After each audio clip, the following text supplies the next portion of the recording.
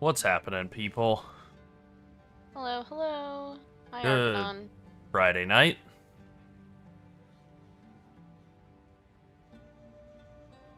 Good evening. Good evening. That's right. We're Good in evening. Dracula mode right now. Yeah, good evening. Good evening. Good evening. All right. I had 3 maps of do an expedition kind of saved up that I don't have to do, but I could. Might as well.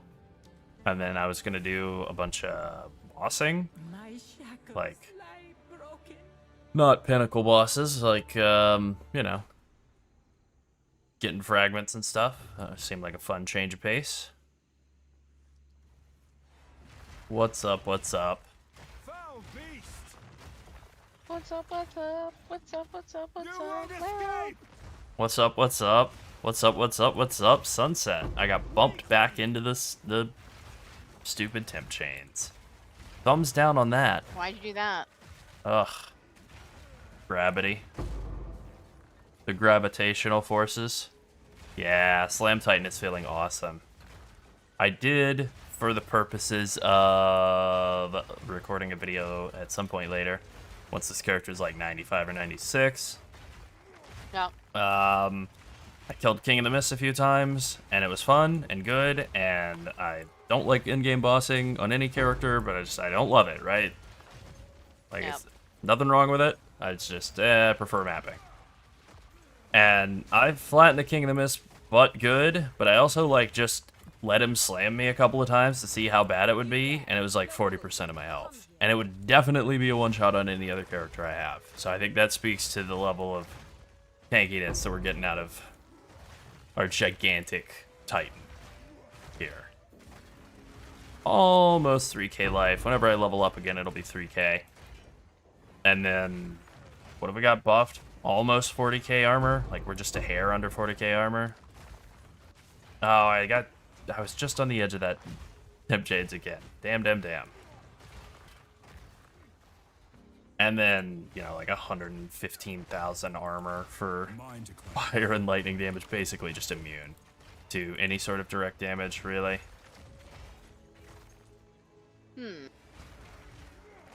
We've been playing a bit more, having dropped the helm that had the armor applies to chaos mod. Can't really tell the difference. There's so very little direct chaos damage in this game.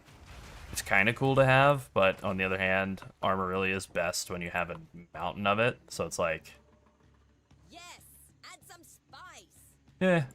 kind of okay with doing without one Yeah. mod to get like a much better helm with a ton more life. This helm had like another 110 life and a couple hundred more armor than the other one, so.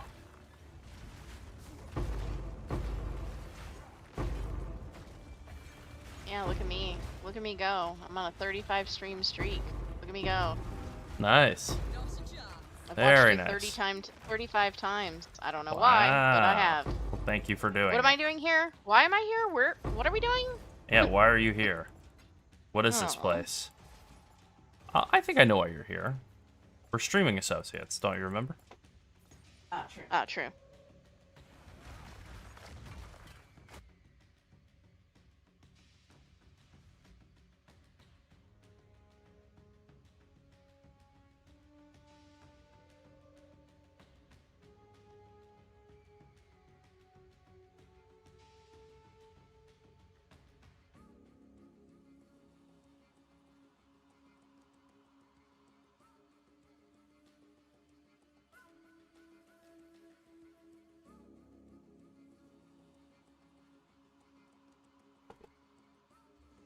Alright, we're just doing a little unrelated business, and that's now done. And Yeah, we can streaming resume associate slamming. business. That's right. No, they're online.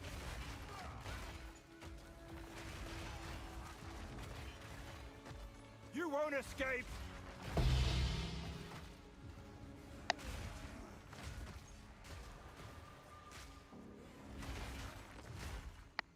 Okay. All right.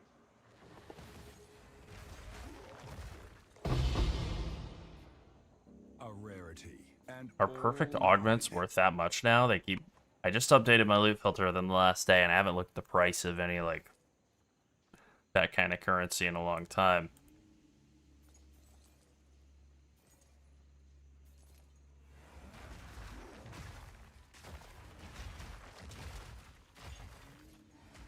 Oh, welcome back, Adrax. Weakling.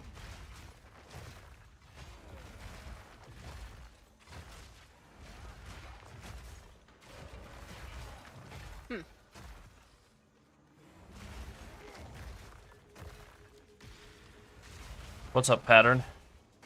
Recognition? Yep. I like that emote. Beast. Me too. I don't have that emote. No, I've done more twitching than I've done. that's true. That's okay. Early morning, late night, what's the difference, you know? Yeah, we were talking about, Lyra was like, should we go live? It's 1 o'clock in the morning, and I was like, it's fine. Yeah, I mean, what else was Most- there? What else were Most we of our gonna do? audience so far, it shows up around 2 a.m. our time. That's true. So, I mean,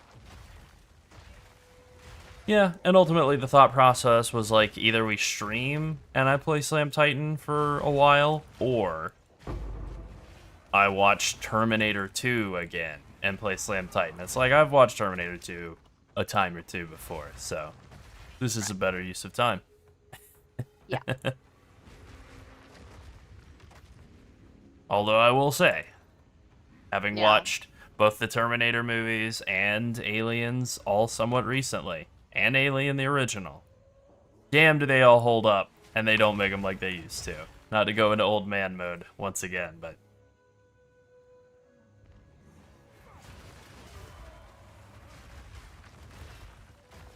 Terminator 2 might, like, be the best movie made during my lifetime, honestly. We were talking about this earlier. I think it bears repeating. Like, I'd be hard pressed to think of a better movie across multiple genres than Terminator 2, because that movie it's an action movie, clearly. It's got some good, like, comic moments in it, but it is definitely an action movie. It's got some pretty good scary moments in it, but it's definitely not a horror film. It's clearly science fiction. That's not up for debate. Go on. Yep. Yeah, it really hits like across a wide range of genre. Whatever. Genres. Genre archetypes. Pretty good. It's a pretty good movie.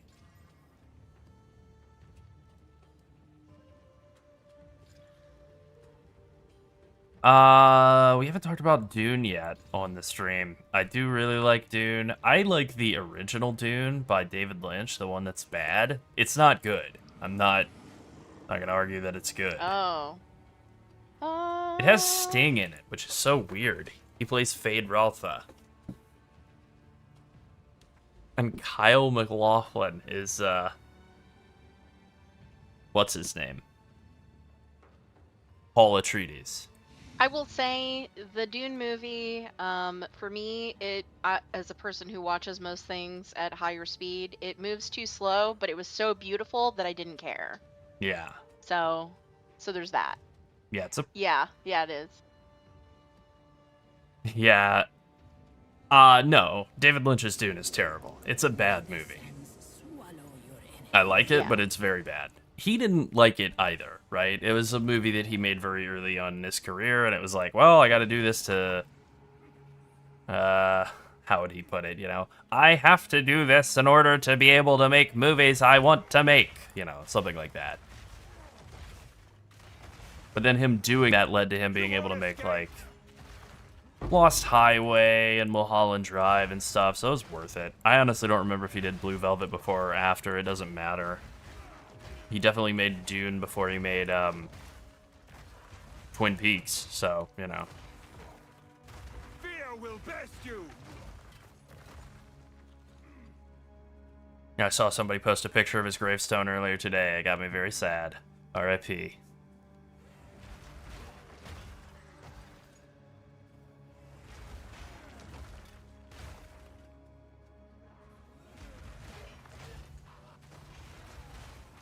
Yeah, Mulholland Drive is awesome. I'm actually more partial to Lost Highway, even though clearly he was working through something in his mind that he couldn't quite translate into the English language, but could translate into the language of film.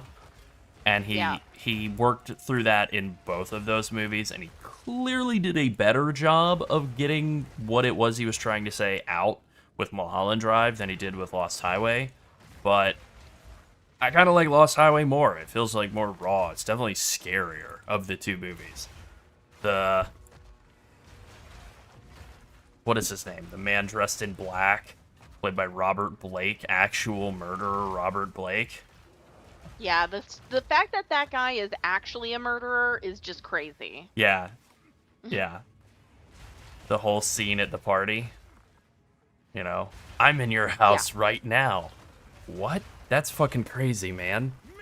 Call me. And he calls the house and he picks up and it's like, yeah, that's an awesome That's scene. terrifying. That's That's that's a terrifying. nightmare made into Yeah, that film. is definitely nightmare fuel for me. Please don't tell me you're at my house and tell me to call my house and answer my phone. No, thank you. Especially the No, line thank like, you. you invited me. Awesome. Oh, You invited me in. I would be like, I don't really recall that, but okay. I also really appreciated Lynch's approach to like when people would be like, what does that mean? You know, I put it out there, you have to figure that out. Like, love it. He just puts together fever dreams and then it's just up to you to figure out what it means for you. Perfect. An artist. Oh.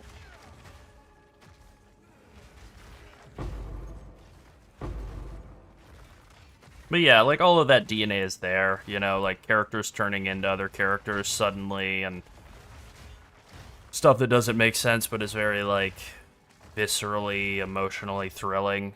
You know, like the guy walking behind in Mulholland Drive, the story of the guy that he walks behind the restaurant and sees and then that happens. Like, yeah, that same type of experience is happening across both those movies, and it's great. It's awesome that we got to have both of them, honestly.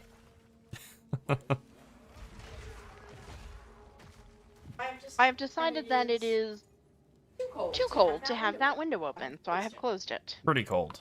Pretty cold here. Yeah. Oh, yeah. Oh, I've seen Terminator 2 so many damn times, and I've never regretted it once. Everything about that movie is awesome. True. Honestly, you know, I think Arnold, for a long time, got, like, a lot of flack, because, admittedly, he's lived in America for, like, a million years, and he has that, like, just hilariously thick Austrian accent still. And that's just the way it is. He's just gonna have that accent, and it's fine. That's part of his, like, whole thing. But people, like, mocked him for being a bad actor or whatever, and, like, I disagree. I think he's obviously hamstrung by his accent. You know, you're not gonna get like...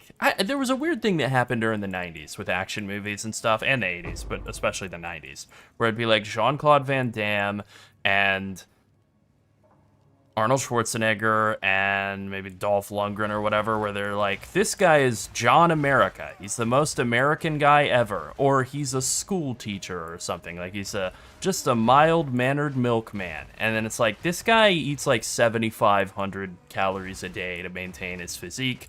You know, he's eating like 400 grams of protein a day. Like, this guy is an insane muscle-bound guy who also just sounds like he got off of a boat and 2 seconds ago, and then the character is like, hi, I'm Jim America. It was very weird writing for a long time. Some great movies have played with that. Last Action Hero. Awesome movie. But yeah, like, I don't know. Watching Terminator 2 again, I actually think he's pretty awesome. Like as an actor. For what the genre is. You're not expecting, like, a deep character study out of Arnold Schwarzenegger. You're expecting, yeah, just like the most charming, charismatic, huge beefcake in the world. And I think he nails it. Especially as a robotic character, like, I think he's really great.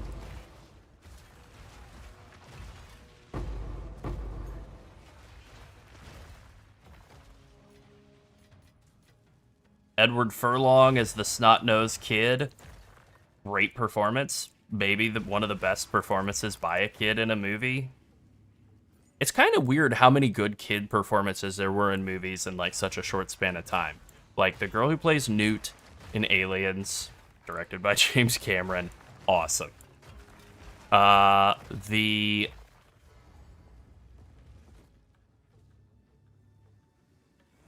kid in Terminator 2, Edward Furlong playing John Connor, I think a great job. I think the kids in Jurassic Park did a really great job too. I think that's another one where like a kid-driven movie, really well acted and performed, surprisingly. So, but also, yeah, I do like Arnold in Twins. Like, unironically, I like him in Twins. I kind of like him in everything I've ever seen him in. But in some of them, he's actually, I think, doing a pretty good job acting-wise. Even though it was like very cheap heat back in that time to make jokes about his acting. I think those jokes were off base.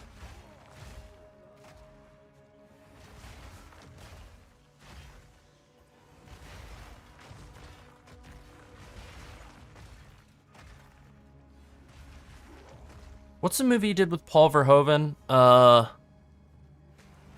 Get Your Ass to Mars. What is that movie? I love that one. Not that I can remember the name, but I do love it. Total Recall. Meat creature.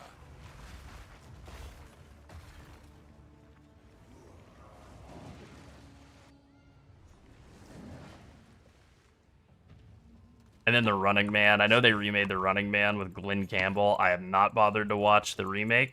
I saw they were remaking it, and I was like, yep, time to watch the original again. Immediately went to rewatch the OG Running Man. No regrets.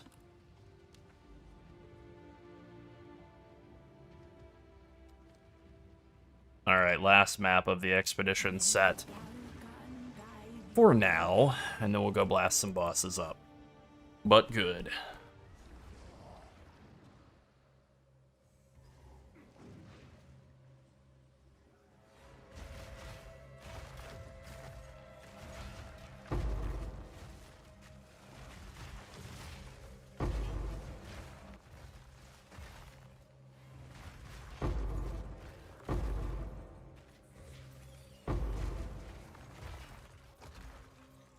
Yeah, exactly. I think movies got away from that because it just became easier to, like, do basically just, like, green screen superhero movies.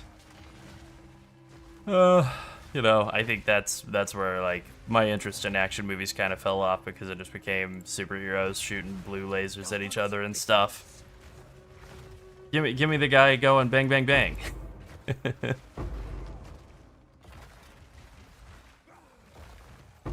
Not a big superhero fan myself. Yeah. I liked some of the older Batman movies. They were alright. But most of the... No challenge. Yeah. Keep on him. I feel the same. My favorite superhero movie, the only one that I like still cape for, if you will, is Blade. I said that during the last stream, but it's true. Blade's the only one that I'm like, no, it's actually quite good. All the rest of them, I'm out. No time to tarry. And I think it's just the Wesley Snipesification of it. I think if you had Wesley Snipes playing another, like if you had Wesley Snipes as Superman, I think I'd be like, all right, I love this Superman. He's cool. He calls people motherfucker. Where it's just like, I don't remember Superman doing that, but the Wesley Snipes one certainly would. Spirit's will be done. Yeah, exactly. That opening scene in the vampire nightclub where they have the sprinklers raining down blood, and you have the scared douchebag guy in his driving cap with his bleach blonde tips or whatever, and He's being escorted, you know, he's like being hunted down by vampires or whatever. And then Blade shows up and kills everybody. It rules. Strike true. Come on out of there and die, please. Hey, Abyssal Echoes. Nice. We're making money. Before it's Hand over damn fist. Oh, Blade Trinity is a horrendous movie. Horrible. I still like it. It's awful. And then Blade 2, weirdly directed by Guillermo del Toro. I'll get his name right. Guillermo del Toro. There we go. Gizmo the Bull.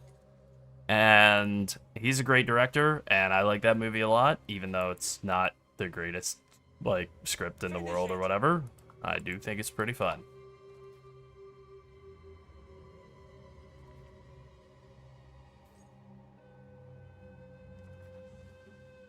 we're wearing it down. Don't let up. Almost there. Don't give up now. I like when a TV show or something will really, like, turn an actor's reputation around. I feel like that happened with, I can't remember his name, that played Deacon Frost in the first Blade movie. But obviously he was, like, We're wearing it down. I don't think he was seen as a particularly awesome actor or whatever, and then he did True Detective Season 3, and people were like, oh, wow, he's incredibly good in that. And it's like, he sure is. Yeah, he actually might have been a good actor the whole time. Let's end this. He just, you know, he got cast to play, like, you know, kind of douchebag comic book villain guys. We're wearing it down. Don't let up.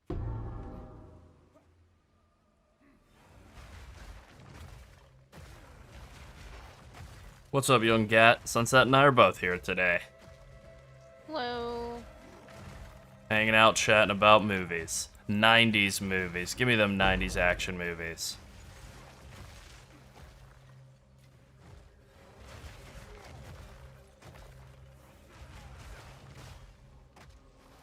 That's exactly it.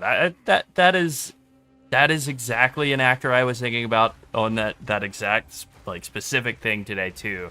And he did that recent Naked Gun movie, which is actually, he's very good in it. And the reason he's so good in it is because he's been so typecast as, like, I'm an older Irish actor and I will gun you down or whatever. You know, it's just like, I'm a scary man. I have a particular set of skills and I'm gonna use them to do horrible stuff to you.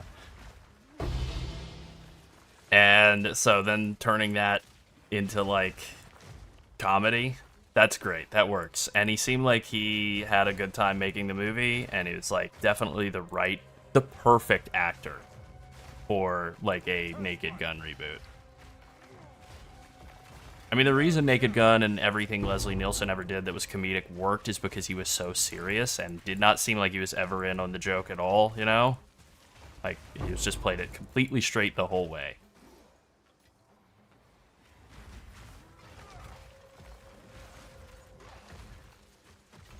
But otherwise, yeah, Liam Neeson, I feel like everything Liam Neeson's done for the basically, Taken kind of did that thing to his career where, yeah, it just is like, well, this is the guy that you are now.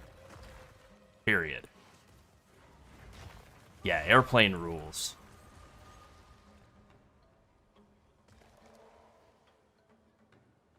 The line of people all lining up to slap the lady, just so many. It's got, like, one of the highest jokes per minute counts of, like, any movie ever made. Airplane.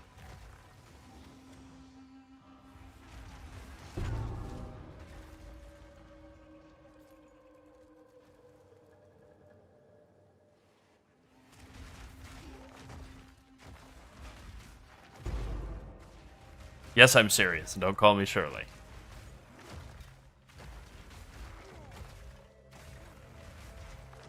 Police Squad, the fact that they made a TV show spin-off-ish of all of the Naked Gun, that core concept, you know, like, that's great. Just, I didn't watch it at the time. I don't even think I was alive when it came on, or if I was barely sentient, but just watching clips of Police Squad, so good. So many incredible, like, well-written wordplay jokes. They just bang them in, second after second after second. There's something very infectious about that particular kind of comedy. Obviously very hard to write, but just like when you really just layer in like 15 jokes in the span of like a minute, it just has this like cumulative effect. I mean, that's something I always liked about, like, even though BoJack Horseman got a lot of flack for being the Sad Horse program, and I agree, I definitely was responsible for some of that. I did love all of the, like, wordplay in that show, and the, like, background jokes. Like, that's the Good Place, even though I didn't love the way that show ended so much. I thought all the background jokes in that show really are, like, what made it so very fun for the first couple seasons.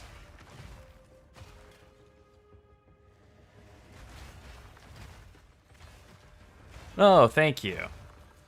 Well, we're glad to hear that, yeah. I mean, like, we're still having fun with this PoE2 League, and it'll go on for a little while longer, I guess until March. Well, the League... Actually, we should talk about this. But, yeah, PoE1 will be spooling back up in March. We'll be getting kind of excited for that in February. As soon as the announcement happens is when we'll be back to practicing. Yep. Pretty much. Yep. Alright, so... I'm looking forward to it. Yeah, same. Same. I'm just ready. I'm ready to go back to PoE1. I like PoE2, but because it's not finished and because it's a bit slower, I'm just ready to go back to PoE1, but that's not the current content cycle right now. Yeah. Yeah. As for the stream times, we are chaos. Oh, we yeah. know that.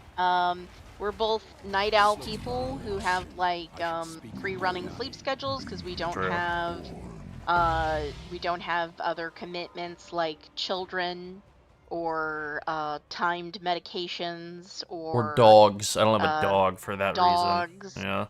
Yeah. Like love dogs, love all animals, love dogs, love cats. But I'm more of a cat person. I've heard I'm a cat as well. Yeah. More of a cat person because we're more like cats, ultimately. Yeah. Yeah. But yeah, our schedule is all over the place. So, Also, to my particular fairness, my parents met on the night shift, so it's like, this is genuinely in my DNA. Being a my night parents man. didn't meet on the night shift, but they were both people who shot pool and played darts and were always out late and came home true. late. And would after the bar, they would go to breakfast at Waffle House or Denny's, and they'd come home at 4 or 5 in the morning. So yeah, it's very, very normal for me Yeah, to be awake at 1:22 a.m. and working. That's very normal. Yeah. Yeah, it's funny. I always say that. My parents met on the night shift, which is true. It's not false, but... they're like old people now, and they're awake super early. Exactly. They wake up super early now. They are old as hell. I mean, I love them, but, you know, they're old, and they would say it, too. I didn't They're say you old. don't love them. All I said is they're old. They're old people who wake up at, like, 6 in the morning or 5 in the morning now. They go to bed super early, and they wake up super early now. But once upon a time. Our friends in chat are awake at 6 o'clock in the morning. Are you? Well, maybe calling they're them just old? responsible. Oh, okay, yeah, that's fine. Yeah, maybe they're just responsible. Are you responsible? Nah, I'm certainly Or are not. you just coming? Are you just getting home? That's right. It was Friday night, so you know. Nope. Nope. All right. All right. Asked and answered. Great. Oh. These are our supply.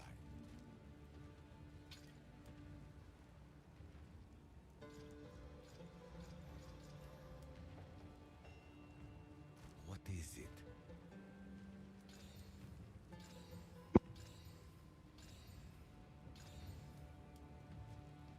Well, I mean, not too same, old for to that be yet, honest. thankfully. Yeah. But I've never been a big sleeper, so. Yeah. Kind of true. I'm more of a cat napper. Yeah. Yeah. And I will nap your cat as well. If you leave it unattended, I may take it home. Yep. I keep threatening to steal my mom's cat. Her boyfriend. The cat loves her boyfriend, but she also loves me very much, and so I often threaten to. I say, well, at least I brought a bag big enough for the cat this time. That's right. She's very, very curious cat. Aren't they all, right? But this one's extra curious. Wow. Wow, hey Drax. No, not me. Those are the times I would go to sleep. Honestly, even when I was in like, I don't know, like 10th, 11th grade, I would be going to sleep at like 3 or 4 o'clock in the morning, waking up Yep. at 7, going to school. Like, I don't know. I mean, It's that's just my normal. recollection too. I was always an owl. I just always was. People always called me vampire and stuff. I would say these days, every once in a while, I get into a cycle where I'm going to bed at like 10 p.m. and I'm awake at, 4 a.m. Yep. But then But it's I'm pretty rare for me. Yeah. But it does happen, It's yeah. not that often. I've been trying to get up a little bit earlier so that I can do adult things, because a lot of stuff is not open all night anymore because of COVID. So Oh, no. it makes I my hate life more difficult. I miss Walmart at like Sure 3 o'clock in the does. morning, 4 o'clock in the morning when no one was there. Yep.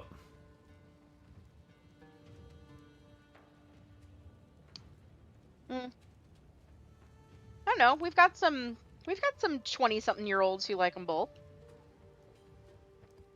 Doing some logbook farming, but also I think I'm gonna go run some citadels real quick. Because I got a bunch of citadels farmed up, like to go hit. So I think we're gonna go do a bunch of those too, and hopefully not die along the way. Although you never know. I just made some bean burritos, like Taco Bell style, like bean burritos. Almost like Very their nice. 5-layer burrito. Yeah. They're pretty good. Yeah. I would say the same. Gamer for as long as I can remember, and I've definitely done less and less PvP gaming as I've gotten older.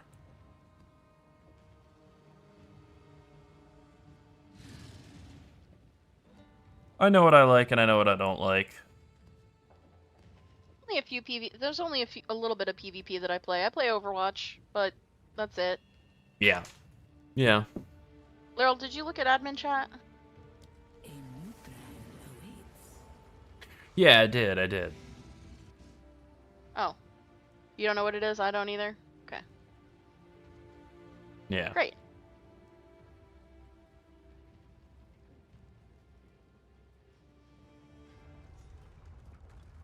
Yeah. Okay. Alright, let's not die in this. I'm gonna do my best to not die. No guarantees. But I'm gonna try to die 0 times. Fear will best you. Good plan. Pretty decent plan. And for these citadels or whatever, we are just cruising to the boss and killing I him, have not worrying never about anything enjoyed else. WoW PvP. Oh, Yep. I find it so painful. I had a friend who was I- Gladiator for like the first 10 or 12 or 16 seasons or something of WoW PvP existing. And like, good for him. Damn, I found it boring. Yeah. And I was bad at it, so I'm sure it was, Yeah, it both. was so boring. I just found it boring, and people would be like, "Yeah, we're gonna go do a skirmish, blah blah blah," and I'd be like, "Yeah, I can't get into it. Like, Yeah. I just don't care." Honestly, my I don't least favorite care. period of raiding ever was when you had to do Yes. RBGs Oh my god, to when get we gear had to freaking do the compete yeah and raid like that. I've never I wanted to hated quit the game that. more than that. yeah. It's we felt an allegiance to our team, so we didn't want to like just quit and like leave them high and dry, but at the same time, having to PvP in order to PvE was just like, this is like literally the worst. This is the bad place for me. No, rarity doesn't affect logbook drop rate at all. Yeah, it was horrible. It's the most not fun I've had in WoW ever. Yeah. Same. I shall relish the chance to put you down again.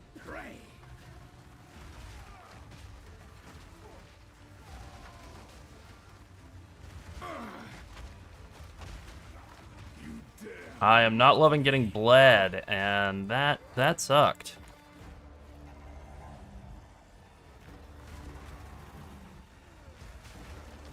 Ah, that's a bad one.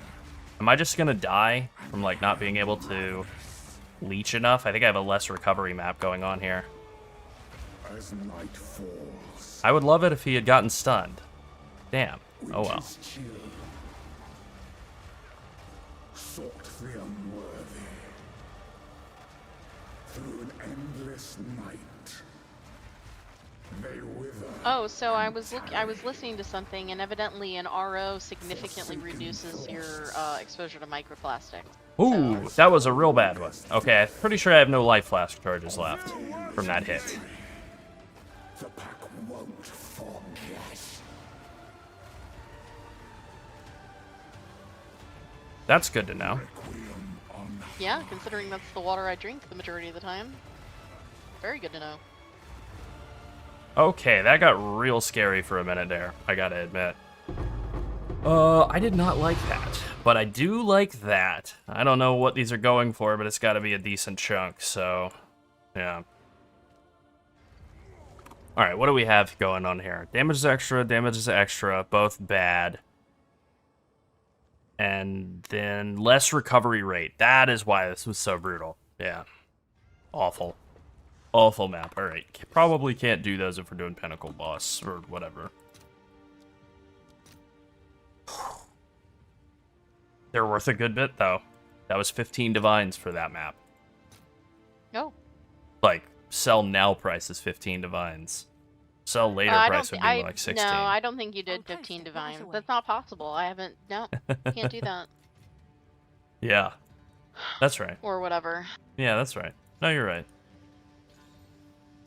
I simply won't believe it. Yeah.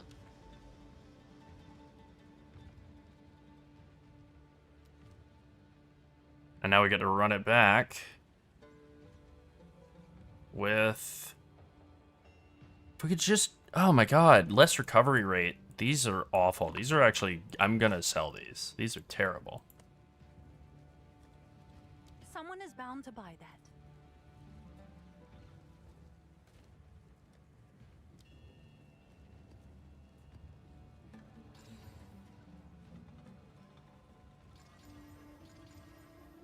Alright.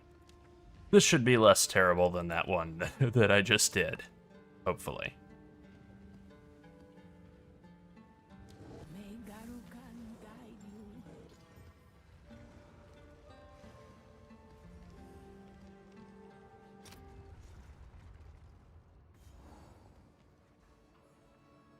No, I don't think we'll be doing the Delirium Mirror. I think we're good on that front.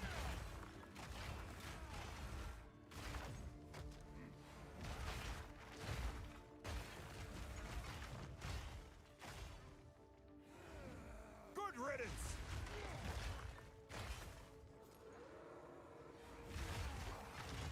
That is the one downside of all the level scaling, is it is putting the life costs pretty high. Yeah. Which is perfectly fine if you're able to leech it all back. It's only when you're doing a map where your recovery rate's basically zeroed out. That's where it's a problem. Meat creature. I love that idea. I don't know what League mechanic it would be if they were to rework something else. And obviously the reception of the reworked Breach was not great. No. You won't escape. But there's an obvious reason for that. Like, they gave us kind of a bad tower defense as, like, the main version of it. So yeah, like, of course people aren't gonna love that. Defend an NPC that dies really easy for a really long time. No thanks. Yeah, boring. Boring once it's easy, pretty painful once it, you know, initially when it's kind of hard. Yeah. And if it was like an insane money printer, then it would be awesome. Yeah, Abyss would be, I think, what we would want to see just because of how good PoE 2's version of Abyss has been. I think PoE 1 Abyss would be awesome. Like, reworked Abyss, I mean. Because PoE 1 Abyss is so bad. It's not the best.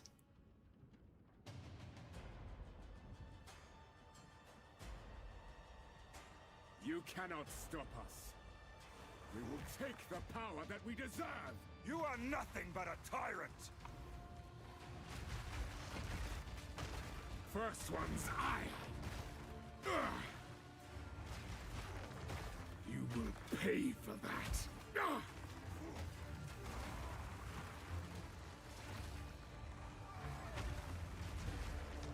Dodging my hammers. This guy. I smell your blood. And I am... There we go. That's more like it. That's what we're looking for. Set him up for a stun. Kill him. Dead. Only one fragment. Less good. Still not upset about it. That's still in the span of 2 maps that are really not that long. 21 divs. Pretty good.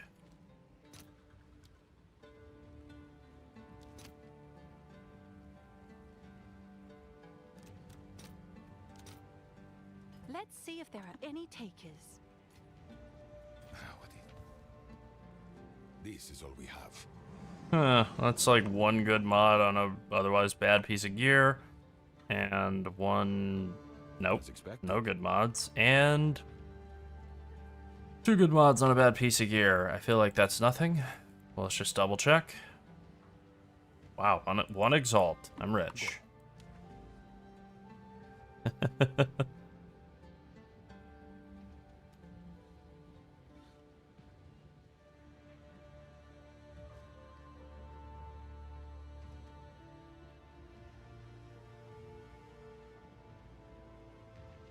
Gotta have some boss around here to do. Nope, that's locked up. I thought I did. I guess not. Hey, there we go.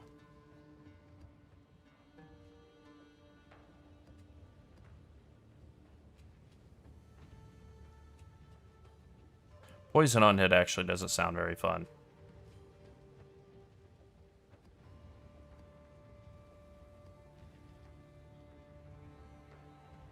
Fight with fury. I'm sure someone will want that.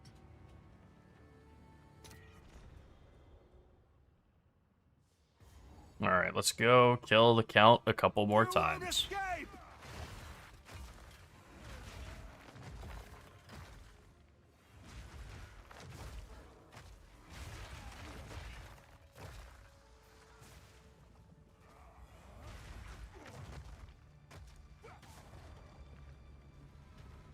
Oh, a baked little mini boss. Alright.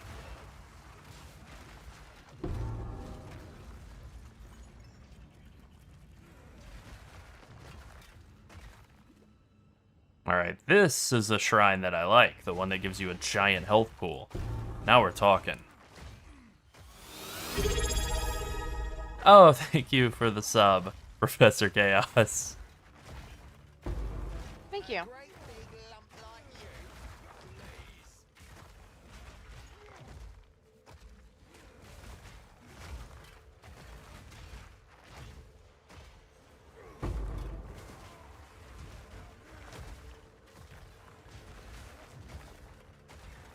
Oh, well, thanks for watching the YouTube stuff. We do appreciate it, and we do really enjoy making it.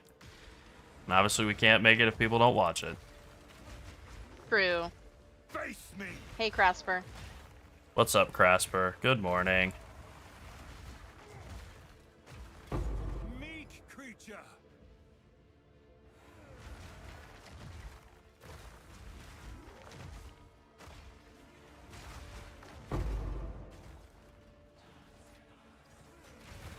Oh my goodness.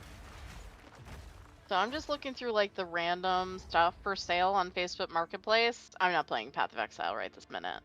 Yeah. But I just came across something that I really, really like, and it is the old Garfield phone. Oh, Cannot stop us. I love the old Garfield phone. Take the power Yeah, that we his deserve. eyes You are close nothing when but a he's hung tyrant. up, and they open when the phone's off the receiver. Is the zone I'm in lagging or something? Because I'm definitely glitching around a bunch and getting stuck on things that are like Not go on. not hitting me. Rubber banding? maybe. We're not lagging on the internet's not lagging. No. And Never it doesn't mention look like what the it's- internet is doing. You jinx it every time. Oh, I know I do. I know you're not wrong. Yeah, never mention what the internet is.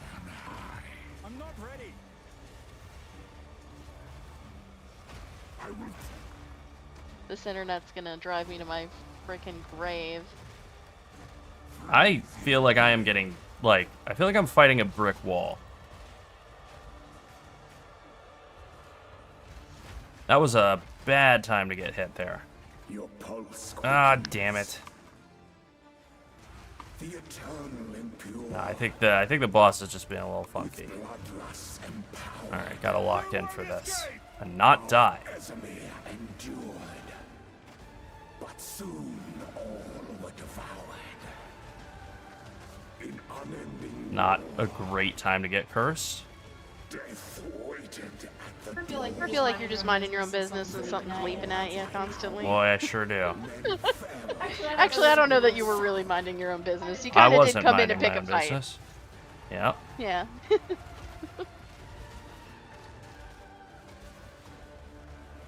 Ah, that bleed is crushing me. Okay. Whew, he is dead.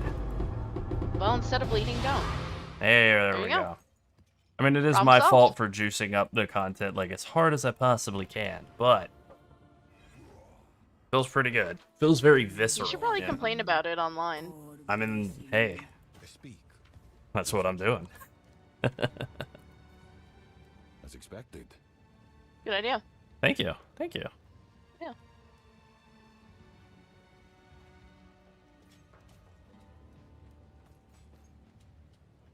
I will make use of this.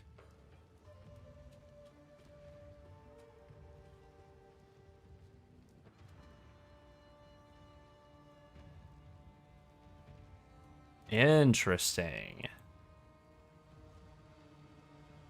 Yeah. We did a Flicker Strike. What did we do? Flicker I'll do Strike. what I can to sell it for you. What is it called? Gimling for a while.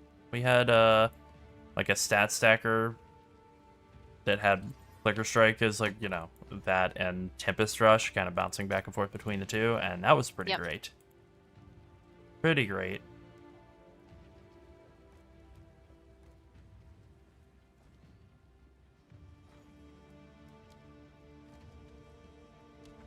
Alright, maybe I'll find one that's not quite as painful as that last one, and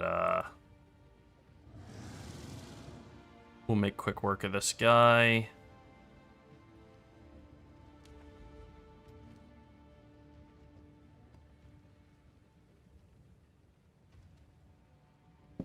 This doesn't seem too bad. More life and damage is bad. This one could be pretty good, actually.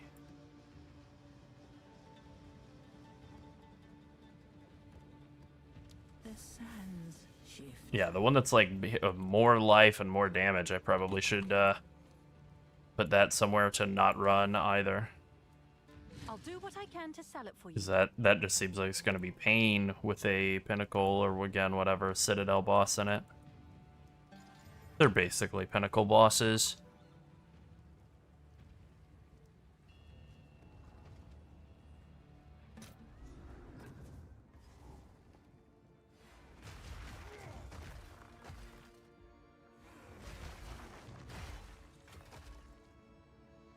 You won't escape! I don't think so. Weakling!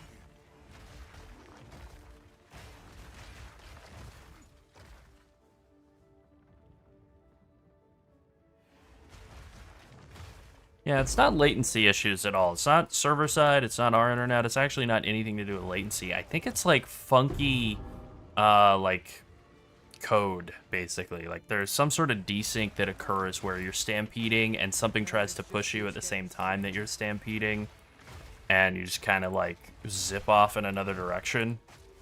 I had this happen when I was doing King of the Mist. He kept hitting me with the like Traveler's Bane thing where you get stunned if you moved. As I'm casting Stampede. And so it would stun me, but I'm running, so I'd just like turn into a cannonball and launch to the other side of the screen.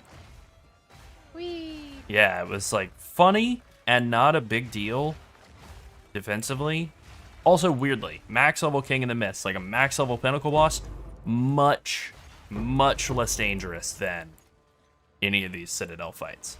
We're talking like I face tank a slam from him, 30% of my health, 40%, nothing. These guys are, like, got me sweating.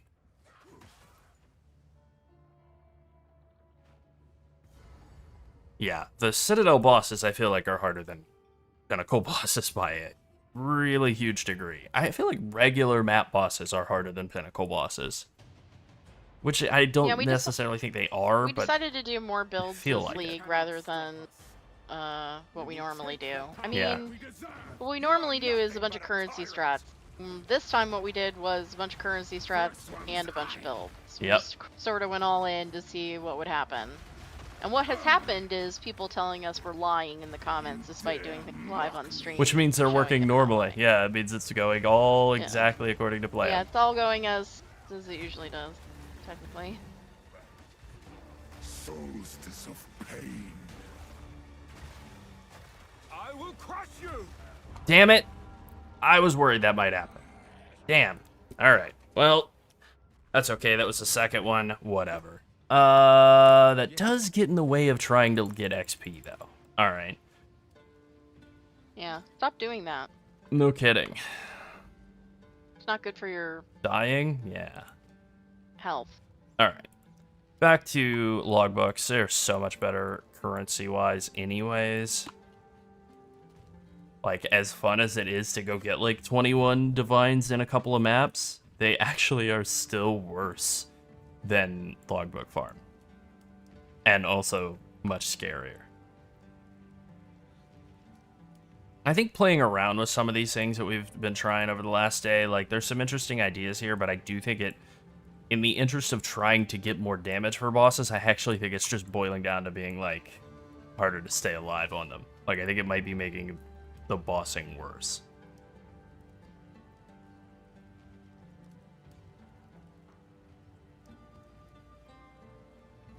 With that being said, let's still get some divines out of this. 3, let's say 23.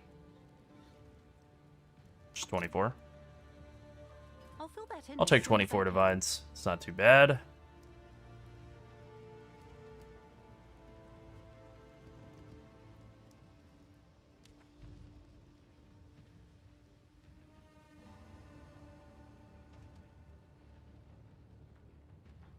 We'll call that a minor inconvenience.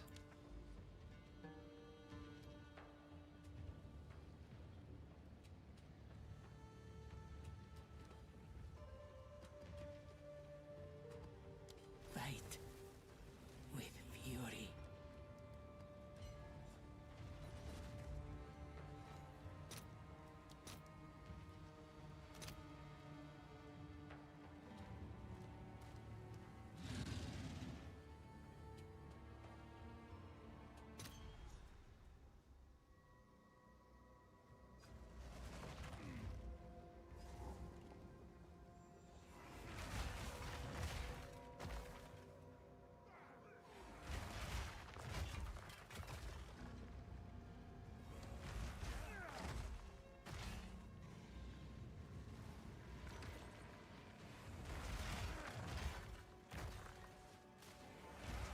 You know, it's like, it's kind of a feature of the current state of the charm system, but it's kind of annoying. It's like, if you drop the ignite immune charm to take the bleed immune charm, then you die to ignites.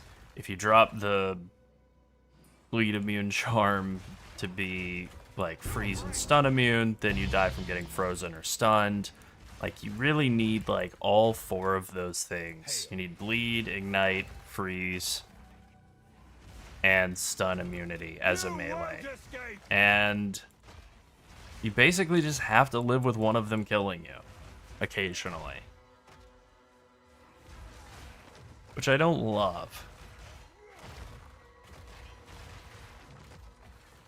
You know, in PoE 1, you have that all solved through like elemental ailment immunity that's much easier to accomplish.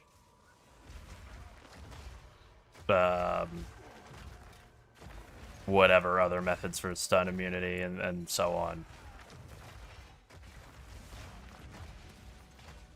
I'm still not in love with the charm system in PoE 2, we'll put it like that. It's got some real... I think it's a little too granular, you know? There's like an immunity for everything. An immunity for chill and one for freeze, and they're separate. Instead of being like rolled together, there's one that's just for slows.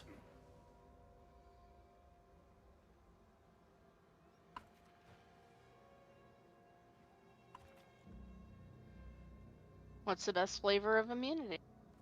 Yeah, kinda. All of them, obviously. Yeah, it does feel a little bit like they were like, well, let's make water soup with this mechanic. Ice cube soup. Yeah. Like, obviously, this isn't what it's going to be long term, but like, let's just kind of get it out the door for now. Yeah.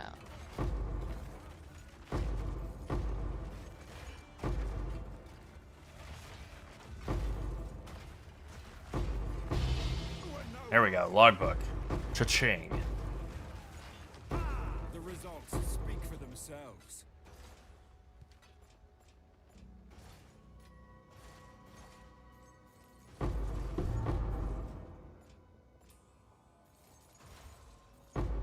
Love when stuff is hidden behind trees. Don't phase out of the way. I mean, like, the art is nice looking, but there are definitely some spots where it's directly at odds with the gameplay experience. Like, all of Trial of Chaos. You just have these giant, beautiful, You won't escape! etched pillars in the way of what you're trying to look at. Probably not with Giant's Blood, because you have to spend so much strength in order to be able to equip a weapon and a shield, and the easiest workaround is whatever the helm is, I don't remember. The Vertex, the helm that lets you ignore stat requirements, which is fine, but then you're basically just giving up a helm for a shield, We'll best you. and I don't feel like that's a huge upgrade.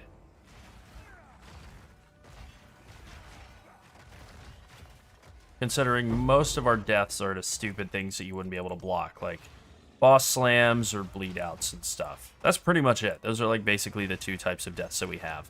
Boss slams that we should have just dodged, like, you know, a couple minutes ago. Or, that's part of the reason I'm not doing Abyss on this character. Abyss, just turning off your life recovery 100% while you're in melee. Like, that is probably the most deadly thing. And block isn't going to fix that.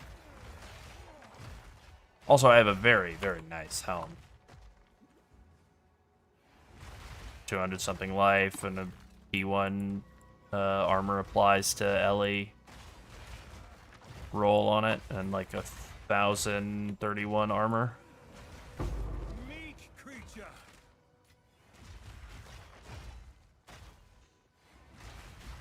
You also lose a bunch of life by going Giant's Blood. Like, you have to get a massive amount of strength and then cut the value of strength converting into life in half.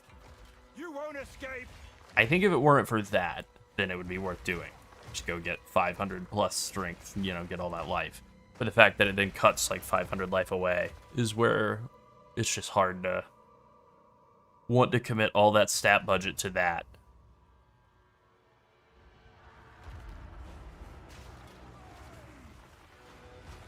What?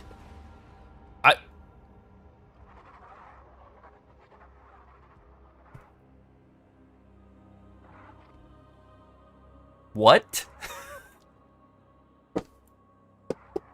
Huh. Okay. I feel like I was killed by something that didn't render in. Yes.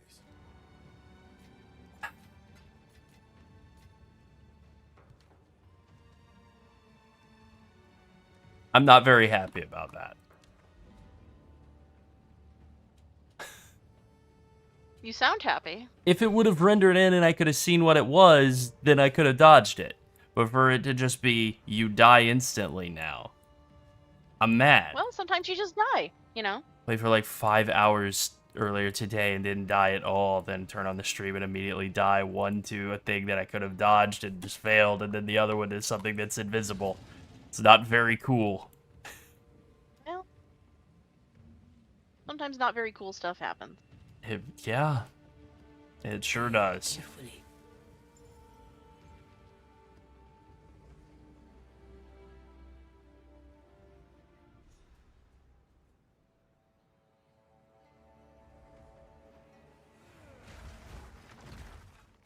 Yeah, I mean, that's true. That's very, very, very true to PoE 2, especially. The amount of times that I've been killed by stuff that's invisible in PoE 2 that I've gone back and watched the video, I'm recording something, and something invisible is hitting me. And I go back and watch the video, and there's just nothing there. And it's like, alright, let's not even be in denial, let's just be real. Was this a skill issue? And no. Feel my wrath. Or, I mean, maybe it was. Maybe the skill is that I can't see beyond the veil. I failed to open my third eye and see the things that aren't there. Don't look like much of anything. Doesn't look like much of anything to me.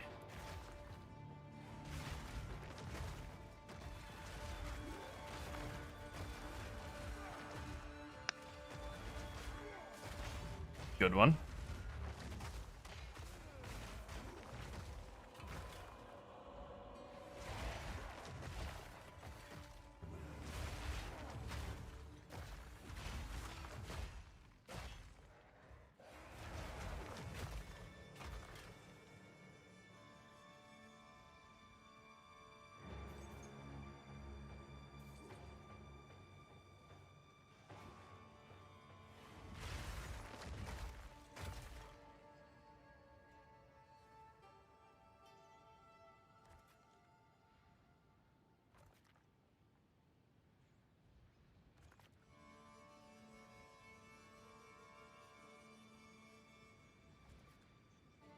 You sure about that placement? Oh no, I thought I had dropped my fifth one there. Oh, damn. I missed out on an entire explosive. That sucks.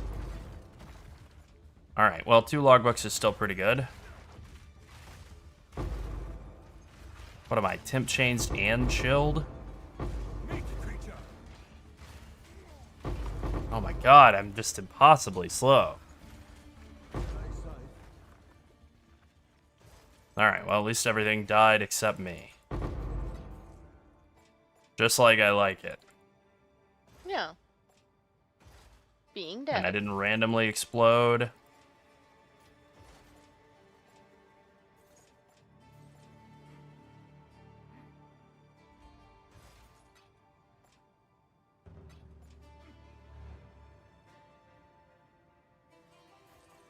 I think that oh yeah, the slow bug is definitely ongoing. Okay, I love this. I've had it more on this character than all of my other characters combined. This guy's a little cursed, I think. Just a little. Oh, hey, Ola. Hey, Ola. I love the idea of the cybernetic implants. I hate them going away as soon as you die. Another, like, kind of unnecessary hardcoreification of PoE 2 that I think they will do for a while and ultimately relent on. I don't know about that specific mechanic. Like, I think that one probably just won't carry forward into beyond this league. But I think a lot of aspects of PoE 2 that they are currently, one portal mapping, that sort of, this dies if you die, I think those will go away over time.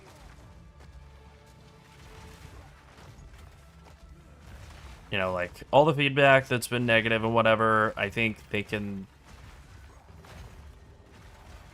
reply to whatever they like and stick with whatever they want to stick with, and that's fine, but I do think they're going to get a lot more negative feedback once the game is in free-to-play on design decisions like those. Oh, yeah. Because right now, it's important to remember that everybody playing the game, either paid to play it or is here because of somebody else who did. Nobody's gotten a free ride, other than maybe some James journalists. Yeah, one portal mapping stinks. I just think it's really bad. I've thought that the whole time. I thought that the idea of doing the, kind of scaling it so that you get one portal reduced per mod is bad. I actually think it's worse because it's just so much less clear how it works.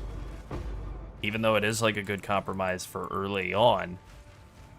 I just think it's one of those cases where they actually nailed it in PoE 1 and they're tinkering to see, is there a better thing going on here? Like, is there something better than what we did originally? And the answer is no. It's like clearly no. It's been no the whole time. I'm okay with them tinkering and eventually coming back to the idea that, no, they nailed it. They nailed it 10 years ago or whatever.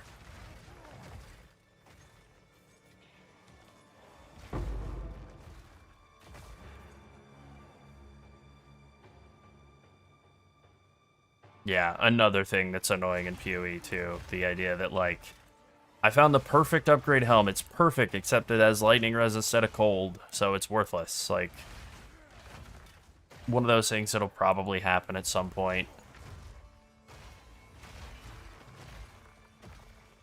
The shuffle of having to juggle around 10 pieces of gear to swap one resist over is not amazing. Darkness descends, and with it, your end. Tear!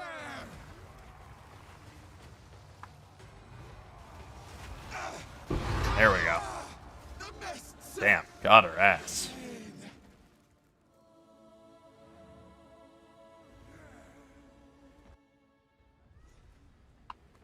Yes.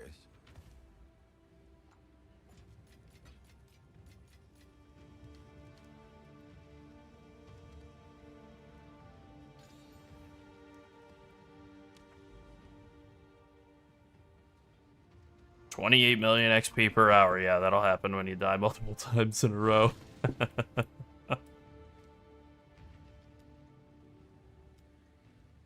Alright, I'm gonna get away from this citadel where I died. I like to, whenever I die, it's like, good time to move away. Just get away from the memories of death Pretty much. and shame.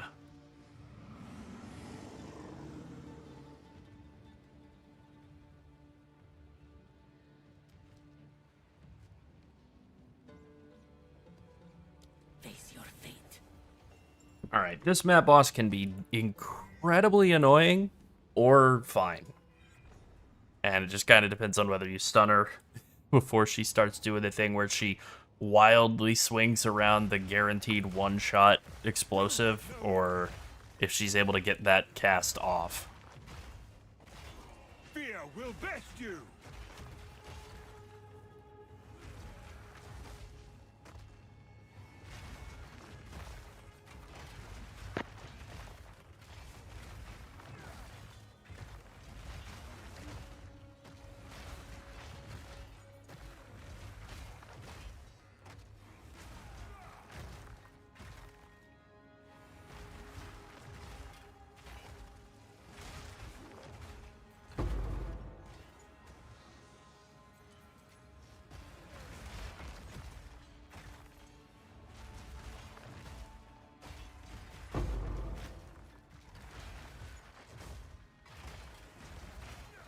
Alright, let's find this expedition and this boss.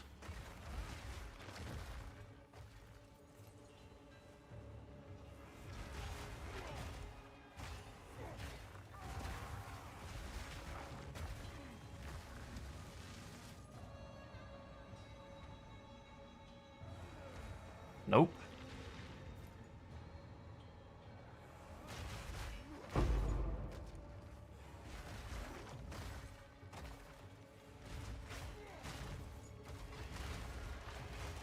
You won't escape.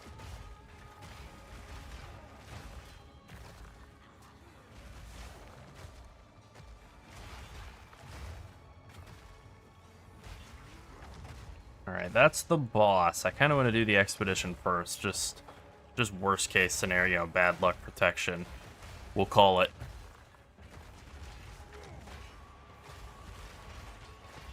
Good, found it. Excellent. You there, local. Weakling.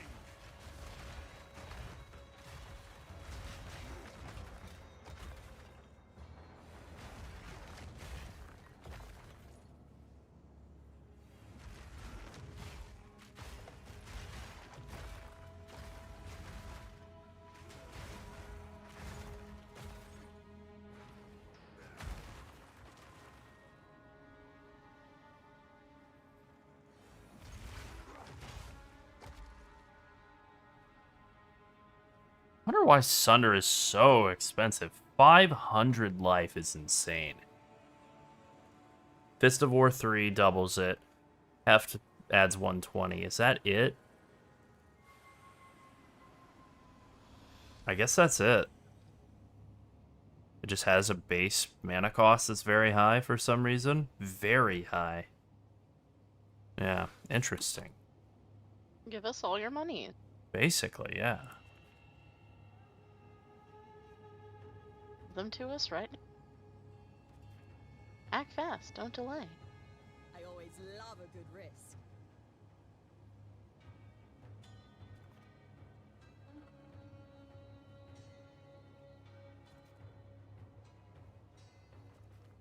Alright, just double checking to make sure I didn't give myself anything super deadly, and it doesn't look like it.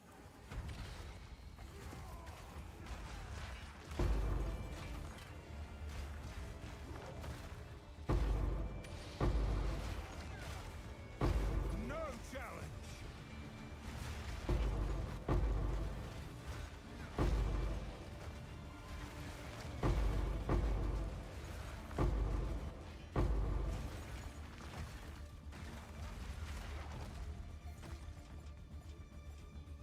You ever hear anybody creeping around you sometime and you think, that's pretty scary?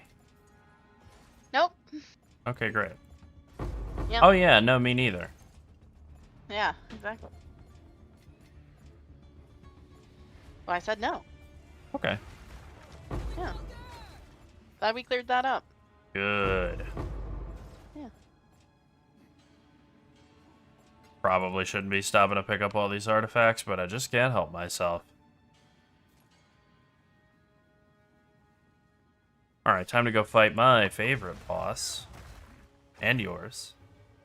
Oh, good. The Thanadoon will rise. Boom! I need more time. I can't yet. There we go. Now that we like to see. Also, let's just throw a little Hammer of the Gods on her head, too.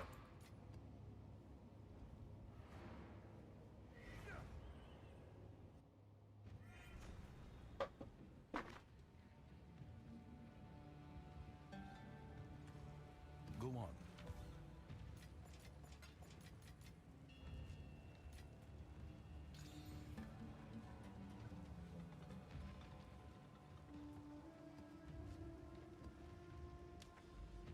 Does what make a sound? Ola? I'm sorry, I missed the first part. Or I've forgotten the first part. I was so happy I didn't get killed. Face your fate.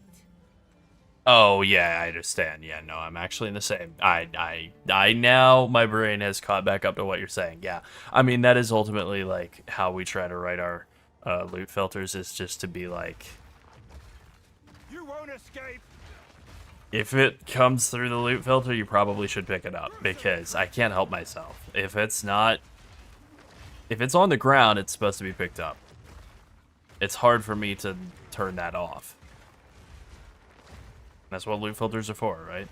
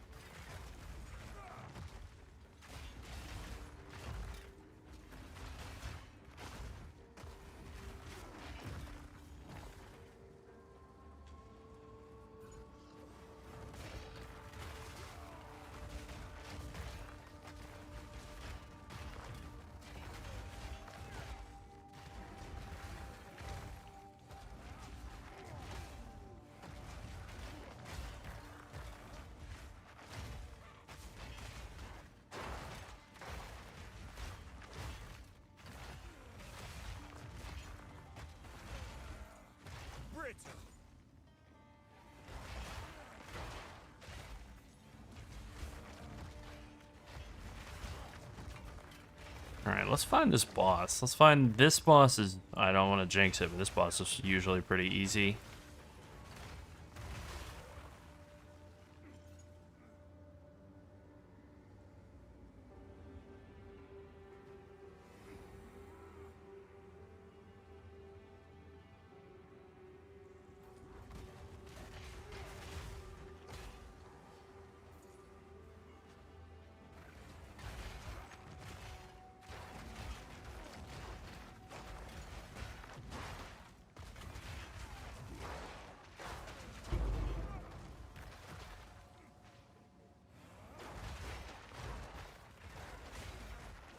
We're definitely going to do some more stuff with Abyss in the coming week too, because that does seem like a pretty insane farm strategy.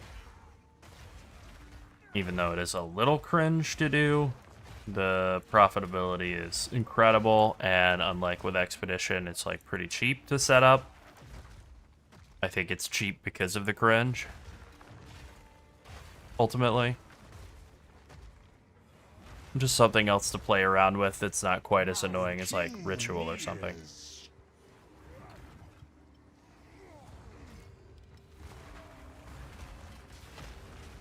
I mean, that guy is immensely dead. Yeah. Ugh.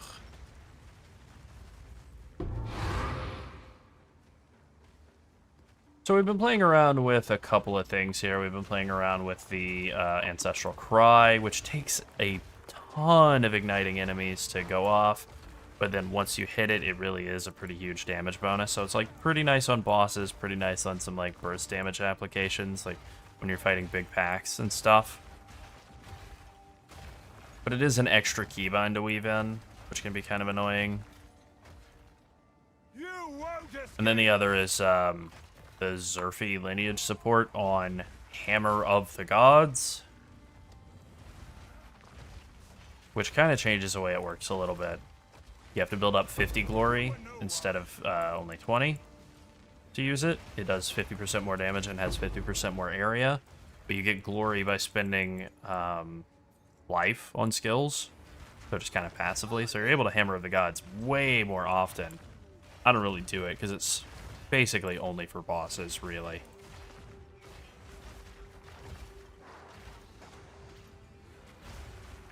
But it does hit insanely hard. This bonus, Zerfi's Infamy. It actually works with Hammer of the Gods. It just sets your glory to 50 instead of 20. Which means when you heavy stun a boss, it's not necessarily up at that particular moment. Which I don't love that aspect of it. Seems risky.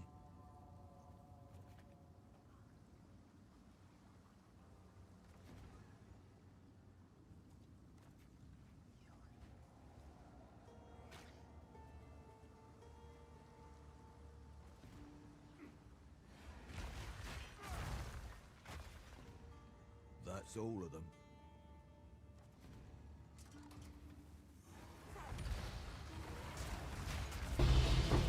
Alright, that's a logbook. That's a tablet. Pretty good. I've been chilled. Chilled ground, maybe?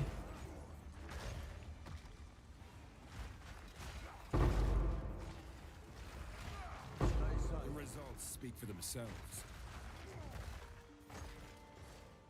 And now we loot. And then we leave. Definitely don't want to waste time with a Ritual.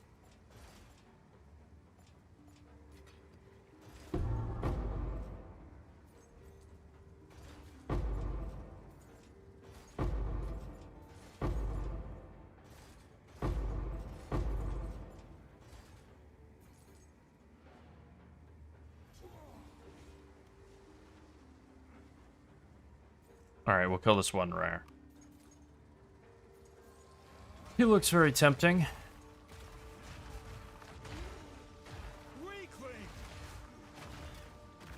Alright, these 2 to 4 rares. And then we're out.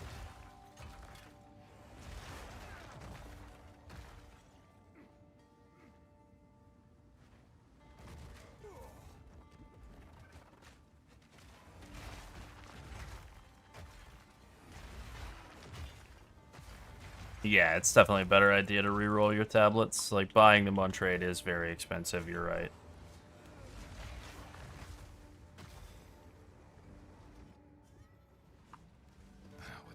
Okay, I think I have one more map that's rolled up, and then the rest I have to hand roll again. Oh, that's a pretty good, decent tablet anyway. Looking pretty good so far. Damn, damn, damn.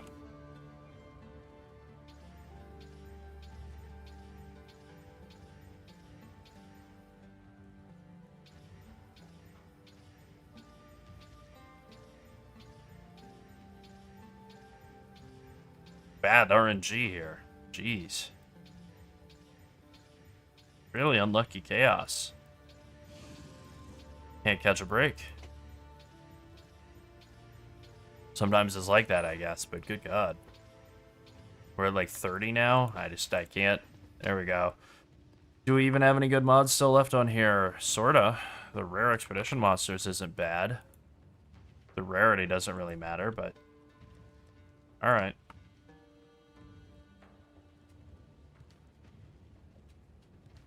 What do we got stacked up? Like 7 books? That's not quite enough to go off on them yet, but that's a good start.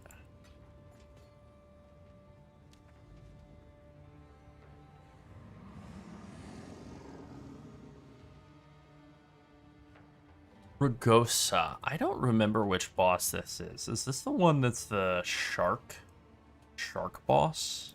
Face your fate.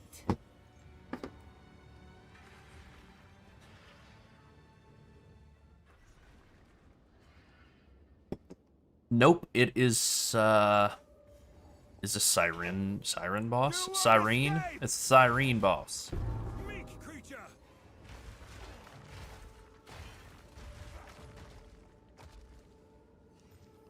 Nah.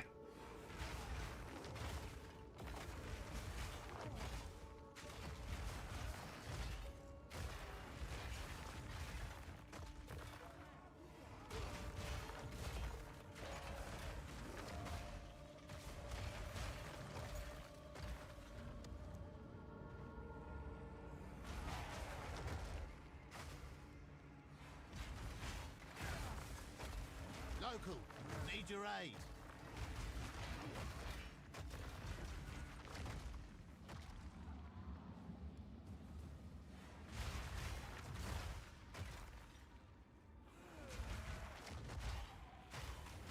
Clear the area around the expedition out. Also, this is an insane looking expedition.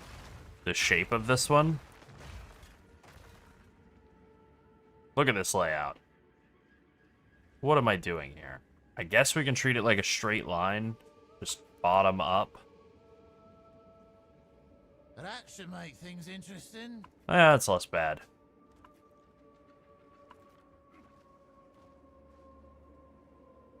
Can't leech and poison on hit are pretty bad together.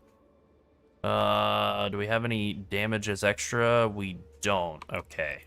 This one shouldn't be too awful, but I'm prepared mentally to get blasted.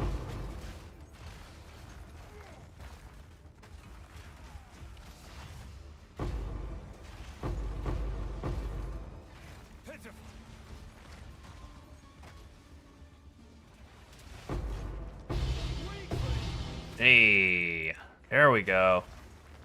Alright. I can deal with not being able to leech if I'm able to get 2 logbooks out of it. That'll work.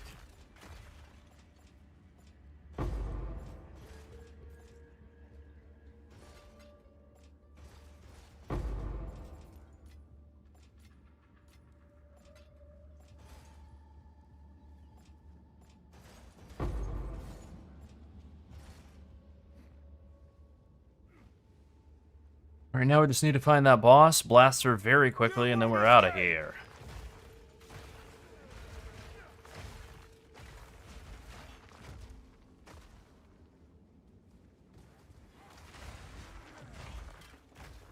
Do my eyes deceive me?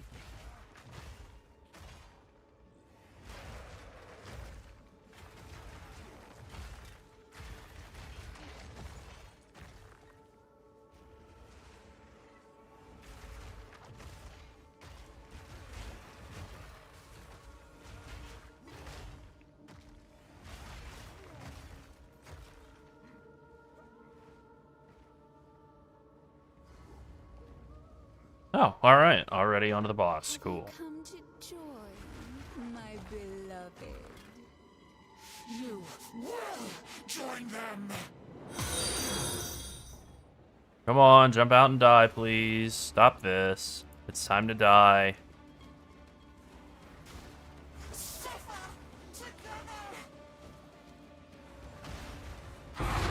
Wowza. Yeah. Pretty good blast.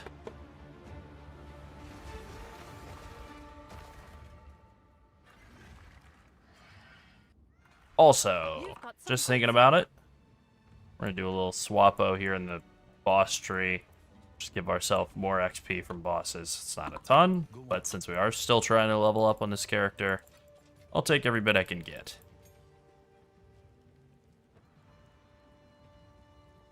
Ah.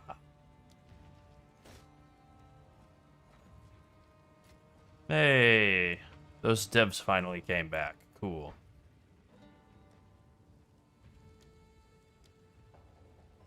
Alright, let's make like 15 maps.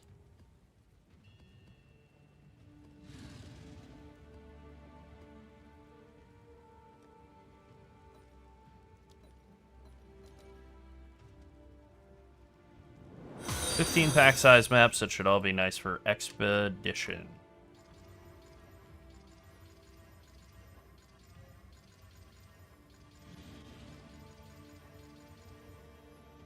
Okay, just double checking everything before rolling just to make sure that none of these are already like fully pack sized out. Because I have had that happen once, which was cool. Not normal, but cool.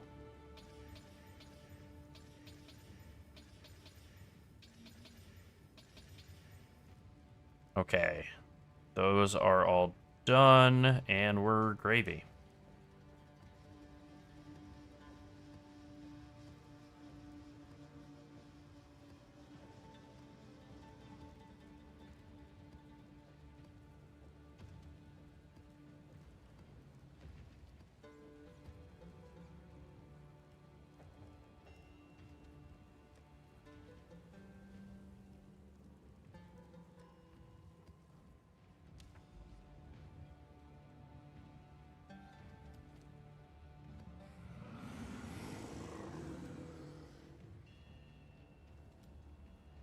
Beware the scorpion sting.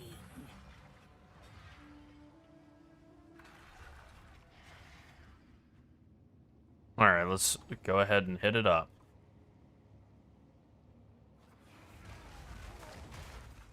You won't escape!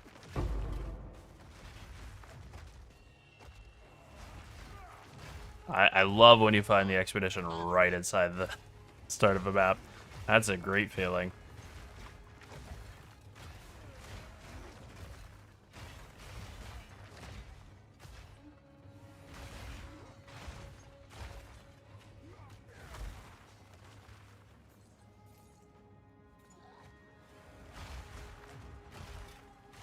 No challenge!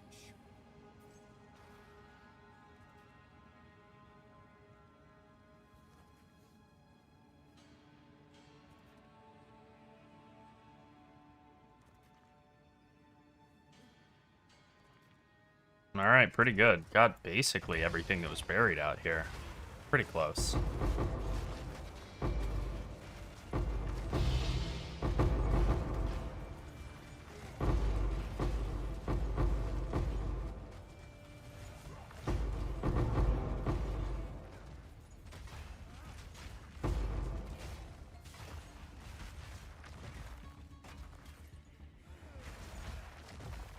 Not on my watch.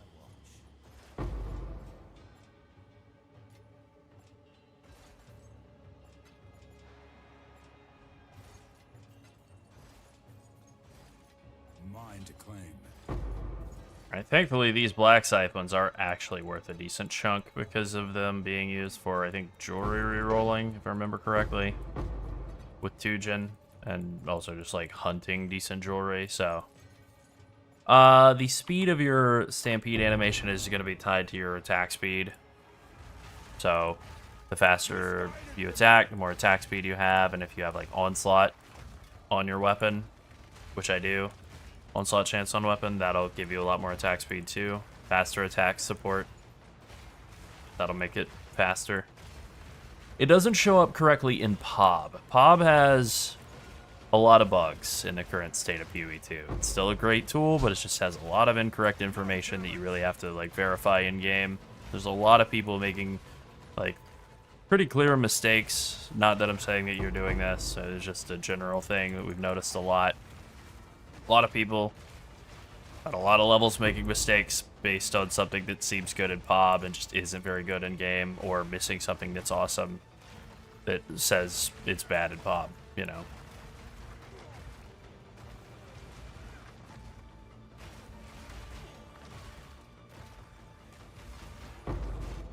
Kind of the difference between PoE 1 and PoE 2. That game is very, very, very established, very old, and PoB is very accurate. Oh, I'm sorry, POB.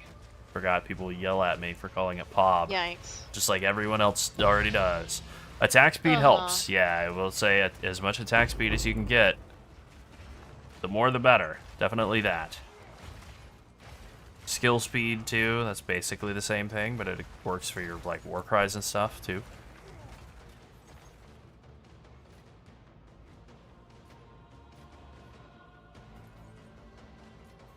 I think that's all we're getting out of that one. Yep.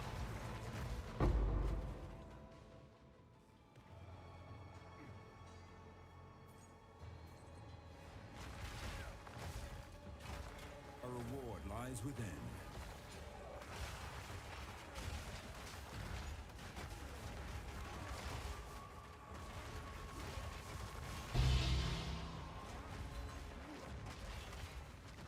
Probably should stop bothering to pick up these heavy belts anymore. I don't want to, but I probably should.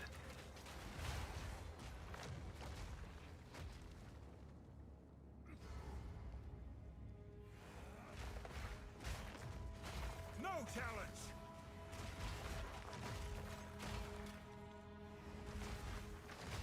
Face me.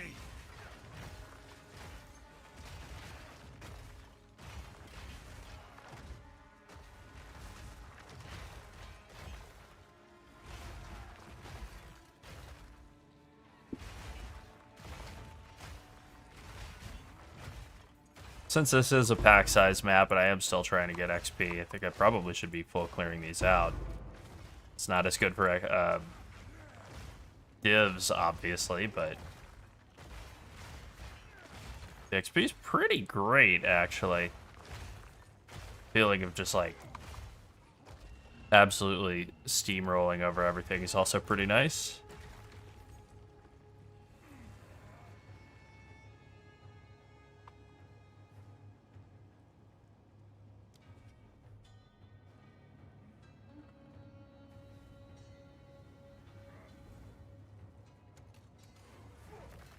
My time has come. Now you die! You won't escape.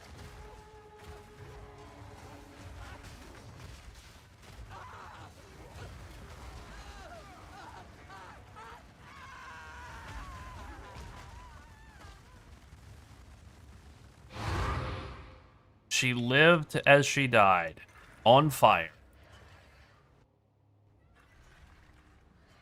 Speak.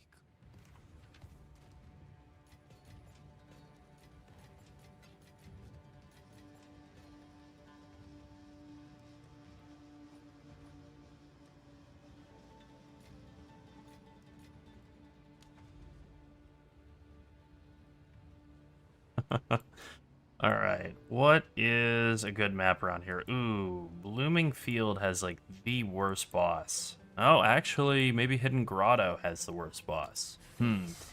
No, actually, Hidden Grotto doesn't have the worst boss. This is actually going to be nice to do Hidden Grotto with the new tech we're using of the Zerfi Hammer of the Gods trigger. That actually works good. Yeah. Local, need your aid.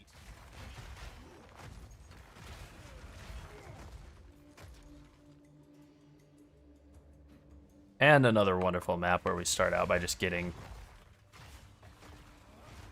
the expedition right at the start. That's good.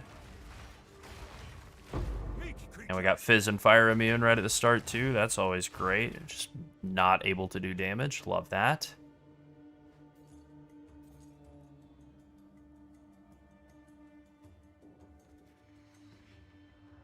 Risky choice.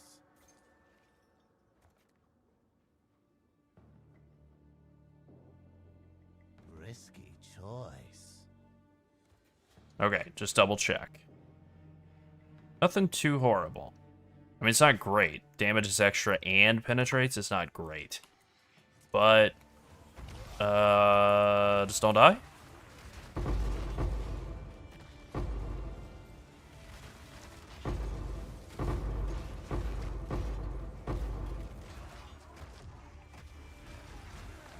Dying's not gonna help you level up, so. No, it's gonna do the damn opposite.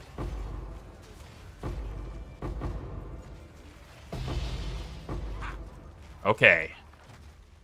We did it. We killed everything, and we got a logbook out of the deal. Pretty decent. I'd open all these chests. And a bunch of Black Scythe artifacts, which is, again, actually kind of valuable. It's decent. Straight up dece.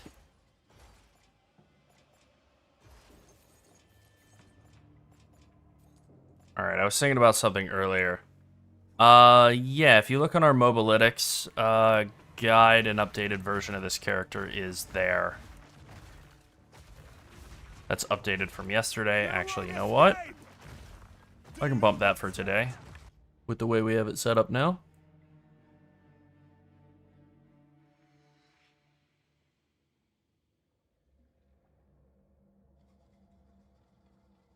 Go ahead and update that. No, no, no. Import from account. What is this guy's name? It's 40 pizzas in the last 30 days. That's right. And then we'll change.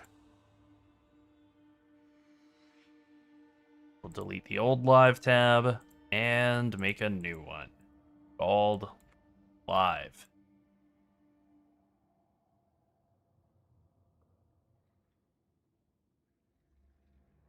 And there you go. If you want to see the live character with all the current gear, that's on the live tab at the far right side, and that's all the skills. They're not in any particular order. And the tree as well. No problem. Only thing that's not represented in there, because From Nothing doesn't really work on any of the online, whatever, you know, passive tree calculators. We're using a vol pack From Nothing so that we can take these two bonuses, light on your feet, to be faster and basically mostly slow immune, and then momentum to get that move speed bonus, or to not have the move speed penalty from wearing armor. 5% move speed, pretty big. Meek creature. As well.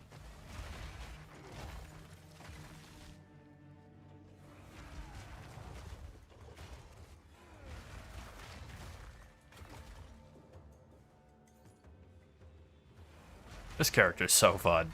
It really is. It was like, as soon as we said, like, yeah, let's go ahead and bump this guy up to the, like, what's on next, you know, what's up next list. Just push him ahead of Wyvern. It was like, yeah, all right, done, easy sell. Yeah. Yeah. I do think people are heavily sleeping on Wyvern, though. Wyvern. Whatever. Yeah, exactly. We'll see when we go back and play with that eventually. You won't escape.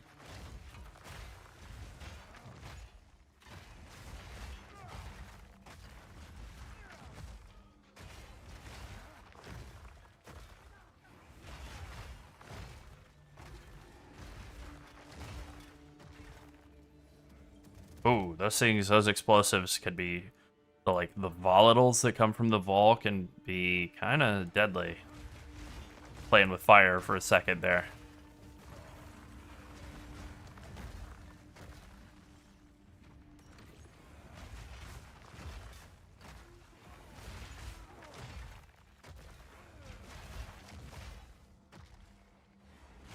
What? Oh yeah, it's these guys that go immune to damage. Oh, I love them.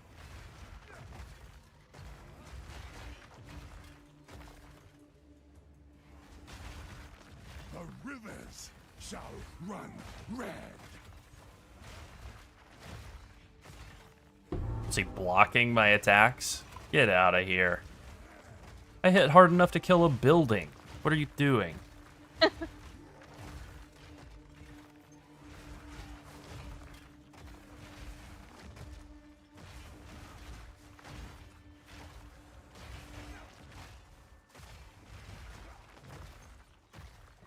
Yeah, I mean, look, as much as people have complained about Melee, especially on Reddit, about Melee in the current state of the game, I think Melee is pretty awesome in PoE 2, actually. I think it's way more fun than it is in PoE 1. Melee in PoE 1 always just boils down to either you're not Melee, you're playing like Lightning Strike, or some skill that is effectively not Melee. You're shooting a million projectiles all over the place, or you're using Volcanic Fissure of Snaking to hit stuff off screen. Or you are doing a glorified basic attack. Howdy, Lyra. Hello. How you doing tonight? Welcome back. This morning. Yeah.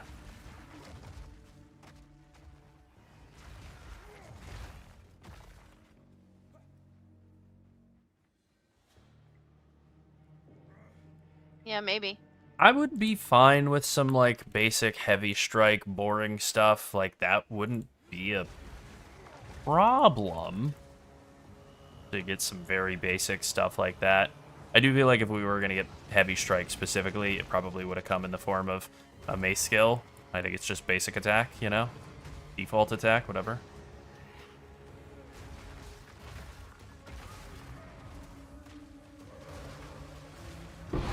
Wow, that combo's really good. Okay, I do think that is the tech now for just annihilating bosses. Even more than Hammer of the Gods is igniting them until you get Ancestral Cry, which is really quick. And then combining that with Forge Hammer and Infernal Cry, and then getting basically double stomps on all of the Forge Hammer lines. It just goes so hard on bosses, especially big ones like that guy. So I feel like we've kind of two birds with one stone with the tech today. Like, on the one hand, we did drop Leap Slam, but it's like we were never doing anything with Leap Slam. I was never using it to jump over bridges and gaps and stuff, even though it was theoretically what it was for. I was always just walking around and forgetting about it until after it was too late. And now we're actually getting a real offensive cooldown out of the deal. Let's go nuke that same boss a second time. Sword skills would be good. Some actual melee dagger skills could be interesting too. Or ranged ones, for that matter. Throwing daggers, why not? That's pretty good archetypally, conceptually. Roguishly. You won't escape. Also, it's not like they've confirmed that that we're getting the same ascendancies for the existing classes. Like, we know we're getting Shadow and Marauder and Duelist and Templar at some point in PoE 2, but they haven't confirmed that, like, we're definitely getting Warden, we're definitely getting Chieftain or whatever. And even if they do actually wind up being the same guys in name only, probably aren't going to feel the same. There's so many ascendancy bonuses from existing classes that are in PoE 1 that aren't in PoE 2 yet, that are now on a brand new PoE 2 only class ascendancy.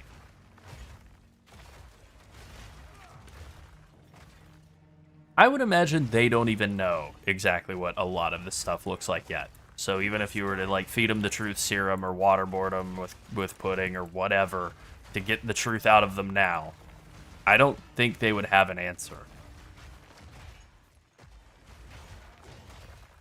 You looking for pudding? Nice slippers. It's cold, isn't it? Am I looking for pudding? Not necessarily, but I'm open to any pudding opportunities, I guess. Yeah, exactly. Yeah, I agree with that. Ole. Like, I know that I mean, was. I like pudding. I know that criticism of the weapon skills being linked only to a weapon, like the idea that you can only stampede if you're using a mace, you can't stampede with an axe or something, and people being like credulous about that. But it gives the different weapons different feels. Like, I will say straight up, I like maces a lot in the early game. I think they are my favorite starter weapon in the game of any I have type. a different unique idea about PoE 2. Yeah, I was just thinking about. go ahead. What if they built all the functionality of PoE 1 into PoE 2 and then discontinued PoE 1? Like, what if you could play, like, the style of PoE 1, but inside the PoE 2 client? Like if the PoE2 game client was basically a launcher for both games. Not a launcher, but like more like, you know how you when you log in and you can choose to create a character that is part of the new league, or you can return to your other characters that are not part of the league. Yeah, like standard league stuff. Yeah. If they had then, that built all the way in, so PoE1 Yeah, and but, PoE2 were on the same thing. but like Interesting. they could be like PoE 1 style, like, and they would call it something, kind of like how WoW has the time walking built like Legion Lemix built into the main WoW client, and that character is in your character list, but it essentially like exists in a slightly different world. Like, I guess it's kind of a launcher for it, but it is the game. It's the same game client. It's running on the same resources. It's running on the same engine. It's running on the same. It's using the same graphics. Like, what if they were to do that? Am I really unpopular in the chat right now? No, not at all. At least not as so far as I could see. Well, I just mean like that would keep people. I just feel like eventually. I keep saying this, but I just, every time a company's like, yeah, we're going to keep both around, I'm like, yeah, I'll believe that when I see it. I know they said for as long as it's profitable, but what does that mean? Like that means more than just we can sell things on the microtransaction store, because Yeah. if it was only about that, like they can sell things on the microtransaction store in PoE 2. Yeah, that was the original idea, was for it to just be an expansion of PoE1. Yeah. With a different campaign. That was the original plan. OG idea was just different campaign, same end game. But like, what if you could just revisit all the like, okay, when you log into Diablo 3, you can you could do the whole campaign, or you could just skip ahead to when you would be doing bounties. Like they're the same client, but you can play two different styles of the game through that client. But it uses all the same assets and stuff. That way they're updating like one set of assets and one set of, one game engine and... Yeah. Well, I know that their long-term goal is to do all of the rigging and models and stuff from PoE1 in the PoE2 style, which will allow them to have like WASD in PoE1. So it does sort of make sense that that would eventually be the long-term goal, to basically consolidate it all down into one game client. I mean, like, that may not be the long-term goal. Maybe some database-related stuff that I don't know anything about would make that, like, more work than it's worth.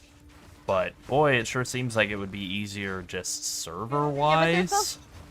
I mean, I think it's also important to remember there's a difference between what a goal is and what they think they want to do and ultimately what they do, right? Like, yeah, of course. They're not gonna, they've been Goals pretty good change. about...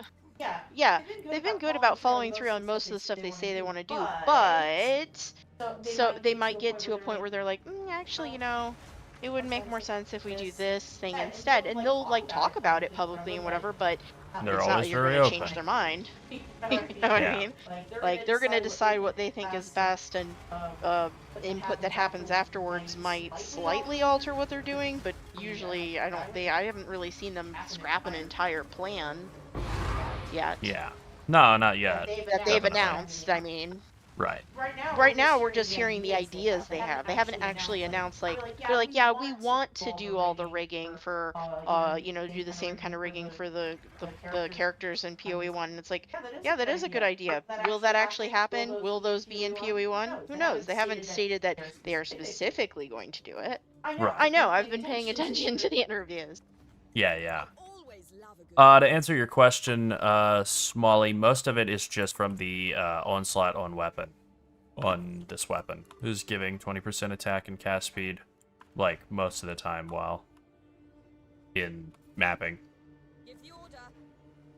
Yeah, I mean, I get what you're saying, But you can't get Chaos, something from the tree. but at the same time, making money from a game can mean different things. Like, if they're splitting their hours too much to work on PoE 1, that won't be profitable to them. You know, because they want to invest in the new title. They want to invest time in the title. And also, just to give her maybe a little more context on what she's saying, I think she's looking at, like, the 10 years down the road kind of timeline. Like, I think a lot of people... 6 years down the line. Yeah, the 5+ years down the line timeline.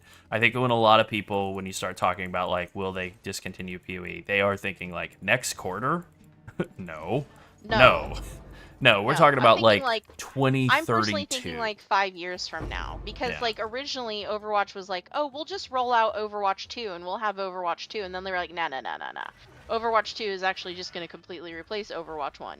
Now, GGG has already built a separate game, so it already exists as a separate entity, but I see, like, 5-6 years from now them being like, we've discovered that we're dividing our team time, you know, too much to maintain, you know, this, and maybe it'll go into a maintenance mode, maybe it'll get rolled into the PoE2 client, like, maybe both games will exist inside, you know, like, I don't know. For me, if I had to gamble, or guess, I mean, whatever, I get to guess, that's free.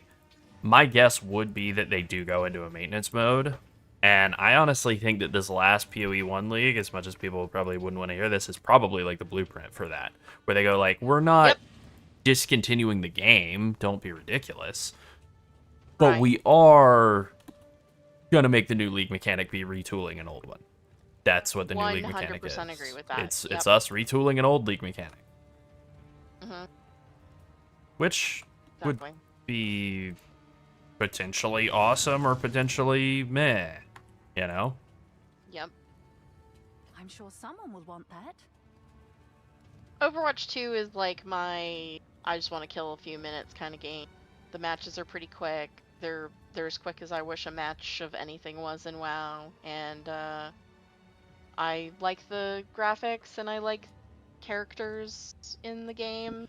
I think Blizzard does a great job with the art of Overwatch. I've always thought that their artwork was really good. Yeah. I've spent some money on Overwatch, but not a ton. Yeah. Yeah, definitely reusing PoE2 assets. I mean, they're already doing that in PoE 1, and I actually think it looks really good. I think a lot of those reused PoE2 assets that are in PoE 1 are fantastic looking. So, like, I just feel I don't even think it's bad. I think it makes that game look new. And continue getting updates that are specific to that game is, like, not realistic. Not without them either substantially expanding the number of people who work at the studio, which is possible, or doing something to the scope of the expansions that they're doing to the games. Yeah. Something would have to give one way or another, because they've definitely been, like, struggling or whatever, like, just like they've been really pushing themselves to their limit this last couple of years. And they've done an impressively good job, especially on PoE 1 with the skeleton crew that they've had for a lot of PoE 1 league developments. Yeah, and I really should go back and look at the timeline on... Actually, you know what? I can do that right now. So, ExileCon 2023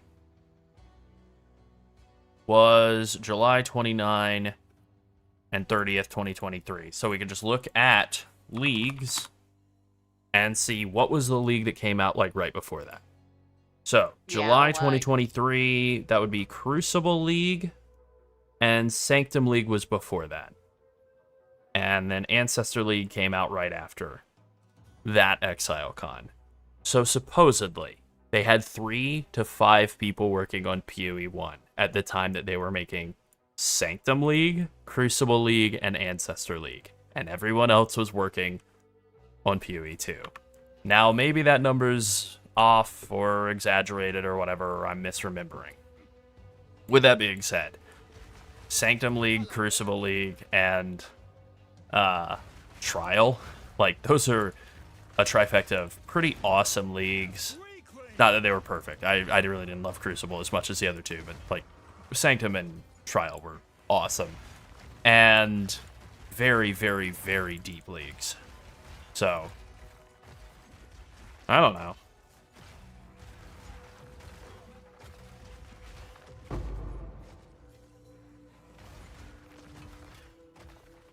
Yeah, the idea of having them both on the same client and being able to just do, like, fixes not spread across two clients, I'm sure would, like, really improve their workflow, their time spent, I'm sure would be, like, a lot better.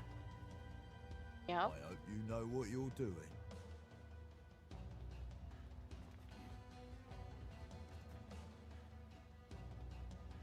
Are you sure about that placement?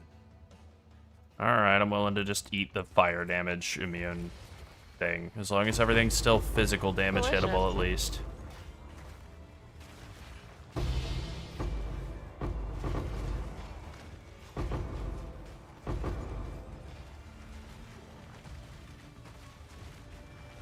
Oh, I converted all my damage to fire by turning on Ancestral Cry, which made me completely unable to hit any of these things because they were all fire immune. Fun. And I lived, so that's cool.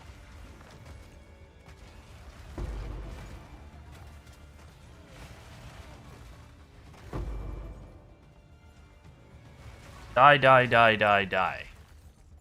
Speaking of Overwatch. Stuffed churros at Taco Bell. Stuffed churros? That's right. That sounds pretty good. Wait, was that a 3 logbook expedition? Dang. So I was.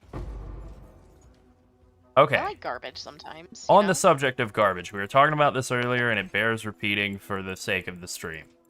Goo is an underrated... I don't know if it's a food group exactly. It's a food category, and it's a completely underrated I don't think it's food gonna translate category. well. Goo? I don't Goo. know. Goo. That's what I'm talking about. Goo is an underrated I know, category right? of foods. I know, right, Shrub? That's what I was saying. I looked at them and I was like, oh, that looks like Yep. garbage, but it looks like tasty garbage. Yep. Taco Bell contains a lot of So they different have a bunch goods. of new items. They have steak garlic nacho fries, volcano quesarito, avocado Yeah. ranch crispy chicken burrito, avocado ranch crispy chicken soft taco, and crispy chicken strips. Now the chicken strips are insanely expensive for some reason. They're $7.69 for 4 of them. For 4 of them? $2 a strip? That's too much. That's right.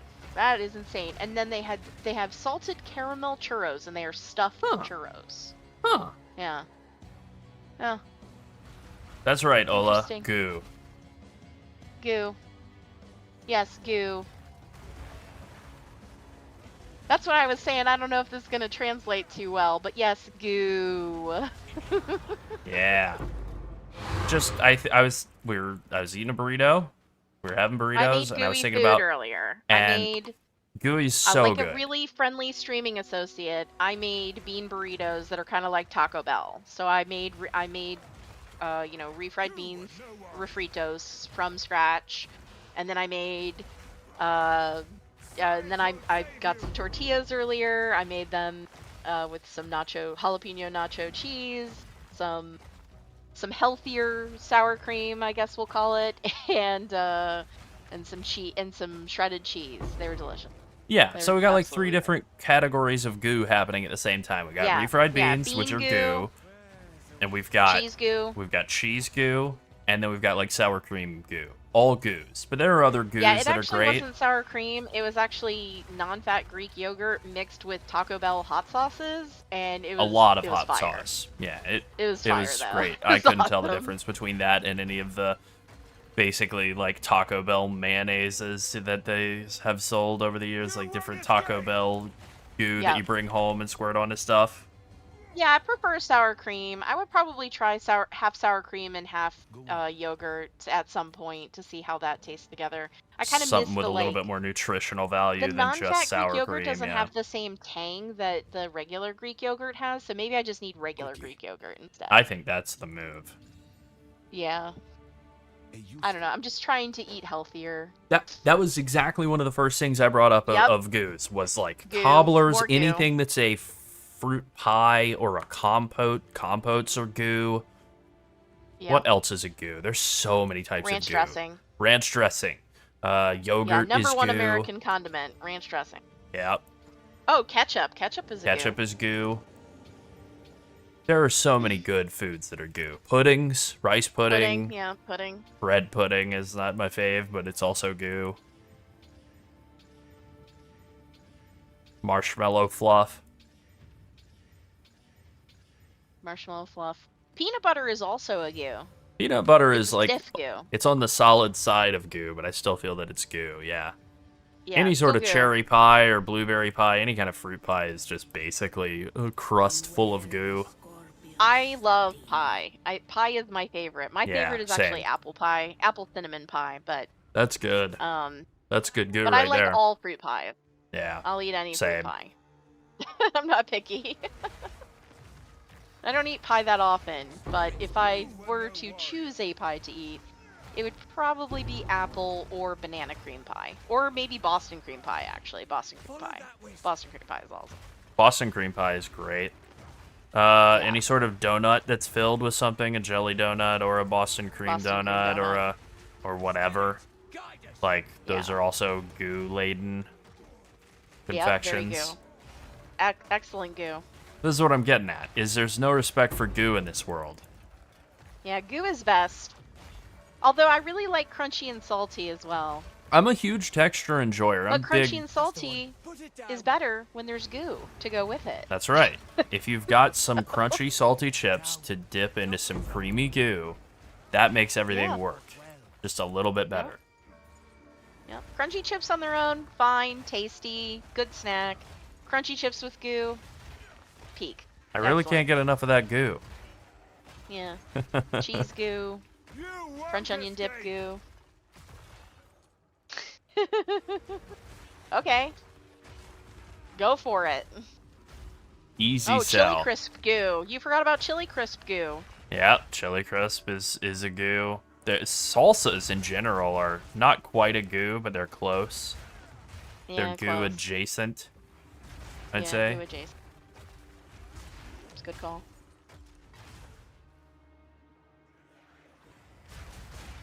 I'm waiting to be turned on to a great goo food.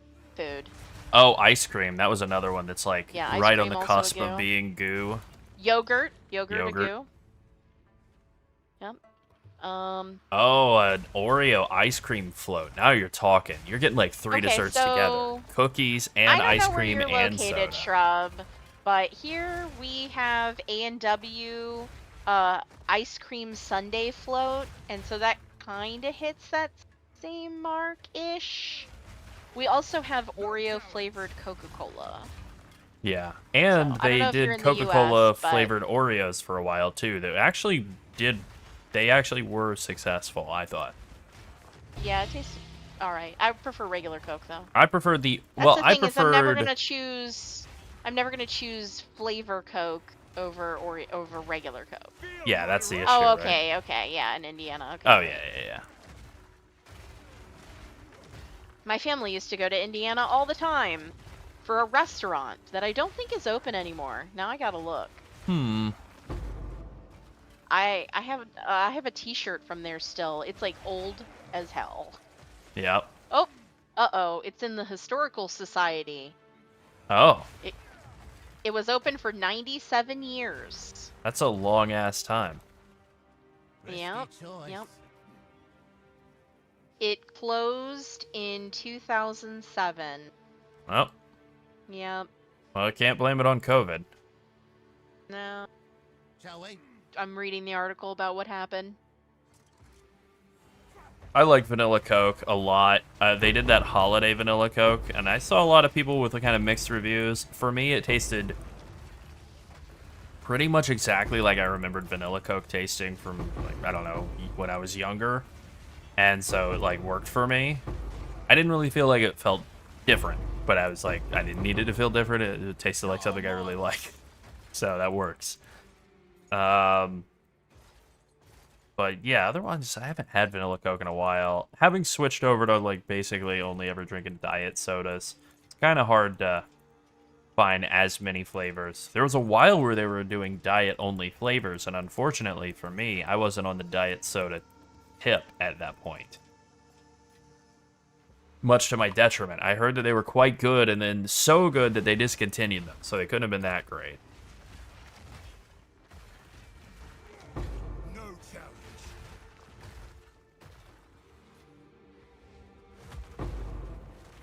Yeah, so it was in Hammond, Indiana. Oh, okay. I'm also from Chicago. Oh yeah, vanilla, I do prefer vanilla. You know what, though? I like cherry, even though I know it doesn't taste great, and it definitely doesn't taste anything like cherries. It has a real nostalgic spot for me, but yeah, it's not the best or anything. Damn, that boss died too fast. I am also not a fan of cherry Coke. I think it tastes too medicinal. It makes does. it like ruins all of the spice and orange and cinnamon flavors in Coca-Cola for me. So You're I not just- wrong. So yeah, I'm not a big fan. Vanilla Coke is good, but I still just prefer the OG. I actually drink Coke Zero like every day, but Yeah, I got a Coke Zero right next anyway, to me my right family now. used to drive It's from medicine. Chicago proper. Time is of the Yep, essence. yep. And they used to drive over to Hammond, Indiana, and go to this restaurant called Phil Schmidt's, and they served frog legs and Ugh. White Lake perch. And they were very famous for it. Like I said, they were open for 97 years, so it was definitely a well-known place.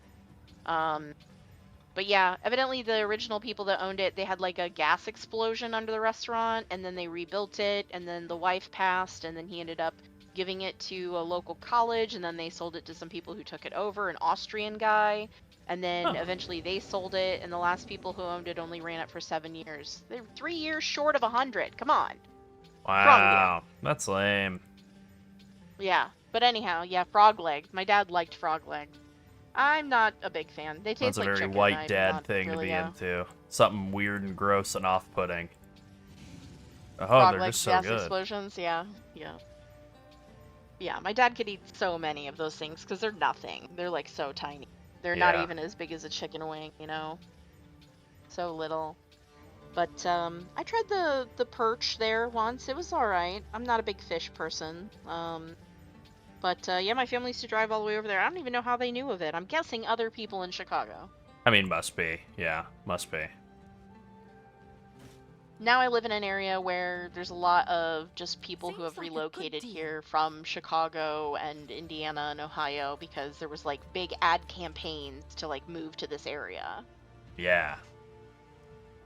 Oh yeah, I like Voltage. I like Voltage too. I like pretty much the whole range of Mountain Dew flavors, to be real. But Voltage Yeah, they're is very pretty good. good. Yeah. They get me with the new flavor. They're like, here's another flavor. I'm like, okay, you can have some yeah. of my money. Yeah. Every time they're getting me. I'm a sucker Yeah, for it. I'm a sucker for it. Oh, I don't know. I don't know about that. I mean, I can understand, but I don't really drink energy drinks. No, I rarely drink, but most only- energy drinks.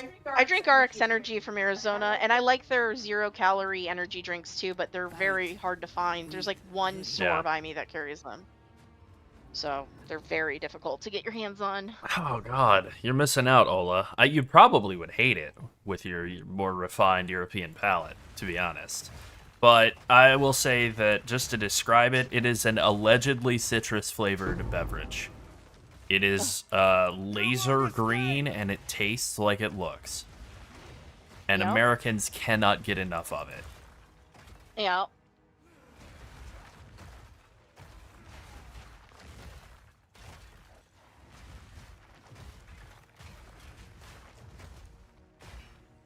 Steel yourself! Hey, Bruce.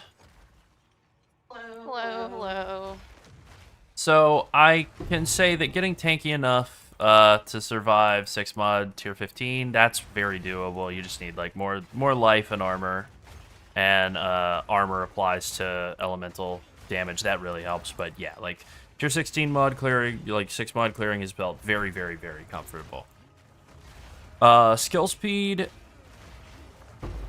That's probably the hardest thing to solve in the build, is just getting enough attack speed. If you get attack speed on your weapon, that helps.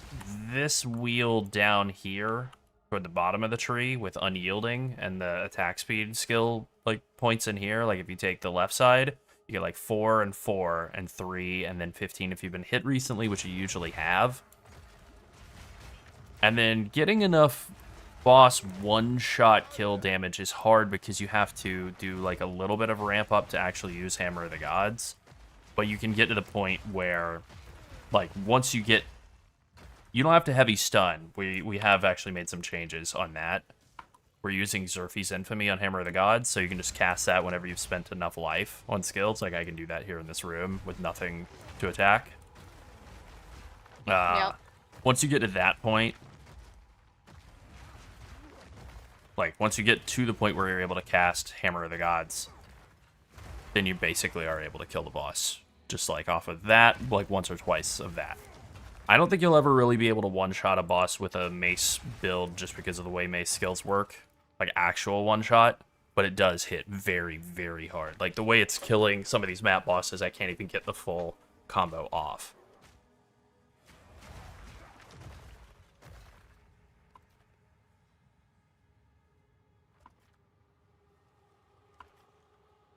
Wonder what you'll unearth. Yeah, you know, something I learned about lemonades and stuff, in at least in British parlance, is that they're just like a totally different beverage from American lemonade. Like, American lemonade is still, and it's very citrusy. Like, it is actually made with lemons and water and sugar and basically nothing else. And British lemonade being like sparkling was such a revelation. I'm quite a fan. It's like a more interesting Sprite. It's like the one British food that I'll like give them some halfway credit for. Even though there are actually a lot of good British foods. They can't be given any credit.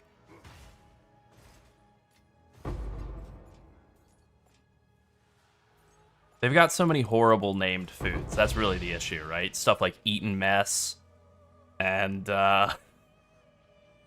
give me some other names for things. Gooseberry Fool.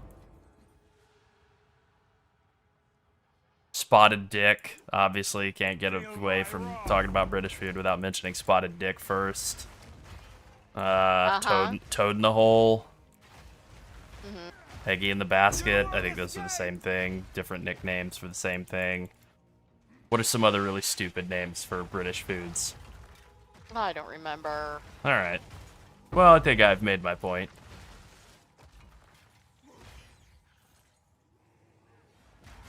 I'm not going to argue whether it is delicious or not. It looks delicious, but the name is Eaten Mess and it's food. Like, you know.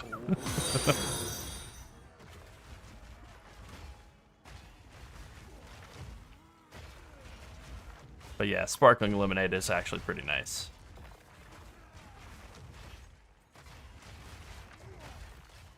They're swarming!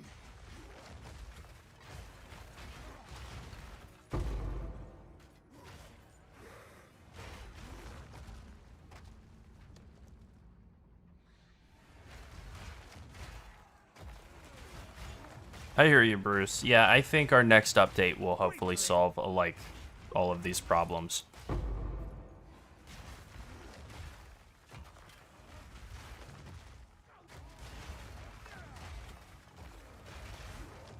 I do like meringue. I do like all of the contained ingredients. Meringue, cream, and berries. Like, it's, yeah. Just give it a better name. Don't use mess in the name of a dessert. Right.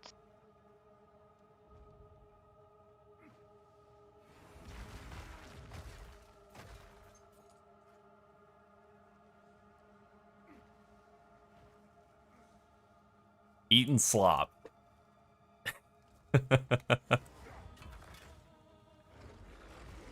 Kind of missed with that mace. Alright, let's try this.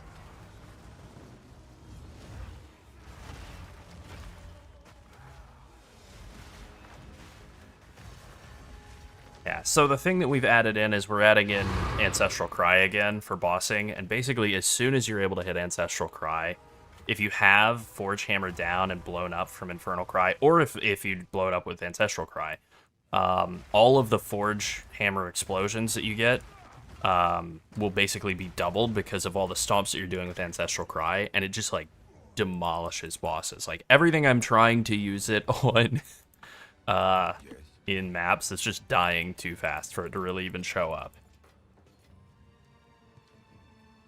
And it kind of had the same issue doing that with King in the Mists as well.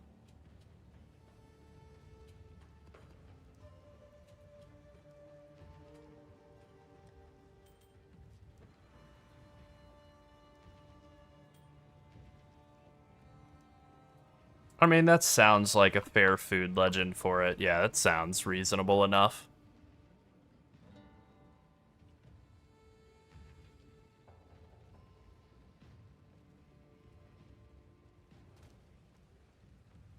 Yeah, exactly. Cobbler's name makes no sense.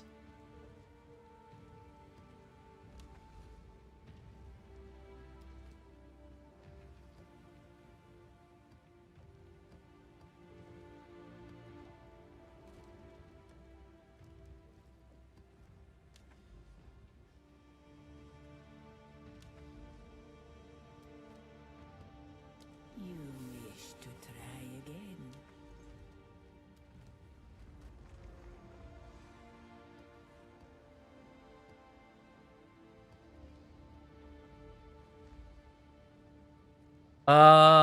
I thought I saw something about a hammer build being discussed on Reddit, but I haven't looked into how it actually works. You won't escape! But, yeah, it's probably something to figure out.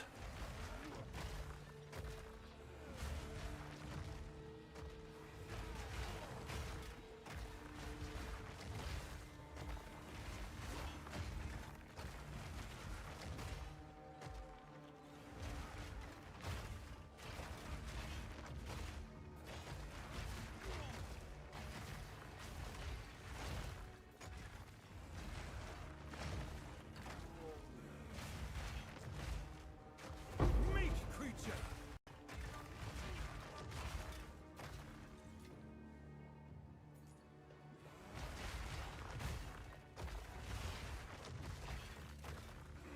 Nope. Not that way. Alright, we have a very basic expedition in this one, just for the sake of having it. Mostly we just are trying to get Cower! that grand design effect applied. I've never seen two shrines so close together before. I know they were the same shrine, too. It's like they were mirrored. It was weird.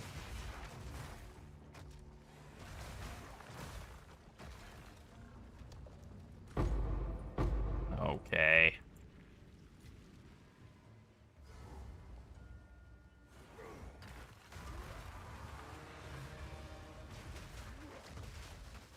Oh, I'm rubber banding. It's not latency issues, it's the game being wonky. And the monster being extremely dead. Father would be proud.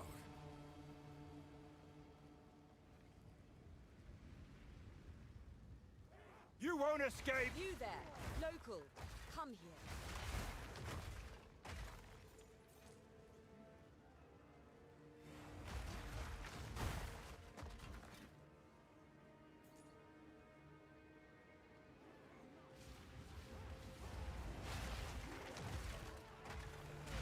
Alright, just clearing everything in the area out real quick. No big deal.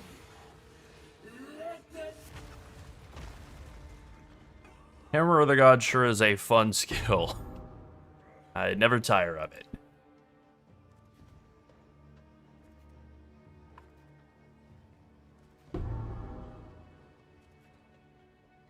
I'm pretty sure I got that treasure chest there on the left side.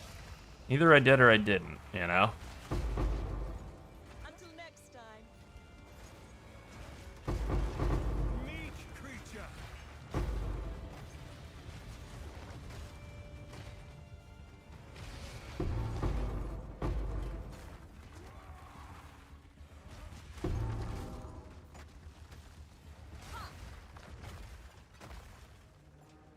Looks like I did. And what's it got in it? Nothing.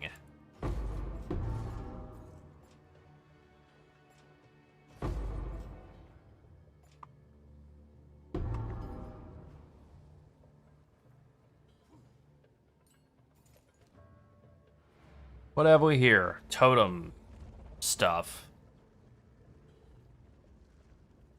Right. Sold it. Yes.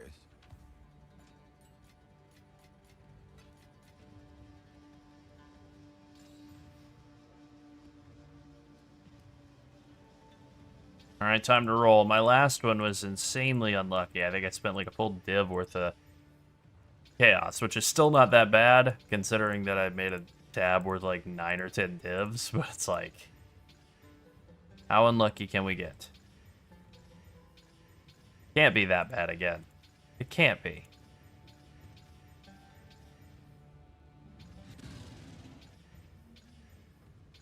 Coming up on 30, I think.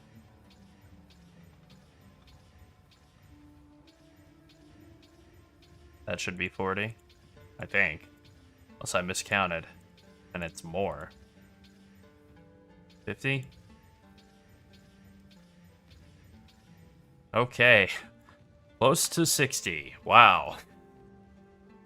Really, really, really, really, really good tab, though. So, you know, how upset you gonna be? Yeah, this build can be seen in the live tab, Albert.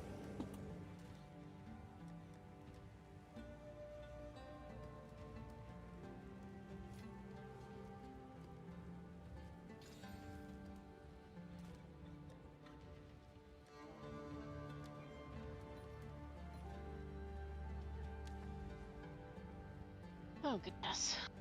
Oh, yeah? Yeah, the person who told us that yes, it is in the live tab. The comment about it says it's every it's not per second, it's every 2 seconds. About the Lavagna's spirit. Yeah, they're wrong, though. I actually watched it I know. back. Yeah. Lavagna's spirits, actually. I Yeah, looked at sure the item. is. It says mana over 2 seconds, not every 2 seconds. Yeah. Those are different things. Right, but as I said, it's 40 to 50 mana every second, which you get, yeah, about 80 mana over 2 seconds, 80 to 90 mana over 2 seconds, something like that. So I was looking at my in-game mana regen when I said that. Literally, when I read that out loud, I looked and saw that I had like 42 mana regen just coming from the flask. So I did, in fact, Yeah, know what I was saying. I know. I know. But again, looking at the item, it says over 2 seconds. That means you start gaining back mana before the 2 second mark. Yeah, You'll you're have the constantly final regaining amount mana. by Crazy the 2 concept. seconds. Yeah. Yeah, it might be a translation issue. Well, I don't know.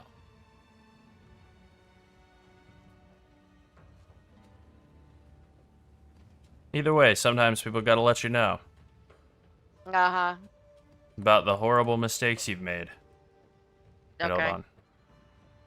Alright, I'm gonna run a couple of very basic, like 5 mod maps here, just to guarantee that I do actually clear out these 2 cleansed areas. Just cause... I haven't had a single death in the trash areas of any maps, only on, like... Is that true? Yeah, I died to an invisible boss mechanic. Right. Died to an invisible boss mechanic. I don't know what you can do about that. Otherwise, whatever. But let's just play it safe. I don't want to lose out on a cleansed area. I don't know what would kill me, actually, now that I think about it. Beefy potato loaded griller. Beefy potato?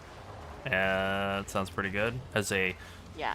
fried It's tortilla? potato. It's beef, potato, sour cream, and nacho cheese in a grilled burrito. Yeah. And it's less than $3. Oh. Which So is it's surprising. real small. Nah, probably.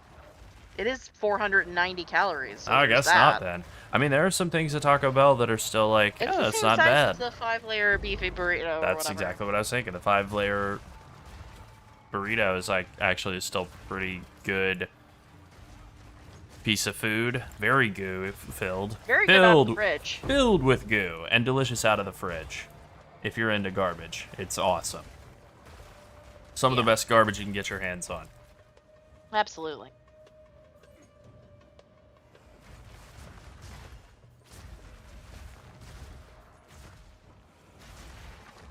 And if you don't like goo, you're in the wrong place. That's right. This is a goo appreciators whatever. region. You can hate goo. That's fine. Just hate it in your other time. Not right now. Not here at the Goo Appreciators Society. Meet up. That's right. Yeah. We're a bunch of enthusiasts over here. That's right.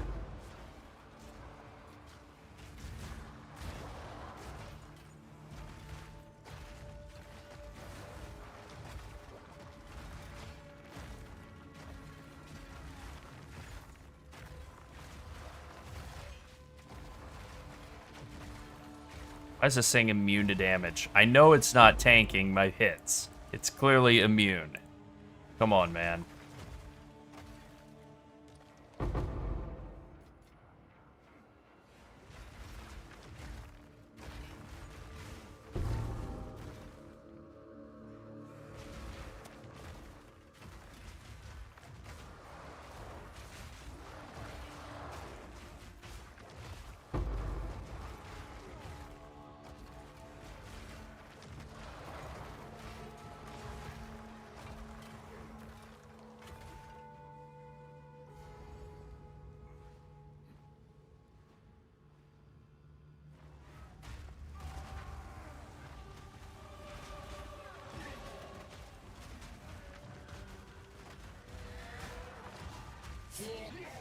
I never actually hit Hammer of the Gods on this guy. That would explain why he didn't die. Hilarious.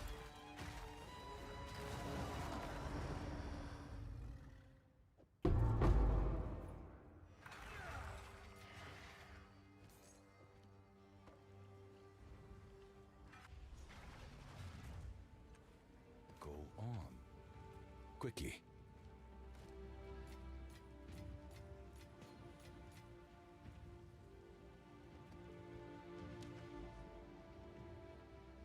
Alright, that's one cleansed area very easily dispatched, and then we'll do the other one just for the hell of it.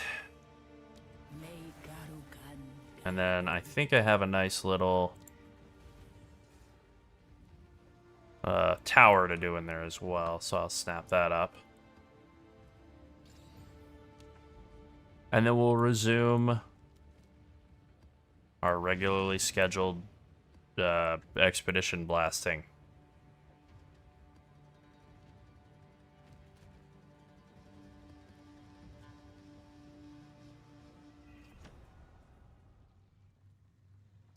No, I like this map. You won't escape. Very, very good if you're just wanting to quickly boss rush.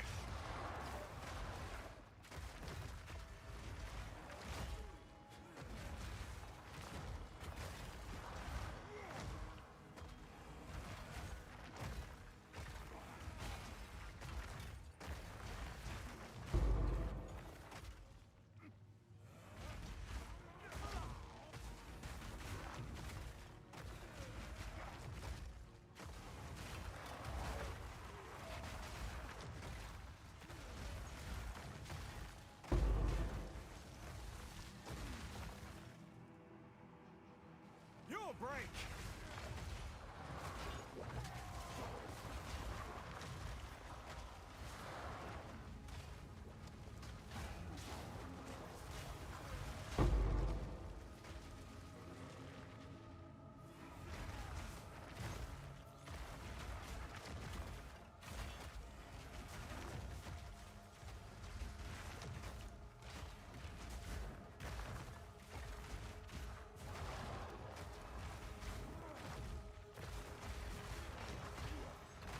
So I have also watched, we were talking about Terminator 2 earlier, but I also watched The Terminator recently.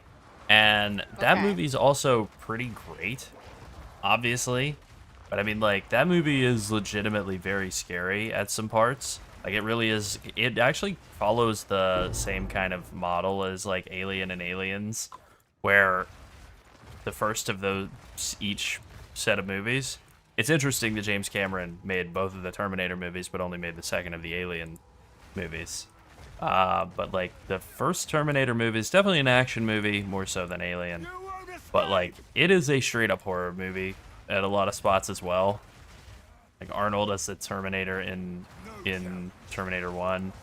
Definitely, like, very, like, horror movie type of unkillable villain at a lot of points throughout the movie. Yeah. Also, people totally gloss over now because it's just like taken for granted the twist of Arnold being the like good guy in Terminator 2. That was such a dope twist. If you walked into that movie not knowing and knowing culturally, you know, the experience of watching Terminator 1, and knowing that he's a bad guy from that, and not knowing going into T2, like, it's such a perfectly nailed twist that he is suddenly revealed in the moment as he's pointing a shotgun at John Connor, like, and then he says, "Get down," and they're like, oh, that is the reveal that he's the hero of this movie, not the villain. Yeah. Also, pretty cool notes from James Cameron that it's like, yeah, the bad guy, he's wearing a police outfit. He's dressed as a cop. And he was very open about that even at the time. He was like, yeah. No, that was intentional.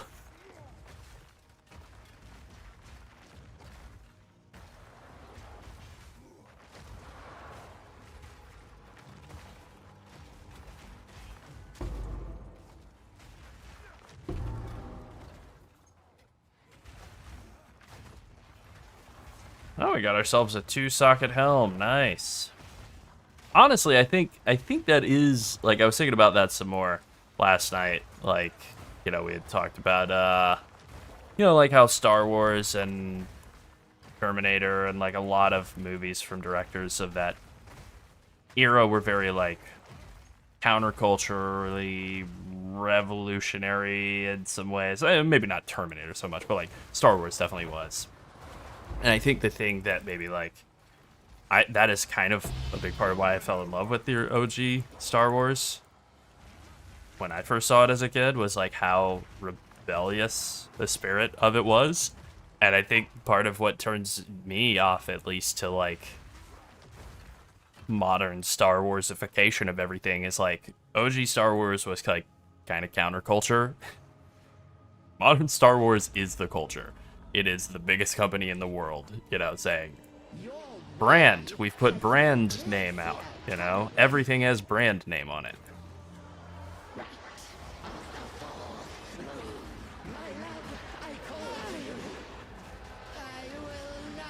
Die, please. There we go.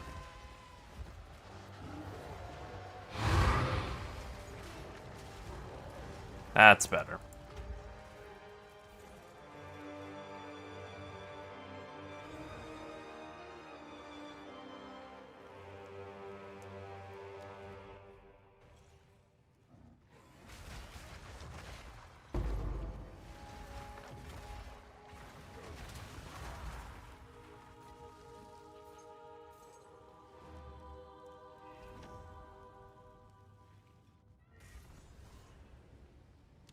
Alright, now let's go clear that tower, and then we can get back to expeditioning. The sands shift. That bug is like the bane of my existence. Opening the map, or the atlas, the map device too quickly, and getting punished for it, and nothing actually loading in. It gets me every time.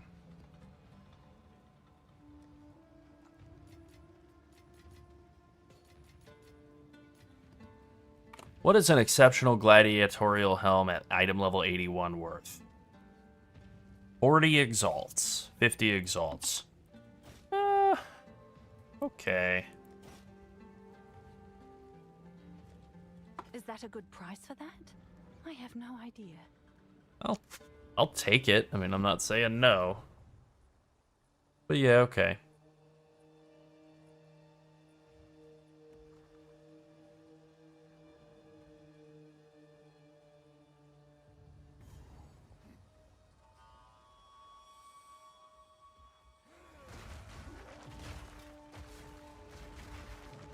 Brit!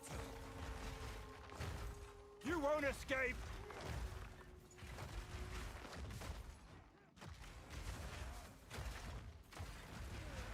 I feel like we keep getting lied to by weathermen, weather people, robots, weather robots.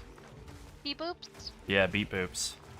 We were told that Yeah. yesterday was gonna be freezing cold-ish. Oh yeah. Then we were told today was gonna be warmer. I think today's colder. Nah, it's You sure? warmer. Okay. Yeah, I'm sure. Look, it's already 45 outside. Well, that's better than it was. Yeah, but yesterday's low was lower. People north of us did freeze, and everybody on the beaches had to hope like they're all blanket right. all of their like bushes and flowers and stuff, or they would have frozen on the beach because of the wind chill. Oh, that's not great. Nope.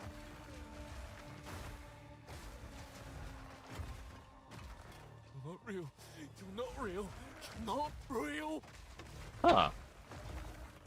Don't generally run into a lot of NPCs insisting that I'm a figment of their imagination. Interesting. Yeah. No kidding. Interesting. Interesting. Just wasn't expecting that. Who would? You there, local, come here.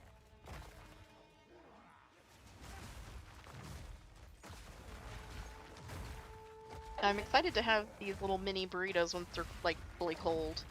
Yeah. Nothing quite like a cold burrito out of the fridge. Yeah, I may have them for my next meal as well. Not a very heavy calorie meal because I made them with like high fiber tortillas and it's the whole recipe was literally just beans, a can of Rotel, and some bouillon, and that's like literally it. So very, very low calorie for what it is. A lot of protein though. Sounds pretty good. I mean, it was pretty Healthy. good, actually. But yeah, even better to be like, actually, that delicious meal you just had was actually pretty healthy.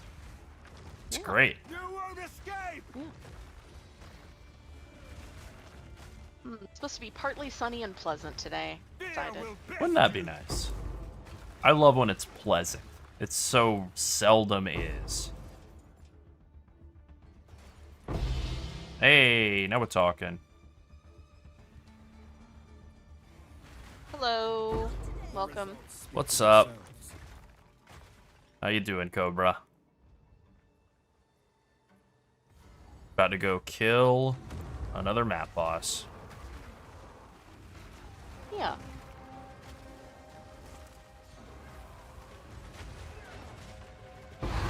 There we go. Flatten him like a pancake.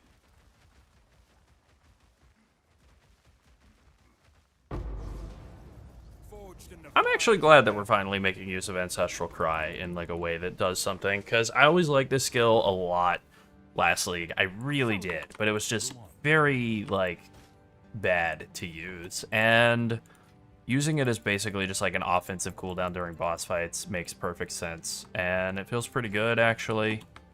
Like I think that winds up being the move. I don't think there's anything you can do. Let me just double check something. The only other way you could use it maybe would be like if you use Cranial Impact or something to get an endurance charge. Yeah, nah. That would be bad. This is from the supporter packs for PoE 2. Yep. The Tukohama set, the Warlord of the Korui set, and then Tukohama's Crusher. The whole Jade appearance is really cool looking, and it fits in nicely with the Jade spikes that you get out of Fist of War support, like ancestrally empowered stuff. I love it. I did not think this was the direction that they were going to wind up taking warrior aesthetics. Usually warrior aesthetics in games are like very red for whatever reason, very red, right?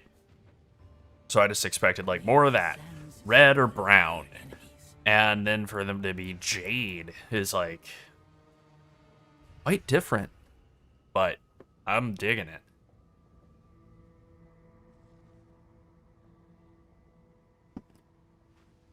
Oh, this is Sinkhole. I thought that was a very different map from this. Alright.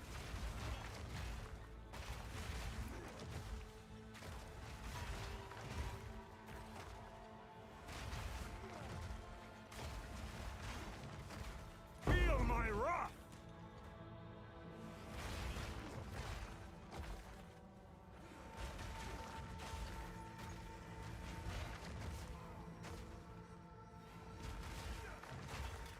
Alright, all we have to do is find the expedition and get to Yana.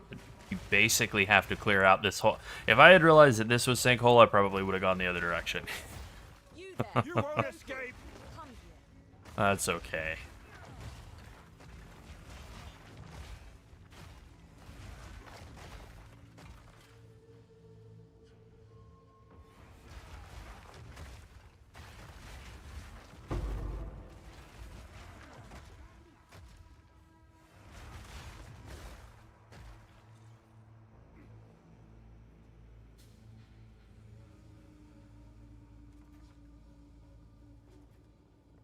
Are you waking the dead on purpose? Okay, let's see what we get out of this. Kind of a funky layout again.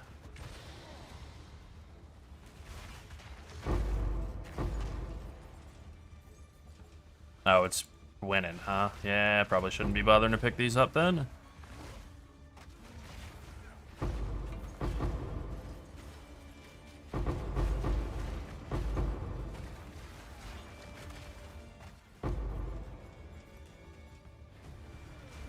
Not today. Alright, I'm gonna resist the urge for once.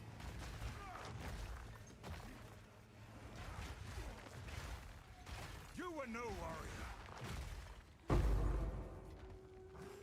I wouldn't be upset if they nuked wisps from the game completely.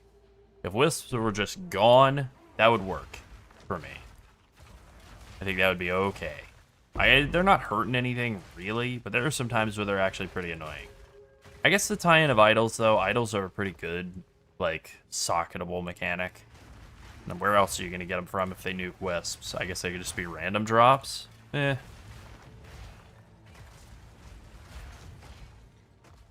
It wouldn't be that hard for them to fix them. Like, if they...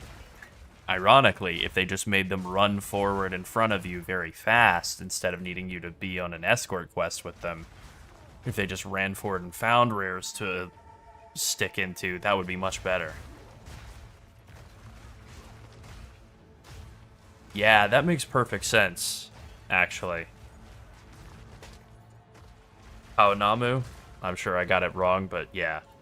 That makes sense. That's kind of what I figured, that it was just something I didn't understand about Maori smithing culture, or whatever. Gemstone culture. There's probably some specific cultural reference. Yeah, basically, if they just made wisps work like untargetable torment ghosts from PoE 1, which that would be the fix for torment ghosts in PoE 1. A better version of it would just be to kill torment ghosts. Just get rid of those. They're probably the worst mechanic in both games. Pretty sure.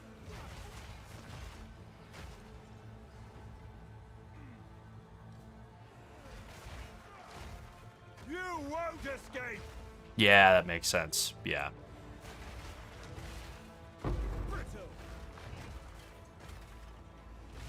Well, it looks cool in this video game anyway, and I'm a big fan of green. Green's a solid color, was always my fave.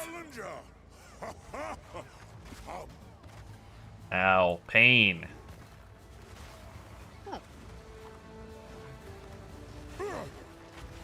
There we go. Speaking of pain. That was supposedly a powerful map boss, I think. I did step into the purple and that hurt for a bit, but otherwise. Bye-bye. Good morning, Divinus.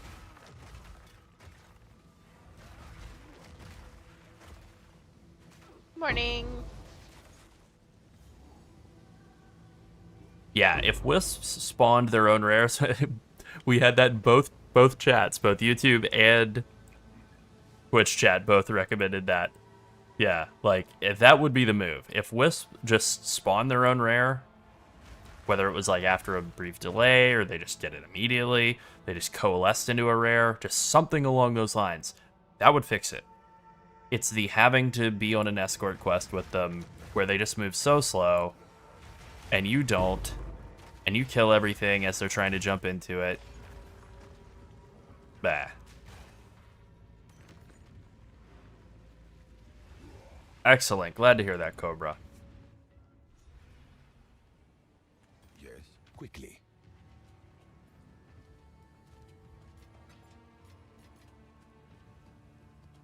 We are working on an in-game update. I am definitely very glad that we did play this build because we probably wouldn't have come to the conclusions that we have, you know, for what to do to really, like, push this build super far without playing it again at this point. Yeah. Because we did it League Start last league, and they didn't change anything, right?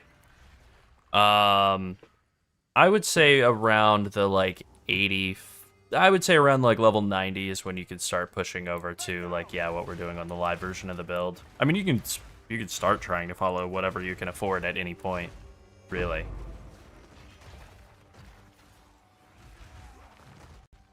But, like, we played it as our league starter at the start of last league. And then this league, nothing had changed. But one thing did change, and that was, like, just the amount of good gear in the economy. Because we only played it for the first, like, week or two of last league. And so, you know, at the start of the league, everybody's poor and all the gear is bad. Same.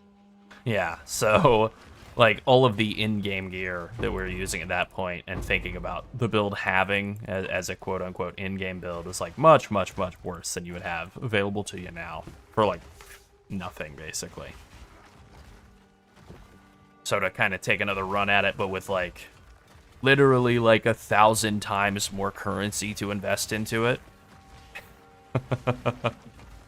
Not that it's all going... Well, let's say 100 times more currency to invest into it. Not that it's actually, like, 1,000 divine build or whatever. It's definitely not. What's up, Jug? Oh, we're doing good tonight. Hello.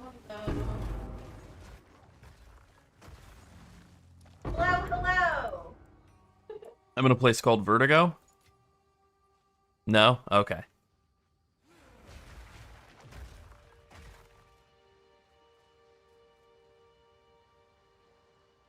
Yeah, Titan builds are all kind of, like, very aggro, and I like them, obviously. They're very fun to play.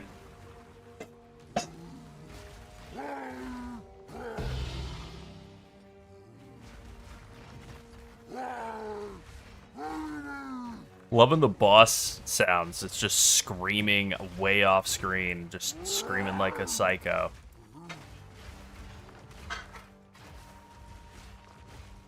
Yeah.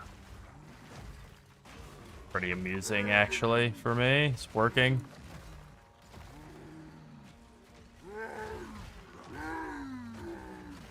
Fight back.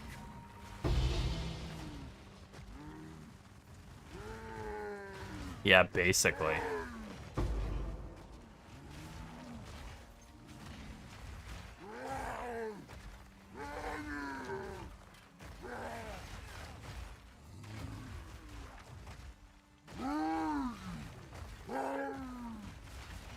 It's a good question.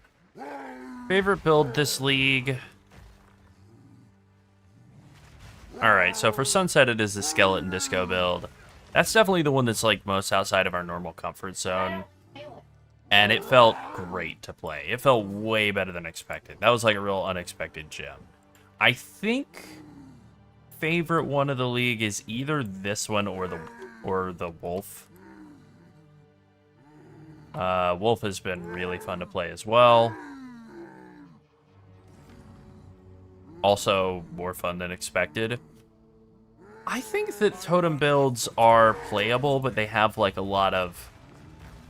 There's like a lot of inconvenience you have to overcome, right? And I saw that Palceron had posted like a spell totem build that he was playing, and I was like, that's interesting. Not you know, haven't watched it, but like that's interesting that he actually got that working. Is like, seems like an accomplishment. If the thumbnail is to be believed, it feels good. Which is an even bigger accomplishment to make totems feel good. But he is a guy who likes totems in PoE 1, and I am a guy who bounced off of PoE 1 for a while because I was told to play totems. That I wasn't, if you're new, you're bad, and if you're bad, you have to play totems. And I was like, well, if that's true, and this is what that is, then I guess maybe I don't like this game. Because I am not a totem enjoyer. You won't escape!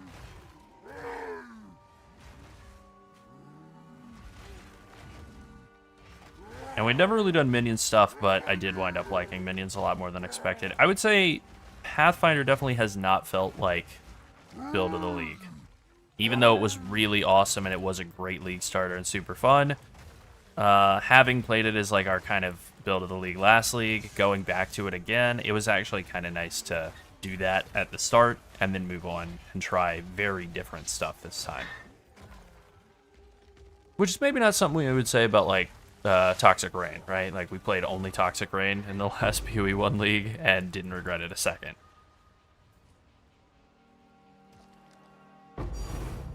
Hey, Ancient Jawbone, now we're talking. That's making money.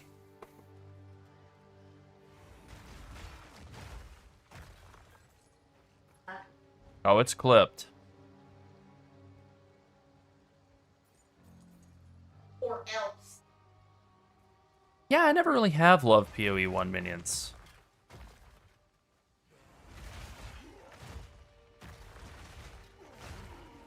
Yeah, I think that's exactly what it is, Keats. It's like Poison Pathfinder is very, very, very strong. Like, to the point that Pathfinder is kind of build-ruiningly strong for, like, other builds. It's hard to go play other stuff. And it has great clear, and it has, like, good, clean aesthetics that don't mess up your FPS, unlike a certain build that's on screen right now. But, on the other hand, it is very, like, pop, pop, pop. Snap. Everything dies very gently and quickly and delicately. And it's like, where's my big crunchy sound effects? Where's my slow unwieldiness? Ah, there you are, Titan.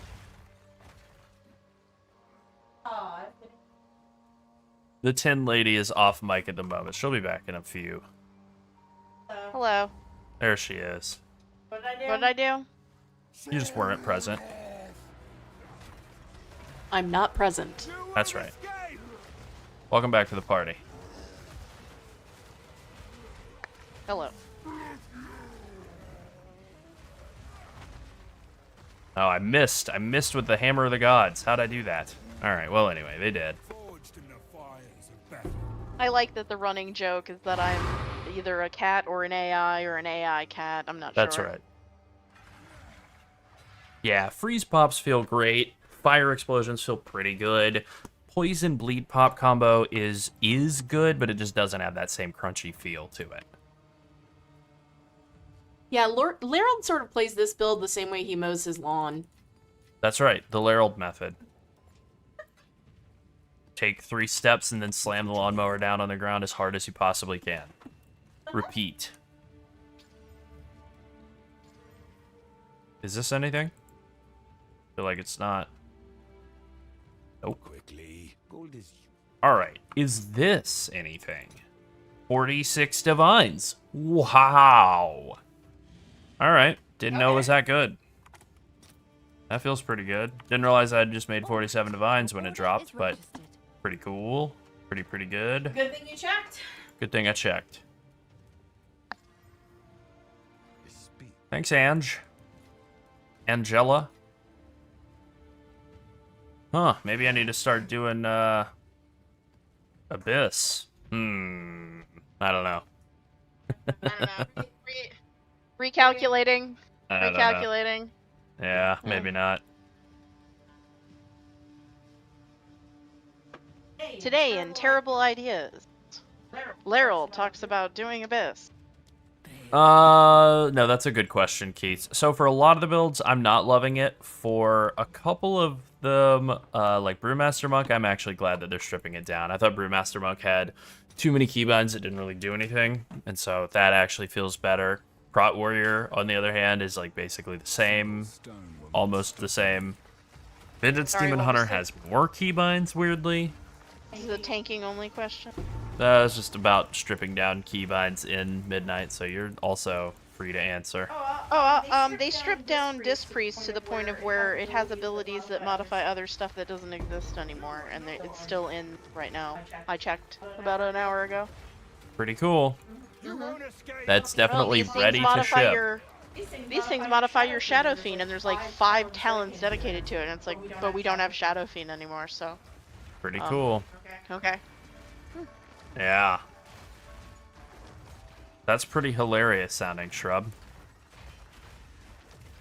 Yeah, I'm not really bothered with minions in PoE 1 in a while. Maybe that's something for us to do next league. I don't know.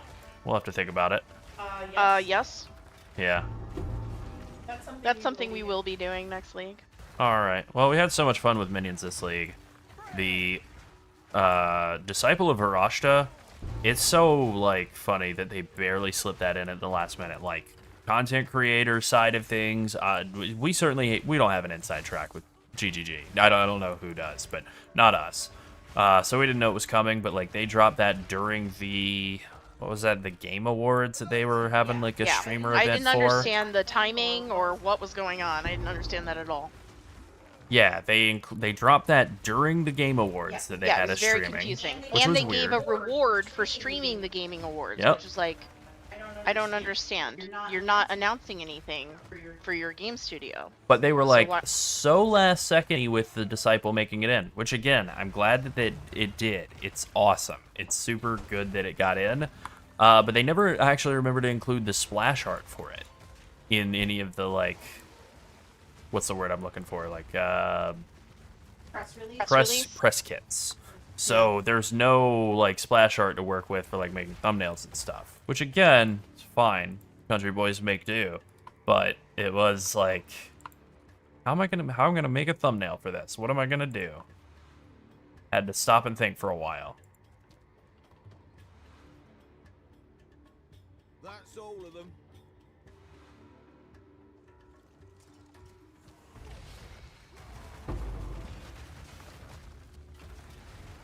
Yeah, I've always liked that aspect of minion builds, really. Like, having a bunch of meat shields, a bunch of big boys to stand in the front for you and just tank everything. That is, like, my favorite aspect of minion builds, That's more why I than like Witch actually Doctor having in them do Diablo damage. 3. That's why I like this build. Yeah. Speak for themselves. And that was something that was really nice about the Disciple of Varashta is it is incredibly tanky. Like, it is definitely, of all the energy shield builds that we've ever made, because we usually don't. We usually do life or hybrid. But to do just pure energy shield, chaos inoculation, all that, it's definitely the most fun. My personal favorite of all the ones that we've ever done defensively, just because the way it works is you stack energy shield, and that's it. And that converts into damage reduction because of Disciple giving you Fizz DR based on your energy shield. Which is crazy. Like, I'm glad that that exists. There wouldn't be a lot else in the tree if that didn't exist. But it's pretty awesome that it does. Mine to claim.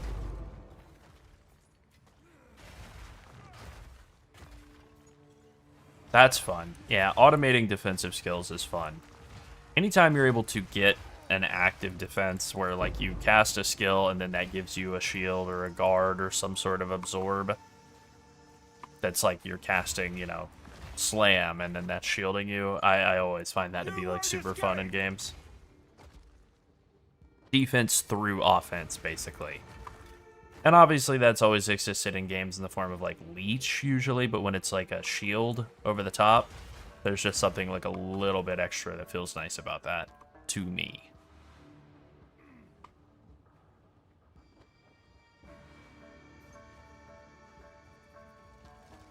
Yeah, I'm trying to think. The last minion build that I remember playing in PoE 1 was during, I want to say, Blight League. And I think it was Infernal Minion Skeletons where you were using them like little exploding popcorn balls. And they did so much damage. They did more damage than any build I'd ever played before at that point. They were doing so much damage that they were just like kind of almost like killing the game for me. So like I ultimately wound up kind of swapping off of that build somewhat early because I was like, this feels unfair. I feel like I need to be nerfed. It was kind of like everybody getting upset about like cast on crit detonate dead for a long time. Like I've always found that the way to fix stuff like that is just, if you really hate the way that something that's too overpowered is playing, just, you know, walk away.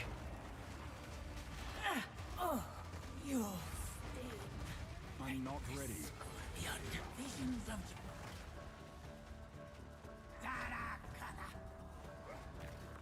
Oh, I hate this boss.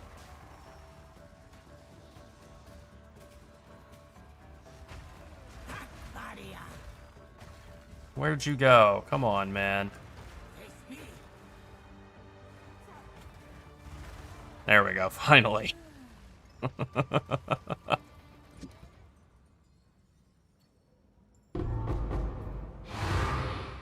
Yeah, this, with the League mechanic and the extra arms, the extendo arms, in the Keepers of the Flame League, it did seem like a good time to be a minion build, and yeah, because that league was so short, and we usually don't do minion stuff, like we just glossed right over it, but yeah, probably something to look at when we go back to playing that, once they make the announcement of the announcement of the announcement. Or I guess they've already done that, Right. but the announcement of the announcement, once that's Yeah, the happened. announcement. Maybe look at that as something to play around with. Minion build league starter doesn't sound like a bad idea. Someone is bound to buy that. We have a, what do we have currently for our league start option for next league? We have Toxic Rain and Pyroclast Mine Sabo, assuming that doesn't have any changes occur, which it shouldn't. That build is great. Yeah. And then, of course, Toxic Rain Pathfinder is usually the go-to start for PoE 1 and probably will be once again.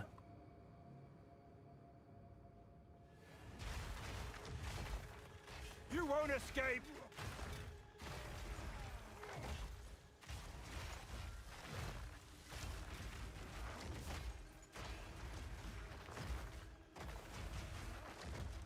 I haven't really thought about PoE 1 in a while. Yeah.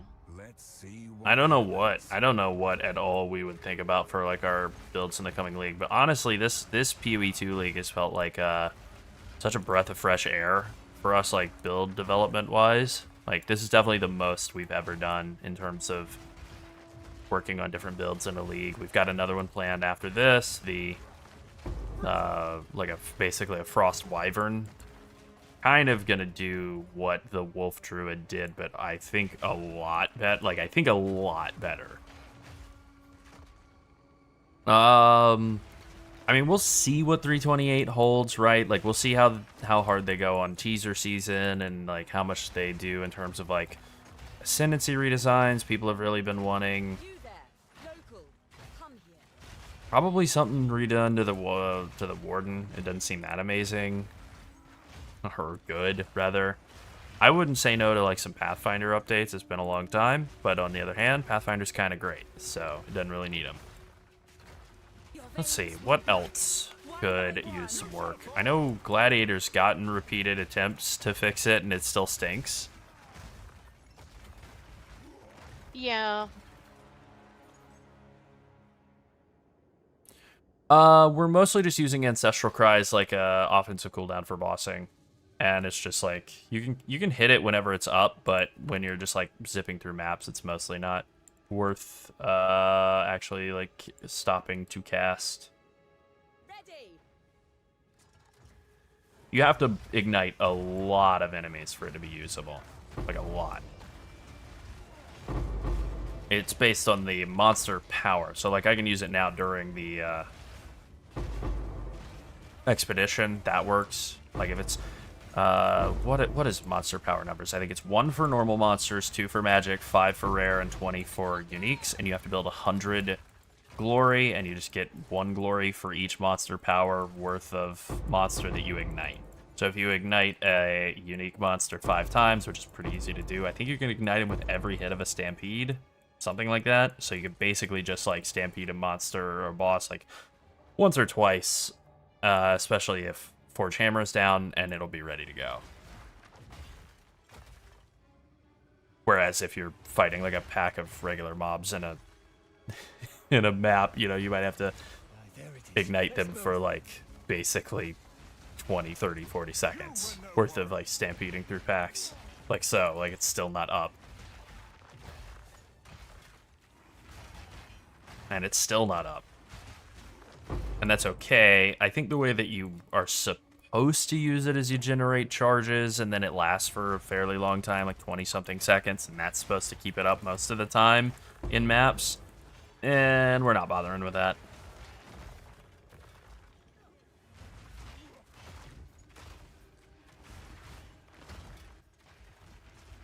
Spirit's picked its prey. Cut it down.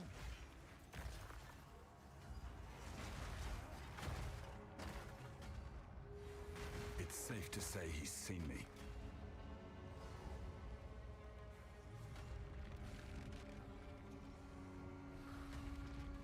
There's a bit of a weird bug with it, or not a bug. I think it's purely visual. So one thing that it does is when you have Ancestral Cry active, all of your attacks, all of your slams will count as ancestrally boosted. And so because we're using Fist of War 3, they get like the massive bonus out of ancestrally boosting. And so they normally summon Jade Spikes, and I think they're not doing that during Ancestral Cry, and I think it's just a visual bug because the radius still seems to be the same. Yeah, like Ancestral Cry is ready to go already.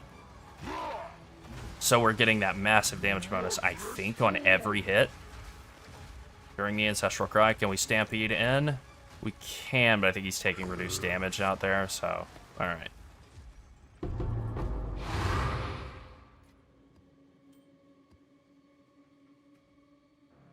Right, so I think during Ancestral Cry we're getting that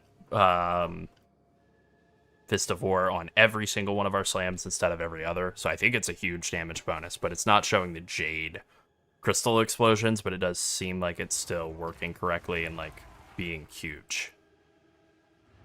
But I don't know, I'll have to look at footage at some point and like really double check. It's pretty hard to tell. Go on. Quickly.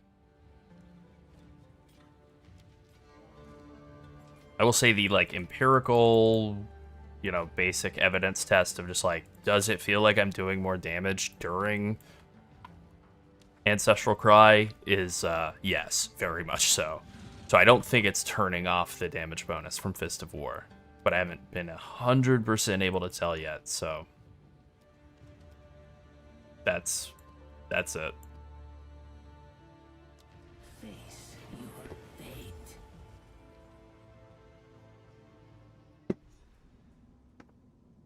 Oh, all out of Coke Zero. Have you considered getting more? Yeah, I have. I'm considering it Well, right now. It is kind of late. Yeah. I think I'll decaffeinate for the rest of the night. It is 4 a.m. Probably a good idea. Yeah.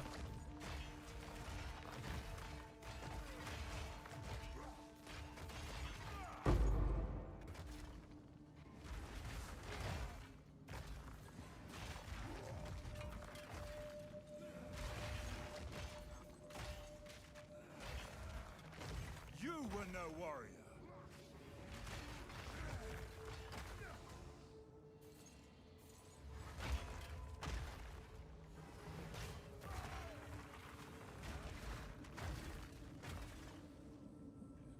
Where's that last living guy? Alright, there we go.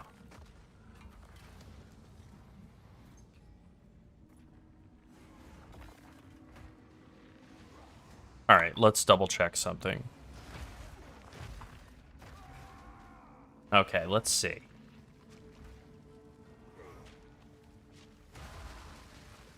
Alright, that's a pretty big set of branching explosions out of that. Now we're just going to wait for everything to fall off, and then we're just going to throw it in the same spot. That looks like the same size. Oh yeah, that was definitely the same size. This is with it, not Fist of Ward. I think it is just overriding the Jade Crystals with Ancestral Cry. I don't know, let's play around with it some more and try to really dial it down. It's still, like, again, feels very much like a big DPS increase. The combination of Stampede and Ancestral Cry giving you the, like, massive damage stomps with every step. Feels right. Okay, let's walk over here. Okay, let's look at this hammer hit the ground. It's covering basically out to where I'm standing. And then that's with it. Can we get this to... Nope, I can't get it to stop being Fist of Ward up. Alright. I don't know why it's doing that, but alright. Maybe it's because it's, like, not hitting something?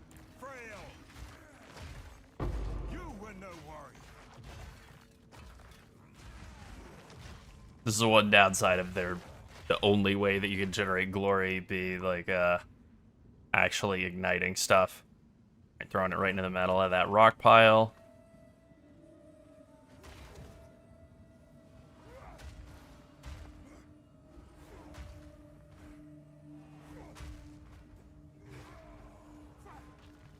Oh.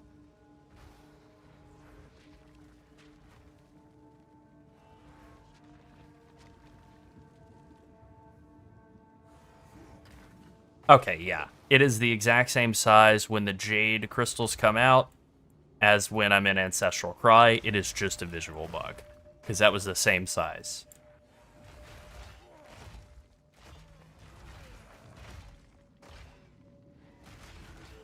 The only other thing we could maybe try checking is just to see, like, in-game DPS calc, but that's going to be harder to figure out because of Rage. And I think that Ancestral Cry might give you some damage bonuses, too. That's going to make it harder to figure out.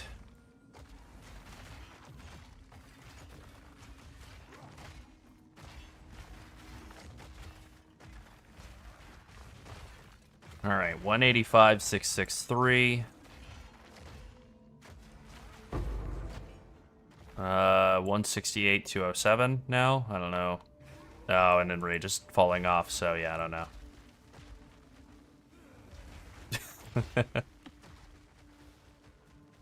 I feel pretty confident that it's a good thing to have the active offensive cooldown up. I feel pretty satisfied.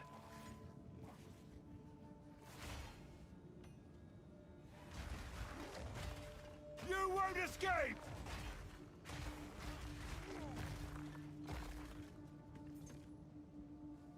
You can just use Fire Penetration rank 2. That'll just make it so that it sets enemy fire res to 0 for your Forge Hammer, which is still very good. Like, you don't need Rockiata, it's just kind of a flex.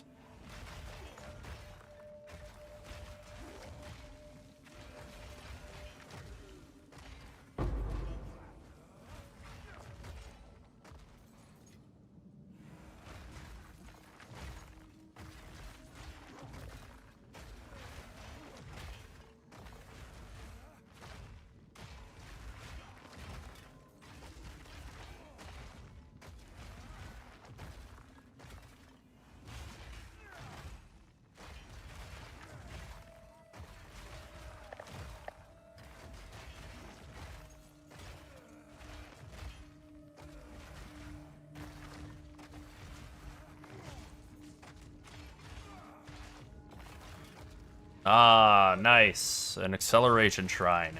The best feeling in the world.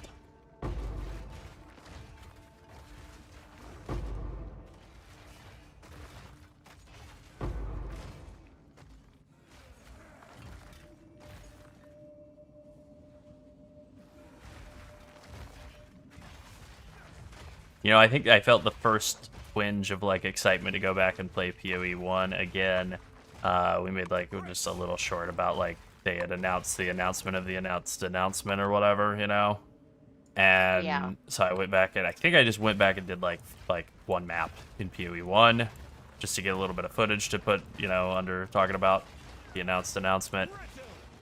And just the speed that I was moving around on that character, it felt so nice. And somebody left a comment that was along the lines of like, I only play PoE 2. Is this really normal move speed? And I got to be like, yes, it is. Yes, it is. I think I said LOL, yeah. Because it's like, it's a fully min-maxed Toxic Rain Pathfinder at like absolute, like, just Mach 10. Just Right. flying through like a Dunes map or something. I don't even remember. But yeah, it just feels great to fly that fast and to phase also, to not get stuck on sticky monsters and walls and stuff and terrain. Like, I think that this combat is very fun for me. It does have lasting appeal, and I think it feels very varied between characters. Oh my god, I was worried I was gonna stand still and die. Well, got your Alright, wish. well, mission accomplished. Solve it. Flattened. Oh my god. Incredible. Damn.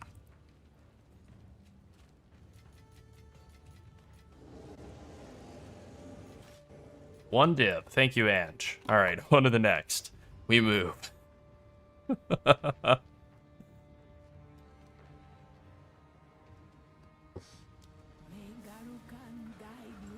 But yeah, having phasing back, that would be great.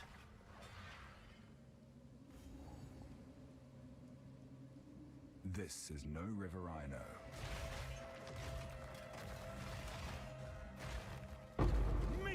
That guy's probably more dangerous than Monkey Boss now, to be honest.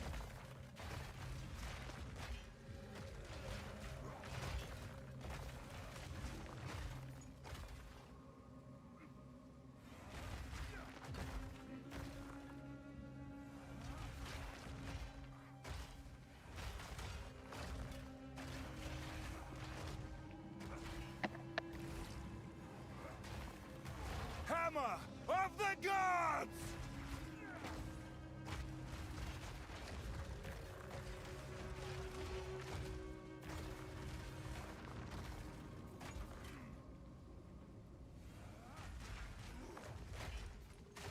Always fun when a character says the skill name as they're casting the skill. I'm in melee range with this guy. How is it phasing me?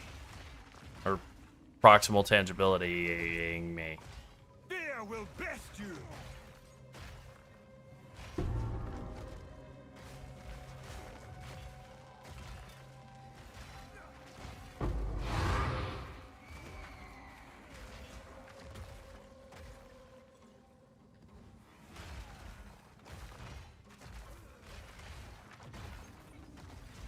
Yeah, exactly. Having Frostblink and phasing and Flame Dash and even just like stuff like Blink Arrow that you take for granted.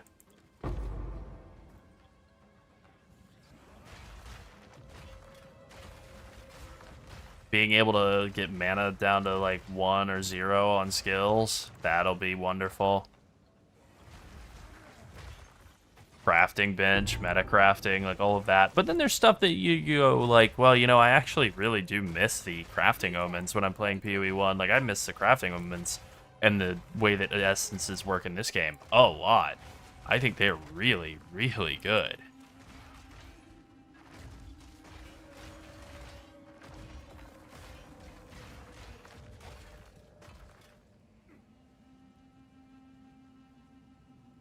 Yes, add some spice.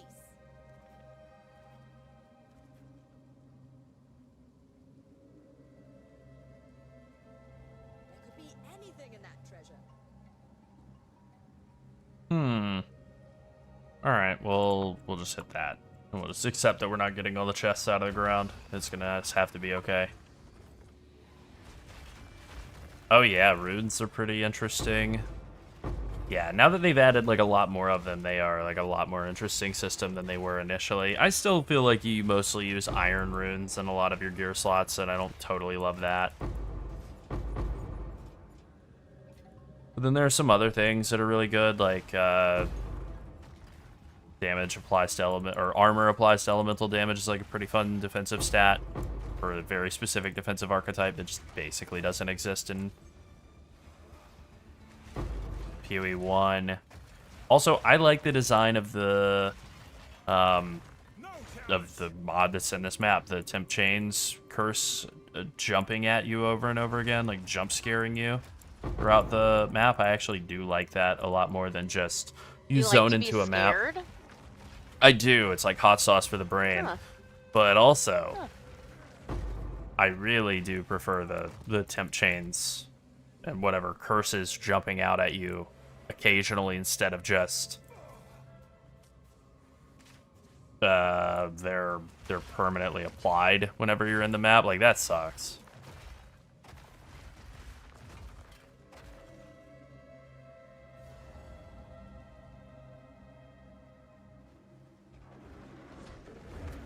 Wow, that monkey was pretty close, actually.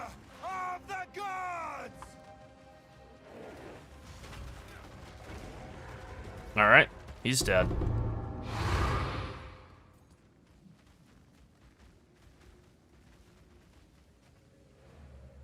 Yeah, I think that's fair, Ola. The league mechanic for next one has to be good. Also, I don't know. I don't want to put a cash... I don't want to...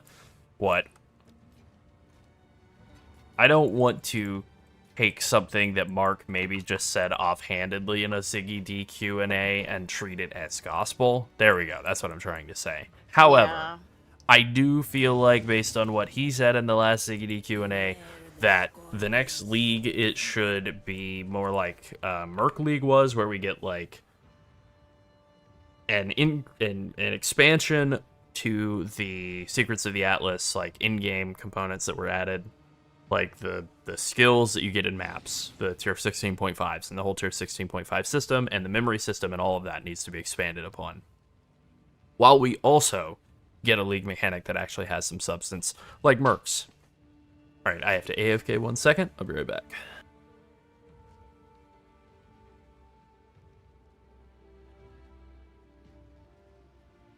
Harold said he likes to be scared, so I need to do something scary to his computer station while he's away. Should I invert his mouse or something? No.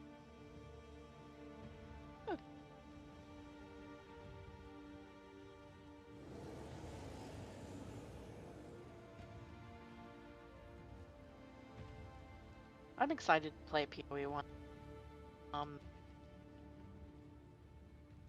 Kind of miss it right now. I know there's nothing really stopping me from playing it, but, you know, we're making content about this game right now, so I don't really have a lot of extra time to devote to playing the other game at the same time.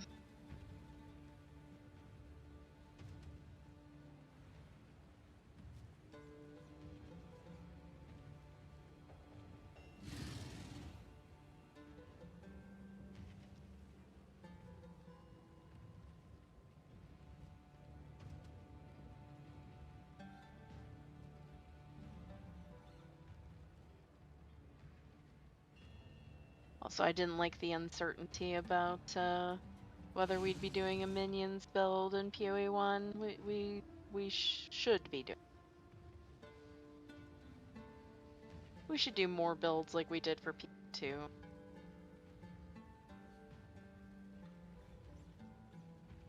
Well, we need the rest of the weapons too.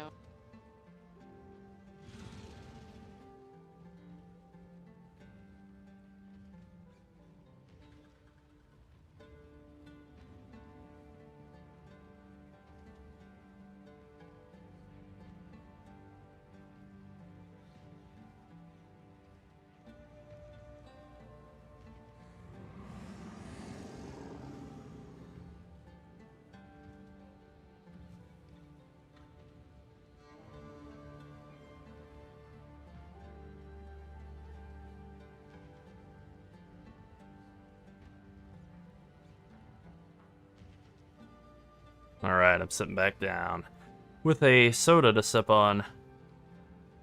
So while you were gone, we collectively agreed that we need to do a build one. A minion build in PoE 1? Yeah. Yeah. Alright, I'm on board with that. Honestly, the experience of doing one in PoE 2 really did kind of get some creative juices flowing, you know? Yeah.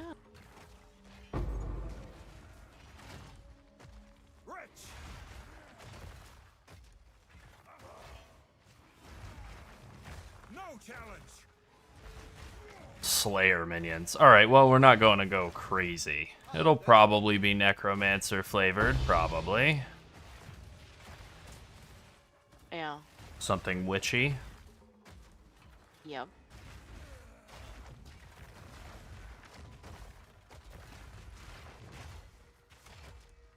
I would think we'll probably lean more in like a... Honestly, I don't know what's good right now, minion-wise, in PoE 1, but something more like SRS or Skeleton-y. You know, something a bit more like that, rather than like... more passive. We generally do more like active type of builds. But, you know, it'll have to be one of those things, figure out what's actually any good. Hey, Fracturing Orb, I'm rich. I'm wealthy. You're a wealthy exile. That's right. Nicely done. Nicely done. Yeah, exactly. Something classic. Probably just something very, like, normal. That's us, the pinnacle of normal. Yeah.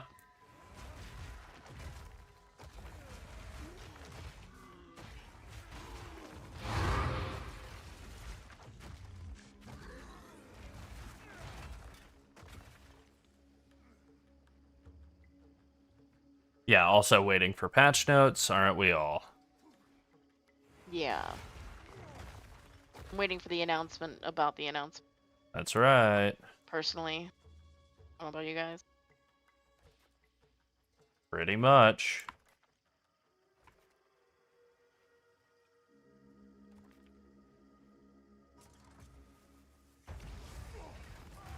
But I heard you as I was walking away.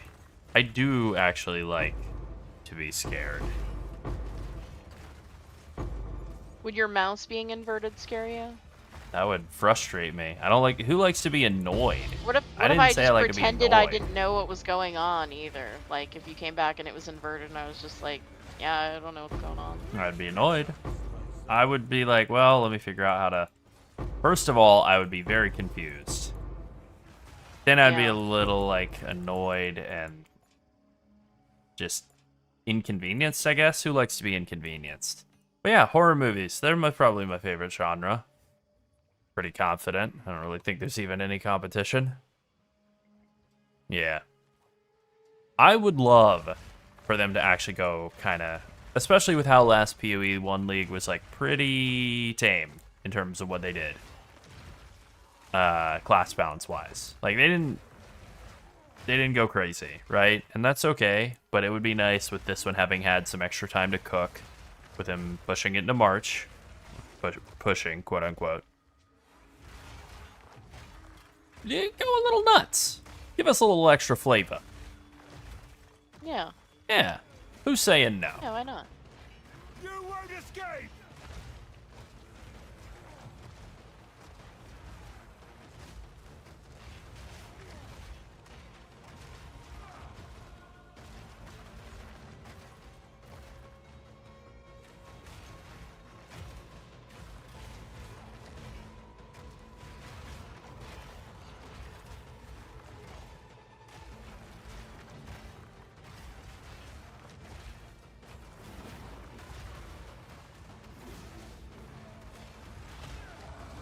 Damn, son.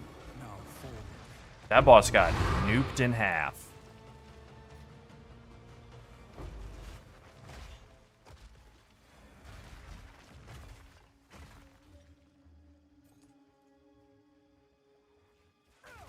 Oh, alright.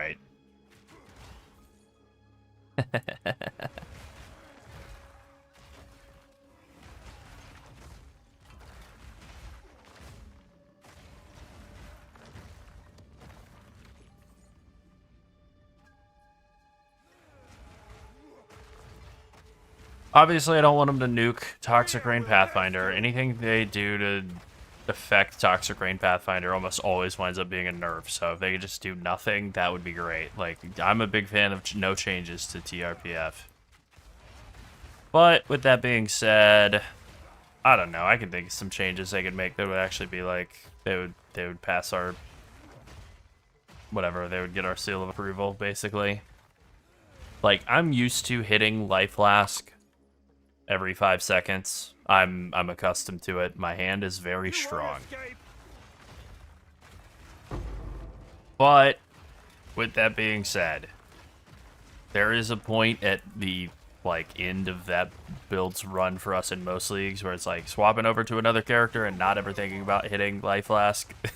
At least not hitting it every couple seconds is like, what a reprieve. It's so nice to go play Chaos Inoculation build and never think about Life Flask again. Or even just a regular life build and just not have to think about it every few seconds.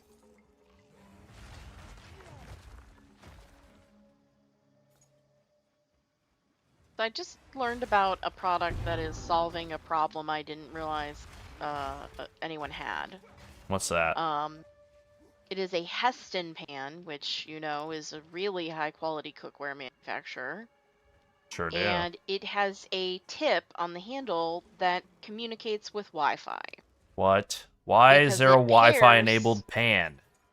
Because it pairs with certain what are they called? Induction stovetops. And I'm like, who are we to solving do for? what? Who had this issue? How does it? I don't care how it pairs. How is that useful? Because you can anything turn the other than burner a down at some point. Or can't you up. do that with your I'm hands? Like, and I'm like, oh, all right. And I'm not being ableist. Aren't you going to need hands to adjust the Wi-Fi app or whatever? I'm not the intended audience, I guess. Well, I guess maybe you could adjust it with your voice. I don't know. I have no idea. I have no idea. Seems dangerous to me. But yeah, you know, that's just how I feel about it. I hate it. Yeah, I hate it a lot. But you know, it's not for me. But it was a problem I didn't know anybody had, and now that I know about it, it is the thing that I know. You know, Olive Garden. When you're here, you're here. When you're here, you're here. Someone is bound to buy that. Boy, I don't like knowing about that, but thanks for telling me. You're welcome. Thanks.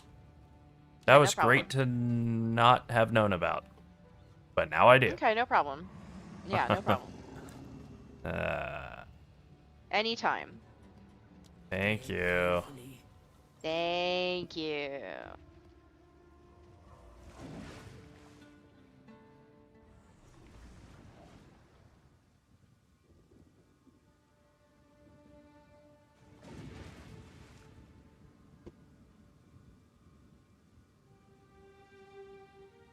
Alrighty.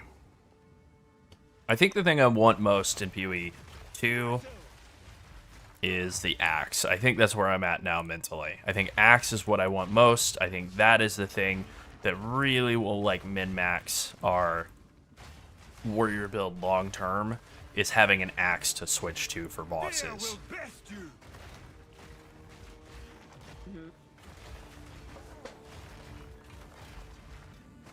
It is really so insanely ambitious that they were like, yeah, let's do 2 classes of every stat combo. I still like feel like I think it's cool that they have chosen to, and I don't think they've bitten off more than they can chew. I think they'll follow through, but it does feel like one of those things that they were hanging out, you know, whatever, drinking at pub or drinking soda at work. I don't know what you do if you work at GGG. I don't know, but somebody clearly said something along the lines of like, I bet we could make 2 games worth of characters before Diablo can make 1 game's worth yeah. of good characters. Like, something along those lines came up, and they were like, well, wait a minute. What if, say, what if we made 2 of every type of, and then boom. Now here you have 2 character classes of every type of stat archetype.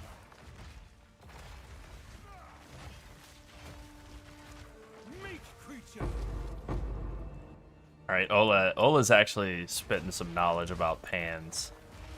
Yeah. I feel like it has to be a complete waste. It's probably made with AI too, you know, and I'm sure they're very proud of that. I mean, there's already to keep the heat even across the whole pan. It's called copper coring. Yeah. And it's a technology that already exists. It's existed since the It's copper eating off age. copper, not really very safe. But having copper as the core of the pan, very safe, heats very, very evenly. And I will say, there's also something to be said about really old cookware, like older cookware from the like 40s, 50s, 60s. That's like aluminum and stainless steel, like aluminum exterior to conduct heat or aluminum interior to help conduct heat. They heat better than all of the like new pans. Because I have a set from my family that's like 70 years old at this point, and it cooks fantastic. Versus like any new stuff that I've bought, I'm like, yeah, there's like hot spots all over the place. Very annoying. Yeah. It's most of these things are dishwasher safe, but a Heston pan you wouldn't want to put in your dishwasher. It's really high-end cookware. They make a really nice like nanobond surface that's really cool. They're very pretty pans. I will say, having seen them in too place, much about they're very cookware. nice. I'm not gonna give a TED talk on cookware, but it was just a problem I didn't know anyone had or needed to think about, and now I know. Now you know. Yeah. Yeah, that sub that Healy mentioned earlier, that half of a sub is $9, and Get out of sight. That's and I'm gonna tell you insane. what's on it. I'm gonna tell you what's on it. It's not a cheesesteak. I'm gonna tell you what's on it. Ham, salami, pepperoni, grilled and chopped with melted provolone, topped with grilled onions, lettuce, tomatoes, and their chopped pepper relish. That's it. It's $8.95 for the regular. Sounds like a which is the delicious half sandwich sub. at half the price. I'd be interested. I mean, that's just all lunch meats. That's just all processed meats. Yeah, heated just up a on the hot grill. lunch I meat don't want that. sandwich heated up on a grill. I'd eat it, At least if but you I wouldn't get, go crazy for it. At least if you get a sub at Jersey Mike's with roast beef or with just beef, they roast all of that in the store. So you're not getting like garbage that came from, you know, like a commissary New England kitchen or whatever. shipping center or whatever. Like, oh my god. Yeah. You're not getting steakums. Well, it's like blenders having Wi-Fi, right? Like, my blender has I think Bluetooth and Wi-Fi. It definitely has NFC. Cool. It can read the containers that are connecting with it. It has communication things in the blender, but yeah. Well, we already have food that's cooked by AI. We already have cookers that have like KitchenAid makes a slow cooker that has a stirring arm in it, and it will adjust the temperature over time based on a set thing. And there's also a pressure cooker called Chef IQ that also does the same and has recipes that you can just tap or scan, and then you can like just input it to the machine and it'll do that. Same with the blenders, but I don't ever use that kind of stuff. I have a pump on my property that's controlled with Wi-Fi, and I am annoyed by it. I'm very annoyed by it. I would rather just have like a couple little buttons on an interface and not have to like use an app to connect to the pump. And if I had known that there was an option to not have a Wi-Fi version of it, I would have done that in a heartbeat. Yeah, no kidding. I mean, I love technology. A lot of it makes my life easier, better, but some of it is just like, this was not an issue for me. I mean, maybe it is an issue for someone who can't get to the pump, so I understand that.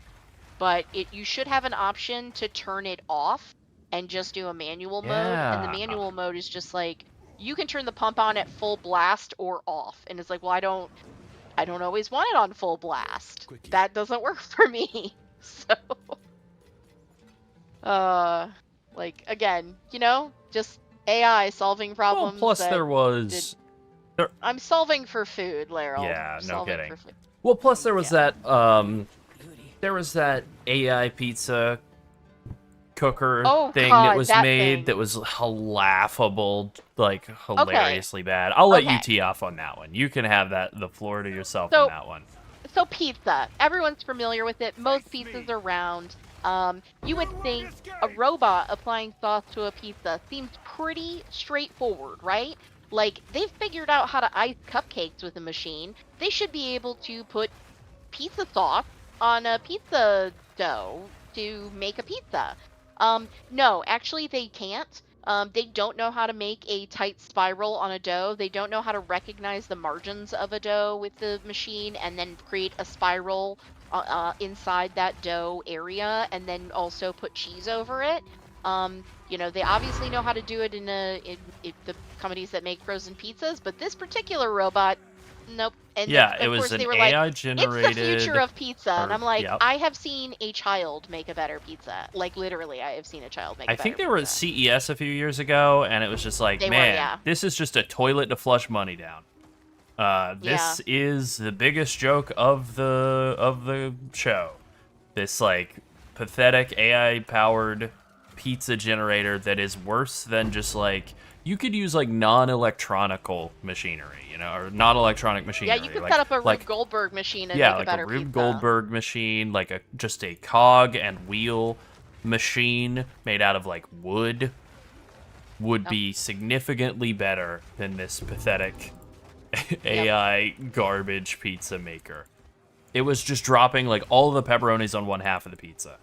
Like all on top of each other too. It wasn't even like an even distribution of like this half is cheese and this half is pep. It was just like, here's a very, very, very thick line of like quadruple stacked pepperonis. It was like Nailed they it. ran the pizza through a storm where there was maybe cheese, like raindrops hitting the pizza, and some hit and some didn't, and that was it. That's all you got. Yep, it just dumps like a handful of cheese right in one spot, and then that's that for that side of the pizza. Like, nailed it. Yep, nailed it. Incredible stuff. Cringe. So, Unbearable yeah, cringe. It was just really, really horrible, and I was like, yep, they're replacing everyone's jobs with that, I guess, supposedly.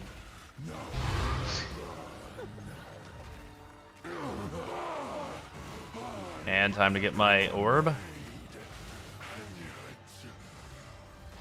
Give me the orb, please. Give me the orb. Yeah. Yeah, orb.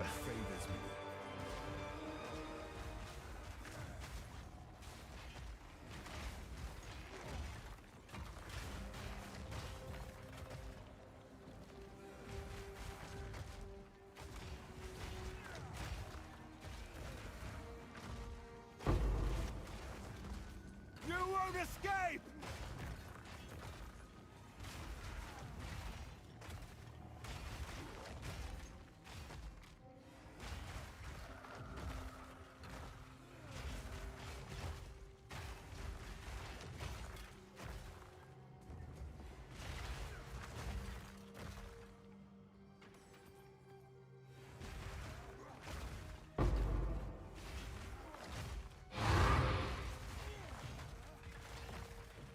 You were no warrior.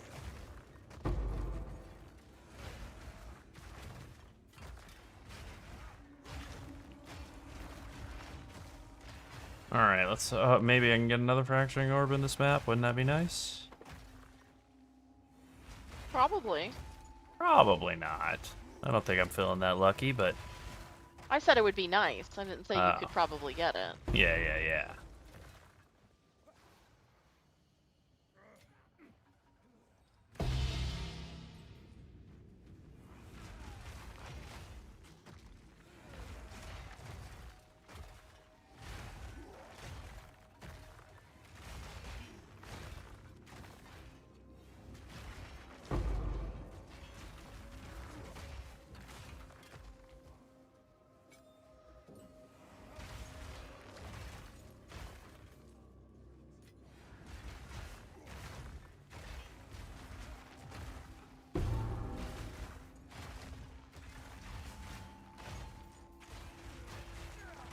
Alright, I'm gonna test something on this boss, because, I mean, whatever, famous last words, as usual, but I do feel like this is a boss I'm pretty good at staying alive against, even if I am trying to, like, deliberately not kill it. I'm confident that Uruk Smelting won't work with Sunder, but I just want to see if I can maybe get it to work. Even though it's not supposed to work. What if it did?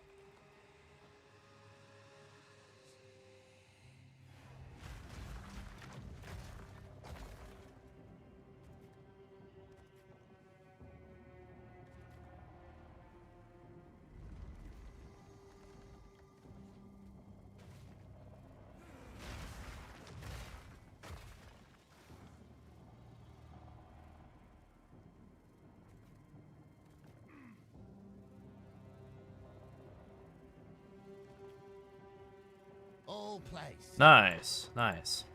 That actually worked out pretty well. I mean, we'll see if we get anything out of it, but... Alright, we got a logbook out of the deal. That's good. That's the thing we wanted. You were no worry.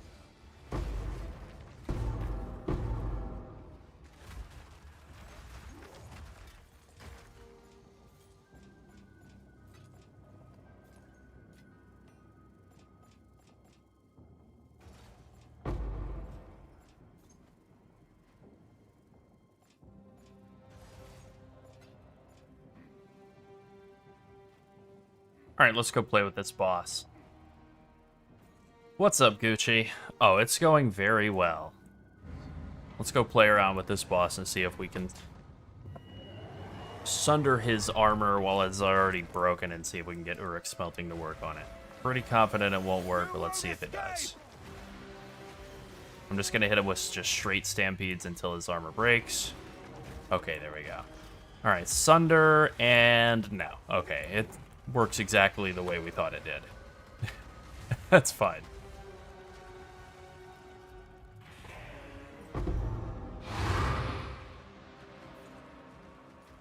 Yeah, actually using Uruk Smelting on this build, the only thing you could really use it on is Stampede. Because that's the main thing you're going to be hitting stuff with and breaking their armor, but it's like, that's only for monsters in maps, and then on bosses, you know, who knows which of the skills is going to actually heavy stun the boss, whether it's Stampede or Forge Hammer or even potentially like Ancestral Cry or Hammer of the Gods. It could be basically anything except Sunder is going to be the thing that stuns them, so, eh. Go on.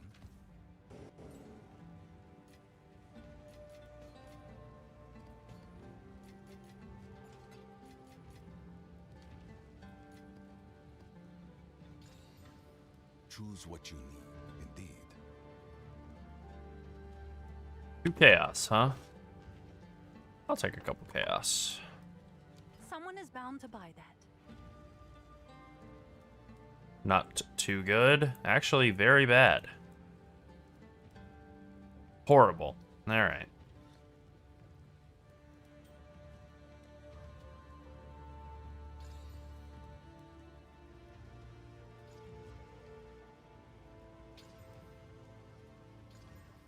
Oh, wow, what a beautiful, beautiful tablet. Wow, there's not a single one on the economy that's this nice. Or at least it has this collection of mods at these particular values. Yeah. Yeah, this is probably like a 15 or 20 div tablet. We'll call it 20. I'm sure someone will want that.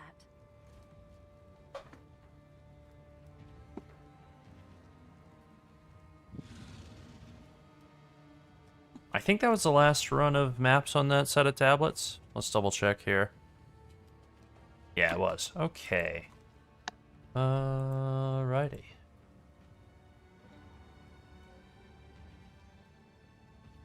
We got this really nice tablet here, and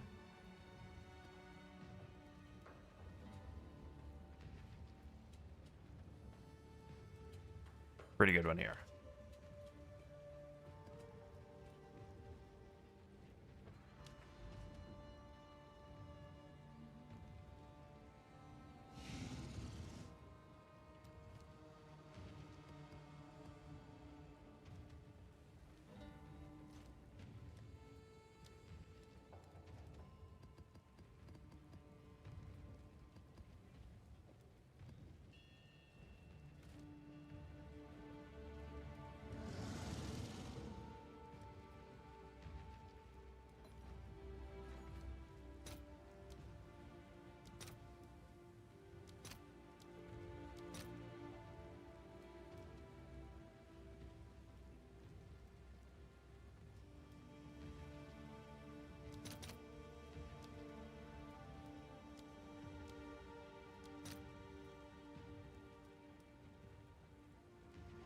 Yeah, alright, some of these prices are a little wonky. I'll post it right away. I don't actually know how many chaos a div is going for now. Well, 40. 40 chaos to a div. Alright, that has dropped quite a bit.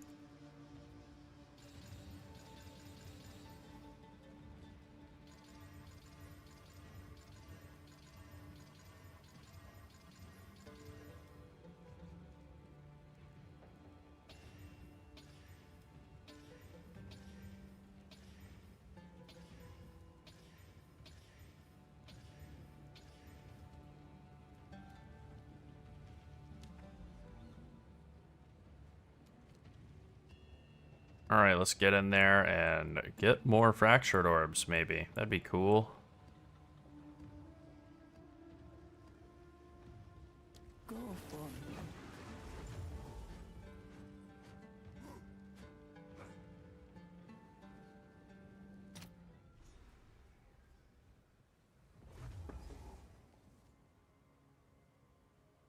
You won't escape!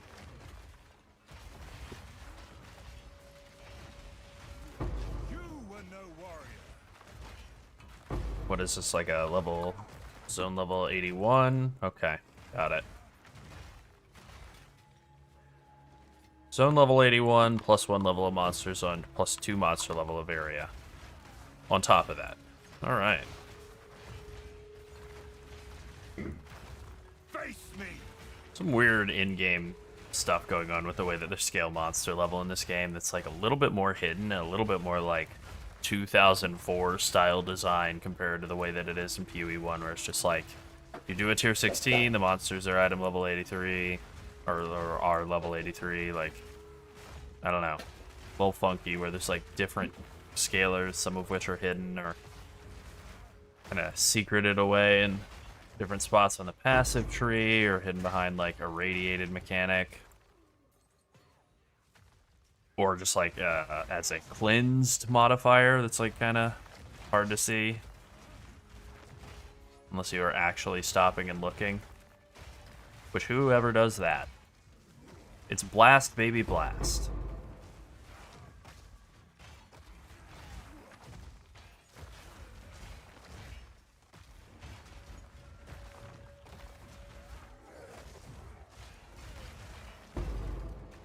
Local, need your aid.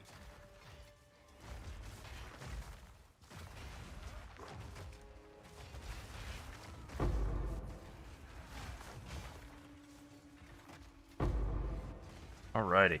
I noticed that the armor scraps are showing up in the same like color background as Chaos, having updated my loot filters like a day or two ago. I haven't looked to see what the value of armor scraps is, but it does make me wonder, are they going for like 40 to a divine, or are they going for like a 400 to a divine, and my loot filters being wonky?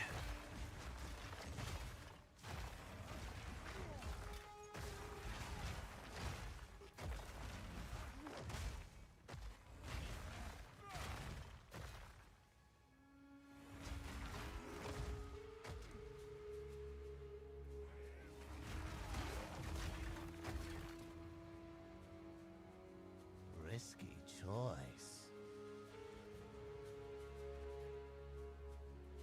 Yeah, I did see that. I think last night, maybe, or first thing this morning, something like that. Jungrone's build, and I was like, interesting. So we have our next build after this one planned already. It's a Wyvern build. We actually put that on hold to play this. And it's great. Then, after that, we were thinking a few things. Something to do with maybe, like, something mercenary related was, like, maybe on the table. And then with Jungrone coming out with his oil grenade build, it's like, alright, maybe not.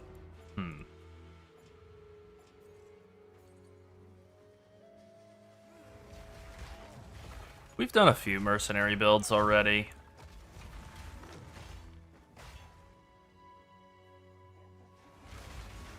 Witch Hunter definitely got like a very underrated buff this patch with the change to their ward working for everything. It basically is like it kind of works a little bit like the opposite of building a Disciple of Varashta, where Disciple you can just stack pure energy shield and then you get damage reduction out of that. This is like you stack pure evasion and you get basically like a fake version of energy shield that works better and doesn't stop when you take damage out of that instead. So it's like pretty cool.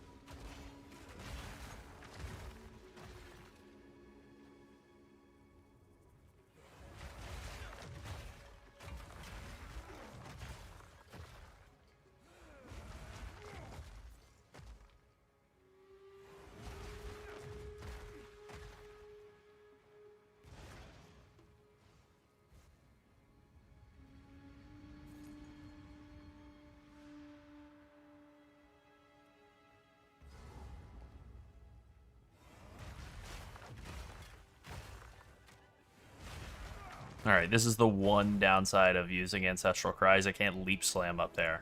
That's the only one I've really come up with.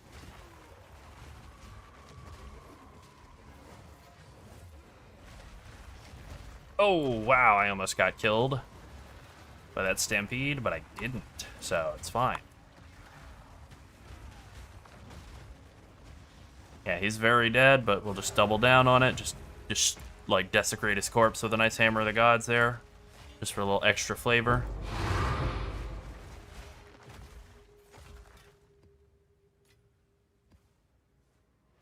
Alright, Inquiring Minds just gotta know. What are these armor scraps going for if they're so, like, so valuable that they gotta get that prominent placement on the loot filter? 71 to a divine, that's Have you found more of what we seek? fine. Honestly, not bad. What is?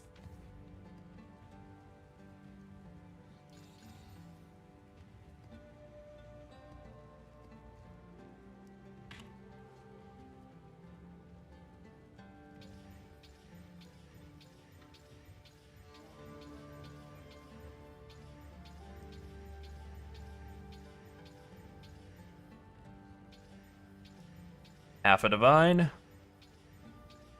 Okay. Alright, so like that's a really good one. Pretty good one. The rarity doesn't actually do that much, but people just like rarity, and then quantity of logbooks is good. Placement radius is better than placement range when you're in when you're dealing with a tablet. Radius is not as good when you're in a logbook itself, but Is that a still good price for that? that's a pretty good I one. have no idea.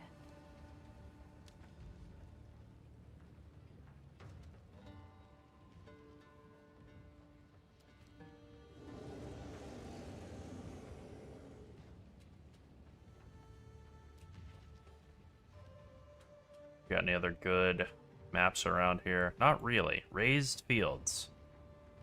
Forge Headland. Headland the one I just did? No, Headland is the one that is, I think very Act 2 coded. Your fate.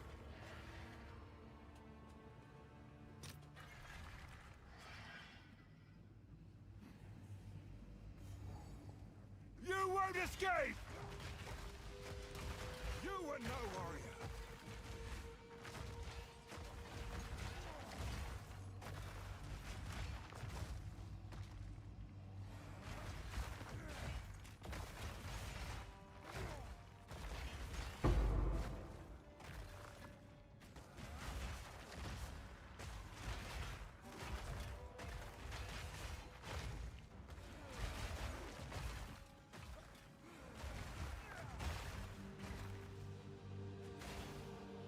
Man, that guy really wanted to live.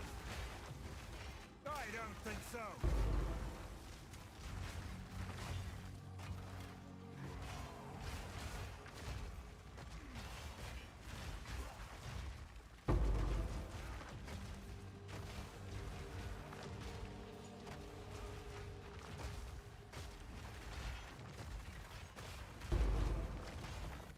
Yeah, even though the green spikes aren't appearing during the ancestral cry, like all the slams, the green spikes aren't appearing, the size is the same as the ancestrally empowered slams. So I'm like 99.9% certain that it's working. It's just like either a visual bug or a visual intentional, because instead of your slams being green, jadey, whatever, they're like empowered by Calm. You've turned into Calm, and so you have a special, different type of thing that just isn't showing up because there's so much explosion happening on screen. Damn it. I really thought I got out of that temp chains in time.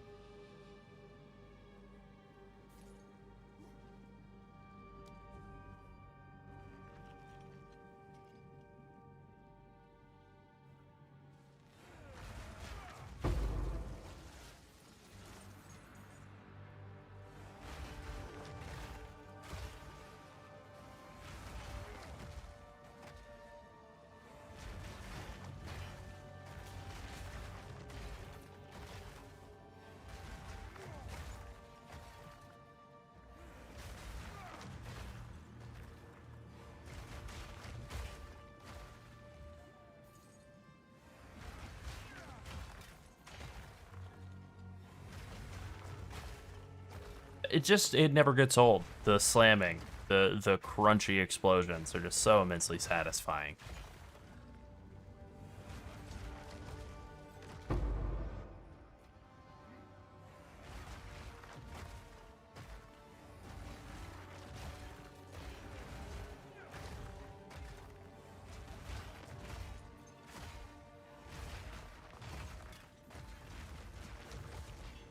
Face me!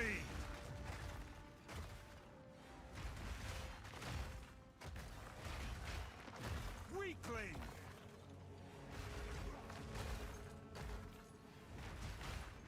Hello there!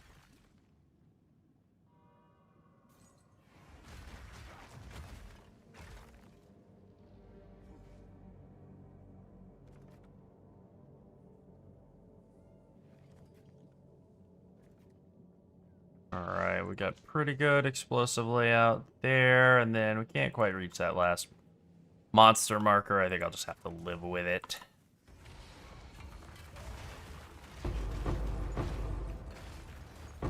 You won't escape! I think GGG came up with like my favorite way of dealing with crit damage from monsters for armor builds in PoE 2.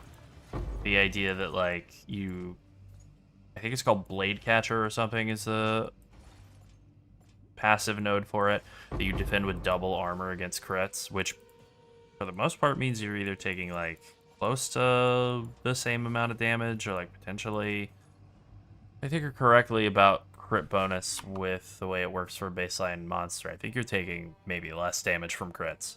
Maybe I'm off on that. My napkin brain math is not 100% right, but either way, you're taking basically the same, if not less. Which is pretty awesome for crits to be like a positive mod, basically. Like getting crit does less damage, theoretically, or even just the same. Still good.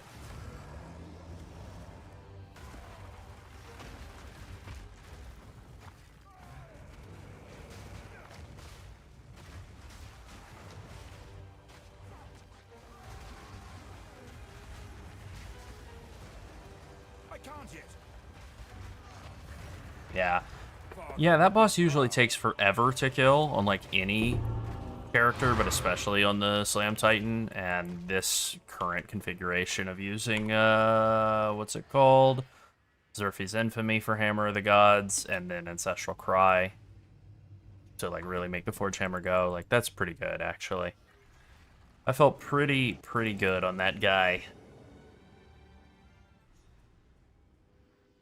Also, got one rare monster left in here. Alright, I'm not gonna bother. Too far. Oh, but what if it's cleansed? What if it's cleansed and it has a fracturing orb inside of its guts?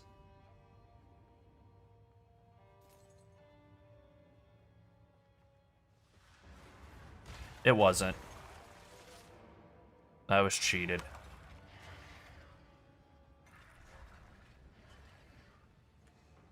Speak.